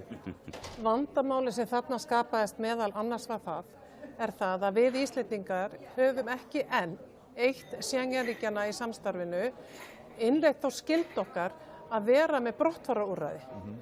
Og þess vegna, þegar að fólk fær synjun hér vernd í íslensku samfélagi, þá hefur það 30 daga til að yfirgefa landið. Eftir það viðkomandi í ólögmætri dvöl.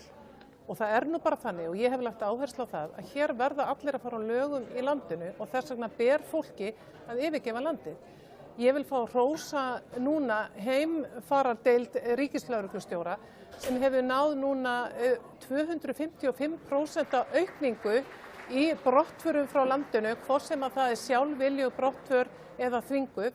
Það hafa núna yfir 1000 manns farið frá landinu með aðstoð heimfarardeildar ríkislögreglustjóra og það það sem við viljum að sé gert. Við viljum að þessir einstaklingar sem að neita allir samvinnu við íslensk stjórnvöld séu samt sem áður í nálægð við stjórnvöld þannig að við getum verið að vinna með einstaklingnum að farsælli heimför.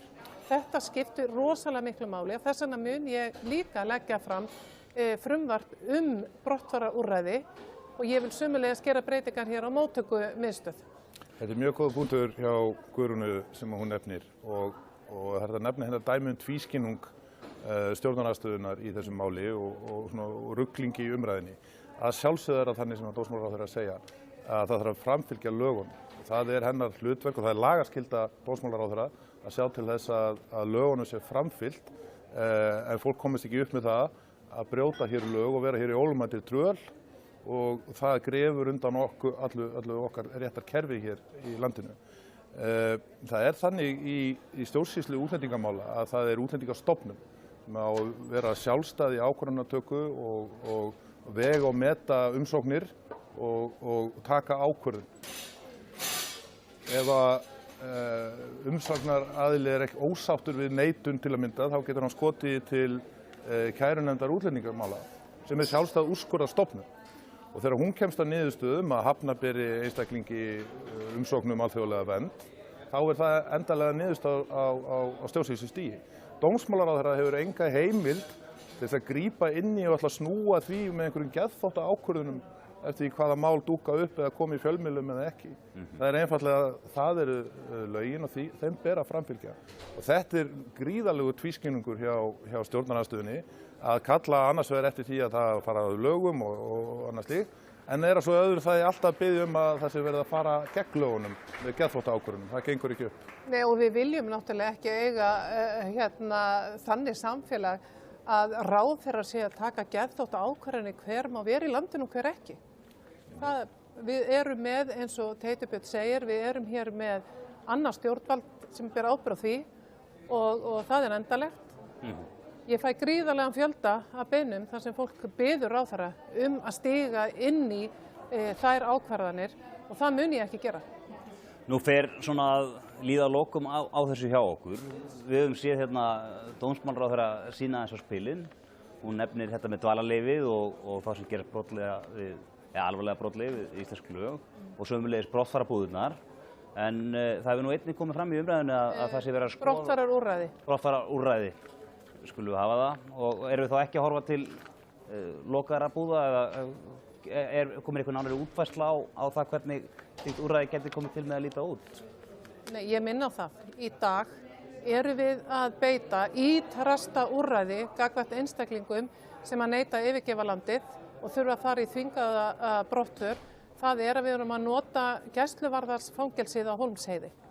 Það gengur ekki, enda höfum við fengið athugasemdir eftirlitsaðila varðandi þá framkvæmd. Það miklu mannúðlegra að við séum með brottfararúrræði þar sem við getum verið með okkar sérfræðinga að vinna í eins mikilli sátt og hægt með einstaklingum að þeir eigi farsæla heimför og yfirgefi landi með öruggum hætti. Það miklu mannúðlegra, ég endurtek, heldur en þau úrræði sem við erum að beita í dag og þess vegna legg ég áherslu á þetta. Það liggur í augum uppi. Annað sem hefur rætt líka þessi auka skilvirkni í allri framkvæmd útlendingamála og í því skyni hefur maður heyrt þið talað um það í samstarfi við Áslaugu Örnu að innleiða nýsköpun, gervigreind í þessum málaflokki. Munum við sjá það verða að veruleika á komandi mánuðum eða hvernig? Já, ég er ótrúlega spennt fyrir þessu og ég bind miklar vonir við þetta tilraunaverkefni sem að ég og Nýsköpunarháskóla iðnaðarráðherra erum að fara í. Að það er að nota gervigreindina til þess að meta umsóknir svona á frumstigi og ég held í dag að þetta er gríðarlega tímafrek vinna og hver starfsmaður hjá Útlendingastofnun að hann kemst ekki yfir margar umsóknir á mánuði. Ef að við getum nýtt þessa tækni sem að nú mun koma í ljós á næstu mánuðum að þá mun þetta gjörbreyta afgreiðslutímanum hjá stofnuninni. Það er bara stórkostlegt ef að Guðrún finnur upp tæki sem að gera lögfræðinga óþarfa og gervigreindin sé betri. Þú manst að ég er ekki Ég veit ekki hvort að sjá þetta myndan, en Teitur er farin að svitna sko. En þetta býður þetta upp gríðarlega mikla möguleika ef þetta tekst með gervigreindin að opinberu starfsmenni sem fækka stórkostlega. En nei, auðvitað er þetta rétt og þetta er mjög spennandi verkefni. Skilvirkni stjórnsýslunar hefur verið okkur svona flöskuháls í þessu og hefur leitt af sig gríðarlegan kostnað. Og mikla óvissu fyrir fólk sem er í þessari viðkvæmu stöðu að bíða úrlausnar sinna mála, kannski mánuðum saman og það er auðvitað líka óviðunandi staða fyrir það fólk. Akkurat. Sko markmið okkar eru skýr. Við ætlum að fækka hér umsóknum, við ætlum að hraða málsmeðferðartímanum og svo ætlum við að tryggja hér skilvirka brottflutning þeirra sem eiga að yfirgefa landið. Látum þetta verða góð lokaorð í þessu setti okkar. Teitur Björn, kærar þakkir, Guðrún Hafsteinsdóttir, takk fyrir okkur, við biðjum að heilsa.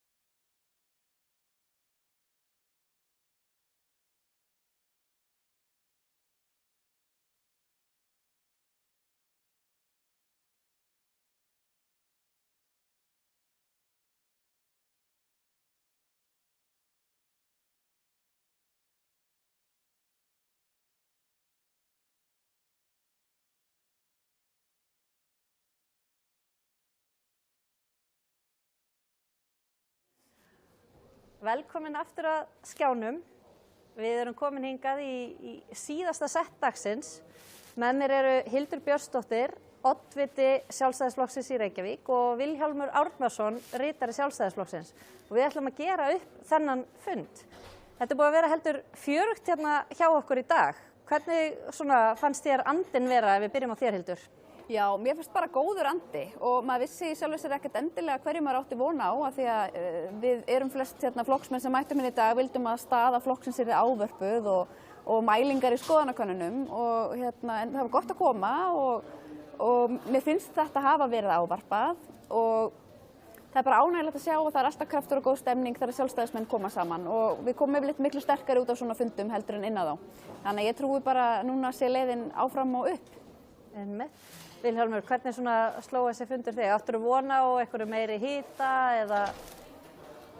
Nei, ég kannski það var alveg hiti inn á milli og ég var svolítið ánægður einmitt að akkurat þegar þessi staða kemur upp í skoðanakönnunum að fundurinn sé akkurat þá er einmitt gott að hitta fólkið og fara yfir stöðuna og það kom mér nefnilega ekki óvart en það sést alltaf þegar mótundurinn kemur að þá sér fólk að nú skiptir máli að gefa í og mætir. Þannig að þetta er metmæting hér í dag og við finnum það að fólkið var ekki að koma hér til þess að rífa sig skammarsaldur hvernig getum við gert betur, hvernig geta sjálfstæðismenn stillt vélina og gert betur í að vinna fyrir hægri gildum og borgaralegum gildum hér á landi. Og þannig að það er engin uppgjöf í sjálfstæðismenn, mann fann það svolítið á fundinum, heldur að bara allir tilbúinir á dekkið og hjálpa til við að gera betur. Ég tek í raun undir það að hér var enginn í dag að leita einhverjum sökudólgum og maður upplifir það sér svolítið í genamenginu á sjálfstæðismönnum að þegar á móti blæs að það mæta allir á staðan og hugsa hvað getur gert til að hjálpa, hvernig getum við unnið þetta saman.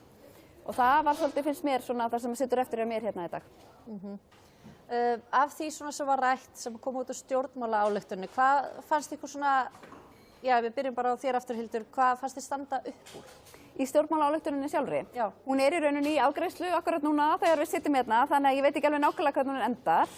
Draugin að henni? Já, mér leist bara vel á draugin og það var auðvitað stefnt að því að hafa þau ekki of löng og við auðvitað sem erum í stjórnmálum og höfum allar þessar hugmyndir og hugsjónir að við myndum geta skrifað alveg 3 bóka bindi það sem við myndum vilja álykta En mér leist bara vel á þetta eins og þetta var og hef skilning fyrir því og gagnvart því að þetta þurfti að vera stutt og svona megin áherslur. En ég verð spennt að sjá loka afurðina. Við erum, eins og ég segi, núna er inn á sal svona ákveðin vinna við að ljúka þessu. Vilhjálmur, þú tókst þátt í málefna umræðum á borðunum. Hvað brann helst á fólki? Það var mjög margt og við finnum það einmitt að fólk þyrstir mjög mikið að leggja til málana og leggja áherslu og það er kannski svona góðu fréttirnar í annars slæmri stöðu að fólk er ekki að gera kröfu að við séum að breyta stefnuna eða við séum með vitlausan kúrs einhvers staðar, heldur bara að við erum ekki nógu ákveðin í okkar grunngildum okkar stefnumálum og það var svolítið mikið til umræðu í dag hvernig við getum gert á stefnun okkar þannig að það komist skýrara út að við séum að vinna eftir henni og sé alveg augljóst að kjörnir fulltrúar flokksins séu alla daga, vaknir og sofnir yfir því að koma okkar grunnstefnu í framkvæmd af því að það er best fyrir þjóð og land. Þannig að það var ekki verið að gera kröfum að við værum að vera eitthvað annað heldur verið því sem við erum. Það var svona grunnurinn og svo líka var svolítið mikið talað það hvernig við nálgumst almenning, hvernig erum við talsamandi á almenning, hvernig komum við þessari umræðu til þess að fólk skilji hvað við segjum og við skiljum hvað er sem þjóðin er að kalla eftir í málefnunum.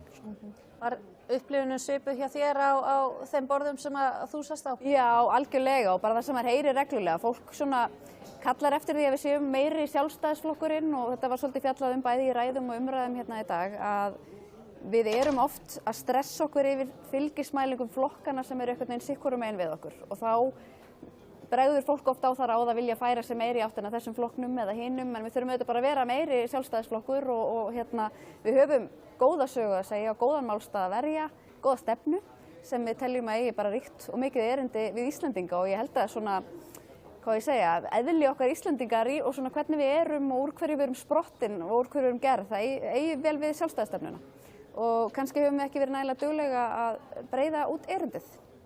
Og ég segi nú reyndar líka, ég ætla að fá að vera svona sveitastjórnarmaður hérna aðeins af því að við erum að fá þessar fylgismælingar sem eru ekki góðar og við fengum líka fylgismælingu í borginni hérna í vikunni og þar mælumst við með 20%, við erum alls ekki ánægð með það.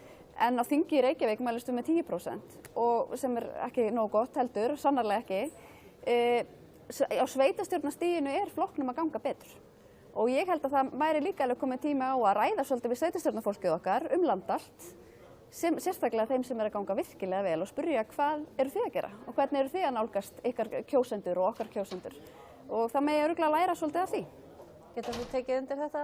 Þetta er alveg hárréttur punktur hjá Hildi og það þarf engum að koma það óvart að okkur gangi betur í sveitarstjórnarstiginu út af því þar eru kjörnir fulltrúar okkar sem að halda stefnunum miklu nær kjósendunum inn í samfélaginu.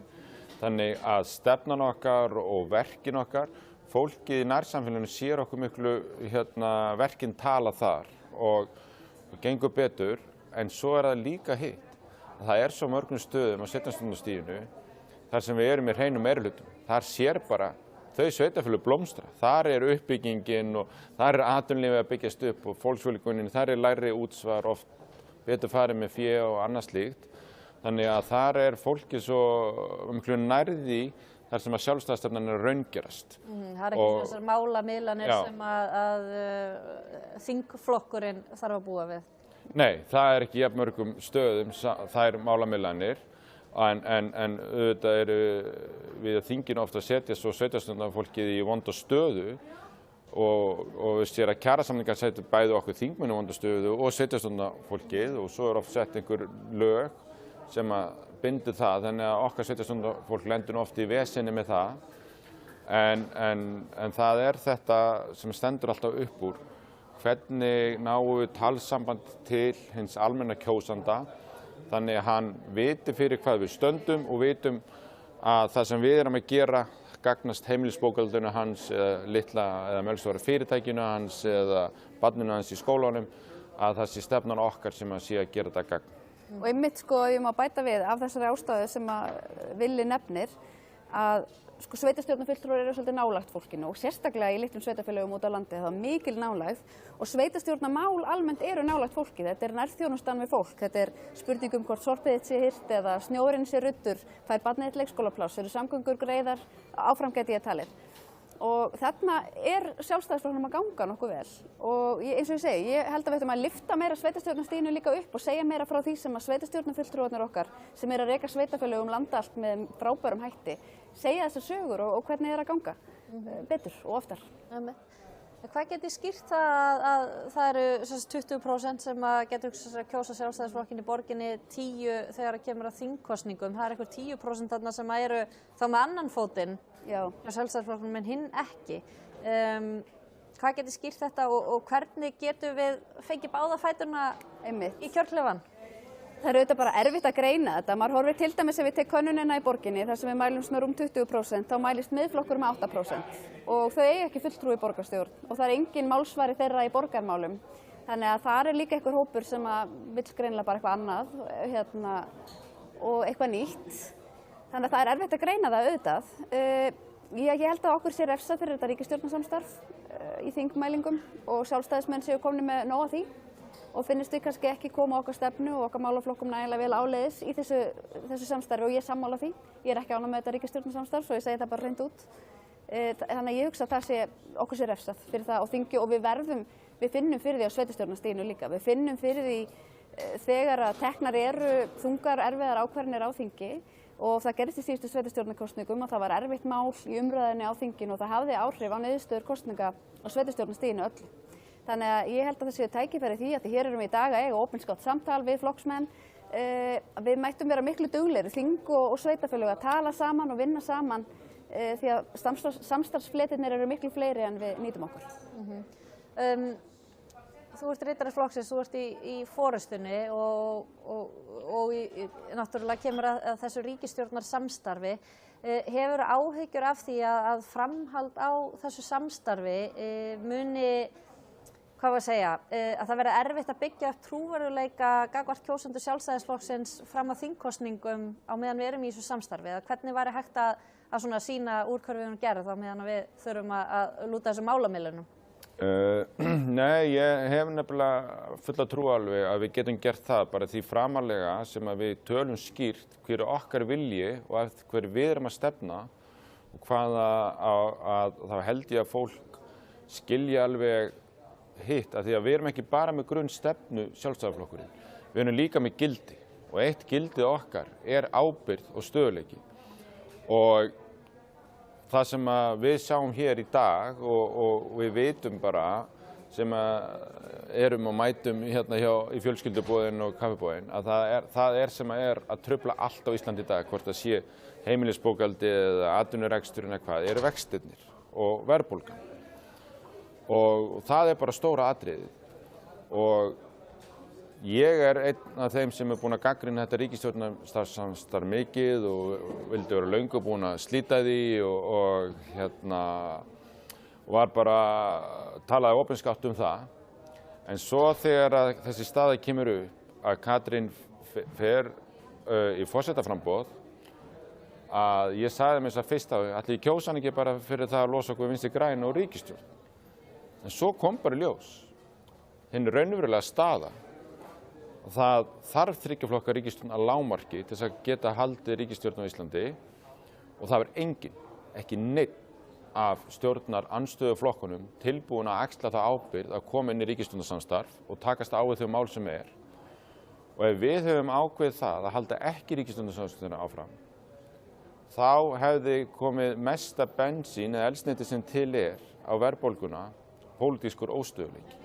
Ef við ætlum að fara að hafa starfsstjórn og boðið til kosninga núna og við værum að fara í kosninga núna, þá væri Seðlabankinn ekkert að íhuga að lækka vexti núna.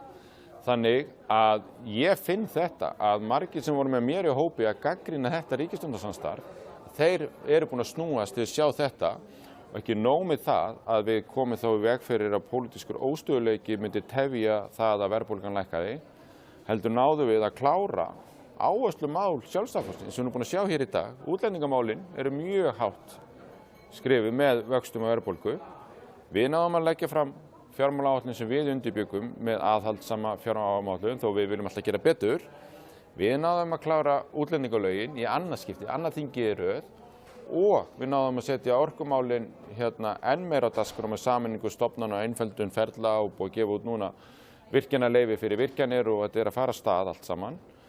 Og náðu að klára lögreglulögin líka, sem var hann ekki einu sinni hluta samkomulag endurnýjun og ríkissamkomulag. Þannig að við erum að ná góðum árangri, þannig að ef við bara látum verkin tala, þá held ég að fólk skilji það að þó að það sé ekki draumastaðan, að þá þarf að leysa úr henni fram á kosningum, en fólk og verkefnið okkar að láta fólk ekkert vera í vafa það hvar við stöndum, meiri Sjálfstæðisflokkur eins og Hildur nefni hérna áðan. Og upplifið það að það sé baráttu hugur í fólki, eitthvað hérna á því að kasta inn handklæðinu, Hildur? Nei, það upplifið ég ekki á nokkru manni, ekki hér inni í þessu húsi hér í dag. Og ég held að fólk sem bara æst í að fara að hefja kosningabaráttuna, þó að það langt en líka ofsalega stutt til kosninga. Og ég held að fólk sem bara vilji fara að bretta upp ermar og byrja að undirbúa og keyra á staði, að eiga samtali við fólki í landinu hvers vegna það skiptir máli að Sjálfstæðisflokkurinn sitji við stýrið. Það einmitt, svo það sé sagt, þá met þáttaka hér á þessum fundi í dag, þannig að það hefur legið mikið á fólki að mæta hingað og vill sjá þessa stöðu batna sem við sjáum í skoðanakönnum, en það nú ekkert kannski endilega allt gefið. Skoðanakannir hafa ekkert alltaf sýnt Sjálfstæðisflokkinn í alltaf svona raunsæju ljósi þegar kemur að kjörklufunum. Getur verið að einhver svona gremja sé að hafa áhrif á hvað fólk velur þar, hafið þið trú að atkvæðin muni skila sér síðan í kassan þegar að hólminn komið? Við megum aldrei gangað kjósendur vísum. Það megum ekki gera og það getur vel verið að einhverjir í skoðanakönnunum sé að veita okkur gula spjaldið eða að sýna gremjuna. þau heyra meira talað einhvers staðar annar staðar grunngildi Sjálfstæðisflokksins og það virðist verið þessu tilfelli í Miðflokknum. En ég segi, sko, við verðum bara að gera betur, við verðum að tala skýrar og við þurfum að leggja miklu meira áherslu á okkar grunngildi og telja, sýna það í verki að við séum að berjast fyrir því. En fólk verður líka að gefa því smáskilningum við náum ekki öllu gegn í 3 flokka ríkisstjórn rétt fyrir kosningar, en við erum þó búin að ná gríðarlegum árangri og ef ég fer alveg áratuga eftir tíman. En við erum líka samt að meta þá aðeins stöðuna þannig að það er engin raunverulegu flokkur til hægri á þinginu. Miðflokkurinn heitir Miðflokkurinn að ástæðu. Þá getur hann verið til vinstri þegar hol í umræðinu þar, svo er hann bara til hægri þegar það er hol í umræðinu þar. Til dæmis er ein undantekning á því í 7 ára sögu Miðflokksins sem þeir hafa samþykkt hagræðingaraðgerðir okkar. Það var fyrsta sinn núna sem að Bergþór studdi sameiningu Orkustofnunar og umhverfis, annars hafa allar aðrar sameiningar og hagræðingar verið felldar eða setið hjá Miðflokknum. Viðreisn er náttúrulega ekkert annað en vinstri Viðreisn sem búin að stuðla því þeirra afreki í ríkisstjórn með okkur sem var mjög erfitt að þurfa að kyngja í að við héldum hægri stjórn. Það var að setja jafnlaunavottun sem að taka tíma og peninga frá atvinnurekstri í landinu í dag án árangurs og þannig og þau kom okkur sífellt á óvart í hverju málinu fætur öðru, hvernig þetta til vinstri. Þannig að ef við erum bara við sjálf, sýnum það í verki, að þá held ég að við fáum fólki tilbaka, en ef við bregðumst ekki við og erum værukær, þá getur þetta orðið niðurstaða kosninganna. Þannig að við þurfum bara að tala skýrt. Já. Ég er bara sammála því sem að Villi hefur sagt, en af því ég er bjartsýnismanneskja eðlisfæri, þá getur nú sagt að ég farið í gegnum kosningabaráttur 2 í Reykjavík 2018 og svo 2022 í sveitarstjórnarkosningum og það var nú þannig 2018 að viku fyrir kjördag var slegið upp á forsíðu Fréttablaðsins skoðanakönnun sem sýndi okkur með 22-3% fylgi og það var á þeim tíma hræðileg niðurstaða og það var ekki skemmtilegur morgunfundur sem maður mætti á þá í framboðinu en á endanum komu rúm 30% upp á kjörkössunum. Sama gerist núna 2022 að þá erum við bara örfáum dögum fyrir kjördag að mælast með 16% og endum í 25%. Ekkert af þessu gerist sjálfkrafa, það gerist aldrei þannig, en það sem ég fann í báðum tilfellum var að þegar á móti blés og við vorum að fá þessar skelfilegu kannanir, þá fylltist Valhöll af okkar fólki sem spurði hvað getum við gert til að rífa upp þessa stöðu. Og okkur tókst að rífa okkur upp allverulega þó nokkuð mörg prósentustigi í báðum tilfellum. Þannig að það er verk að vinna, en það er allt hægt. Og það er nefnilega líka bara þannig að fólki er ekki alveg sama þó að það sé tilbúið að segja hlutina og senda okkur skilaboðum og þurfum að gera betur. Við erum náttúrulega búin að vera stærsti flokkurinn eins og ég kom inn á mínu erindi, við erum 95 ára í ár en nú er lýðveldið 80 ára. Við erum búin að vera í stjórn meiri partin þessum tíma. Hér er besti lífskjör í heimi og við skorum að hæðst en það eru áskoranir sem við þurfum að halda áfram að leysa úr. Þannig að þegar hólminn er komið þá hugsa kjósendur bara hvað er öruggast og hvað hefur skilað árangri og við höfum góða sögu að segja þar. Og þetta hefur svo þetta áhrif, sérstaklega í skoðanakönnunum, sem getur svo breyst þegar kemur að því að ákveða hvað ætlar að kjósa. Við erum í ríkisstjórn og það er alltaf hái vextir, þá náttúrulega berum við meira ábyrgð og stærsti flokkurinn ber alltaf mestu ábyrgðina. Það er mest að krafa. Fólki sem eins og kýs ekki Sjálfstæðisflokkinn gerir samt mestu kröfum til okkar. Það vonast þess að við tökum á málinu af því að þau treyst okkur fyrir því, þó kannski kjósa okkur ekki einu sinni. Og það útskýrir líka það að þegar að hólminn er komið að þá fáum við oft meira upp úr kössunum og að fólkið gerir það og svo hefur þetta líka oft verið erfitt að vera í ríkisstjórn og fá þá góðan árangur í borginni eða vera við stjórnvöldi borginni, það geta haft áhrif svo hinum meginn og að því að fólkið Íslendingar er ekki tilbúin að gefa valdinu of mikið frelsi, sko. Nú, tíminn er að hlaupa frá okkur. Örstutt, svo ég byrja á þér, Hildur, hvað tekur þú frá þessu fundi með þér í þín störf þegar þú mætir aftur inn í borgarstjórnarpólitíkina í næstu viku? Bara, við erum aldrei að gera nógu vel og við getum alltaf gert betur og maður lærir svo ótrúlega mikið af samtali við fólkið í flokknum og við þurfum bara að gera meira af því og oftar. Þar fæðast hugmyndirnar og þar finnum maður svona stuðningin og styrkin og rífast upp fyrir manni af hverju maður er í þessu. og þannig að það er bara gaman. Ég tek bara hvatningu og brýningu og alls konar með mér út af þessum fundi og svo erum við þetta, því ég er oddviti í borgarstjórn Reykjavíkur, við þurfum þetta bara að vinna því statt og stöðugt að koma þessu meirihluta frá og Sjálfstæðisflokkurinn ljúka þessari eyðimerku göngu okkar í borginni og taka við keflinu og þá hefjast bjartari dagar. Ég held við getum öll tekið undir það. En hvað tekur þú með þér úr þessum fundi? Við tekum alveg skýra forgangsröðun þeirra málefna sem skipta máli hér og þannig að það er alveg hnitmiða hvar við eigum að setja fókusinn en líka það að við þurfum að gera betur í því að koma okkar árangri á framfæri og við þurfum að gera betur í því að útskýra hvert við stefnum, af hverju það hjálpar daglega lífi fólks.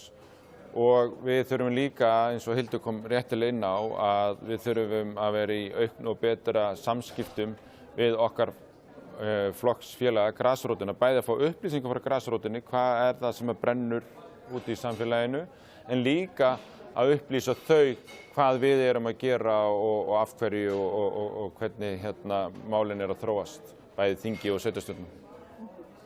Ég þakka ykkur báðum fyrir komuna, en við segjum þessu lokið héðan af Hilton Nordica í dag. Við þökkum ykkur sem heima sitjið og hafi fylgst með fyrir samfylgdina og bjóðum ykkur áfram góðrar helgar. Takk fyrir.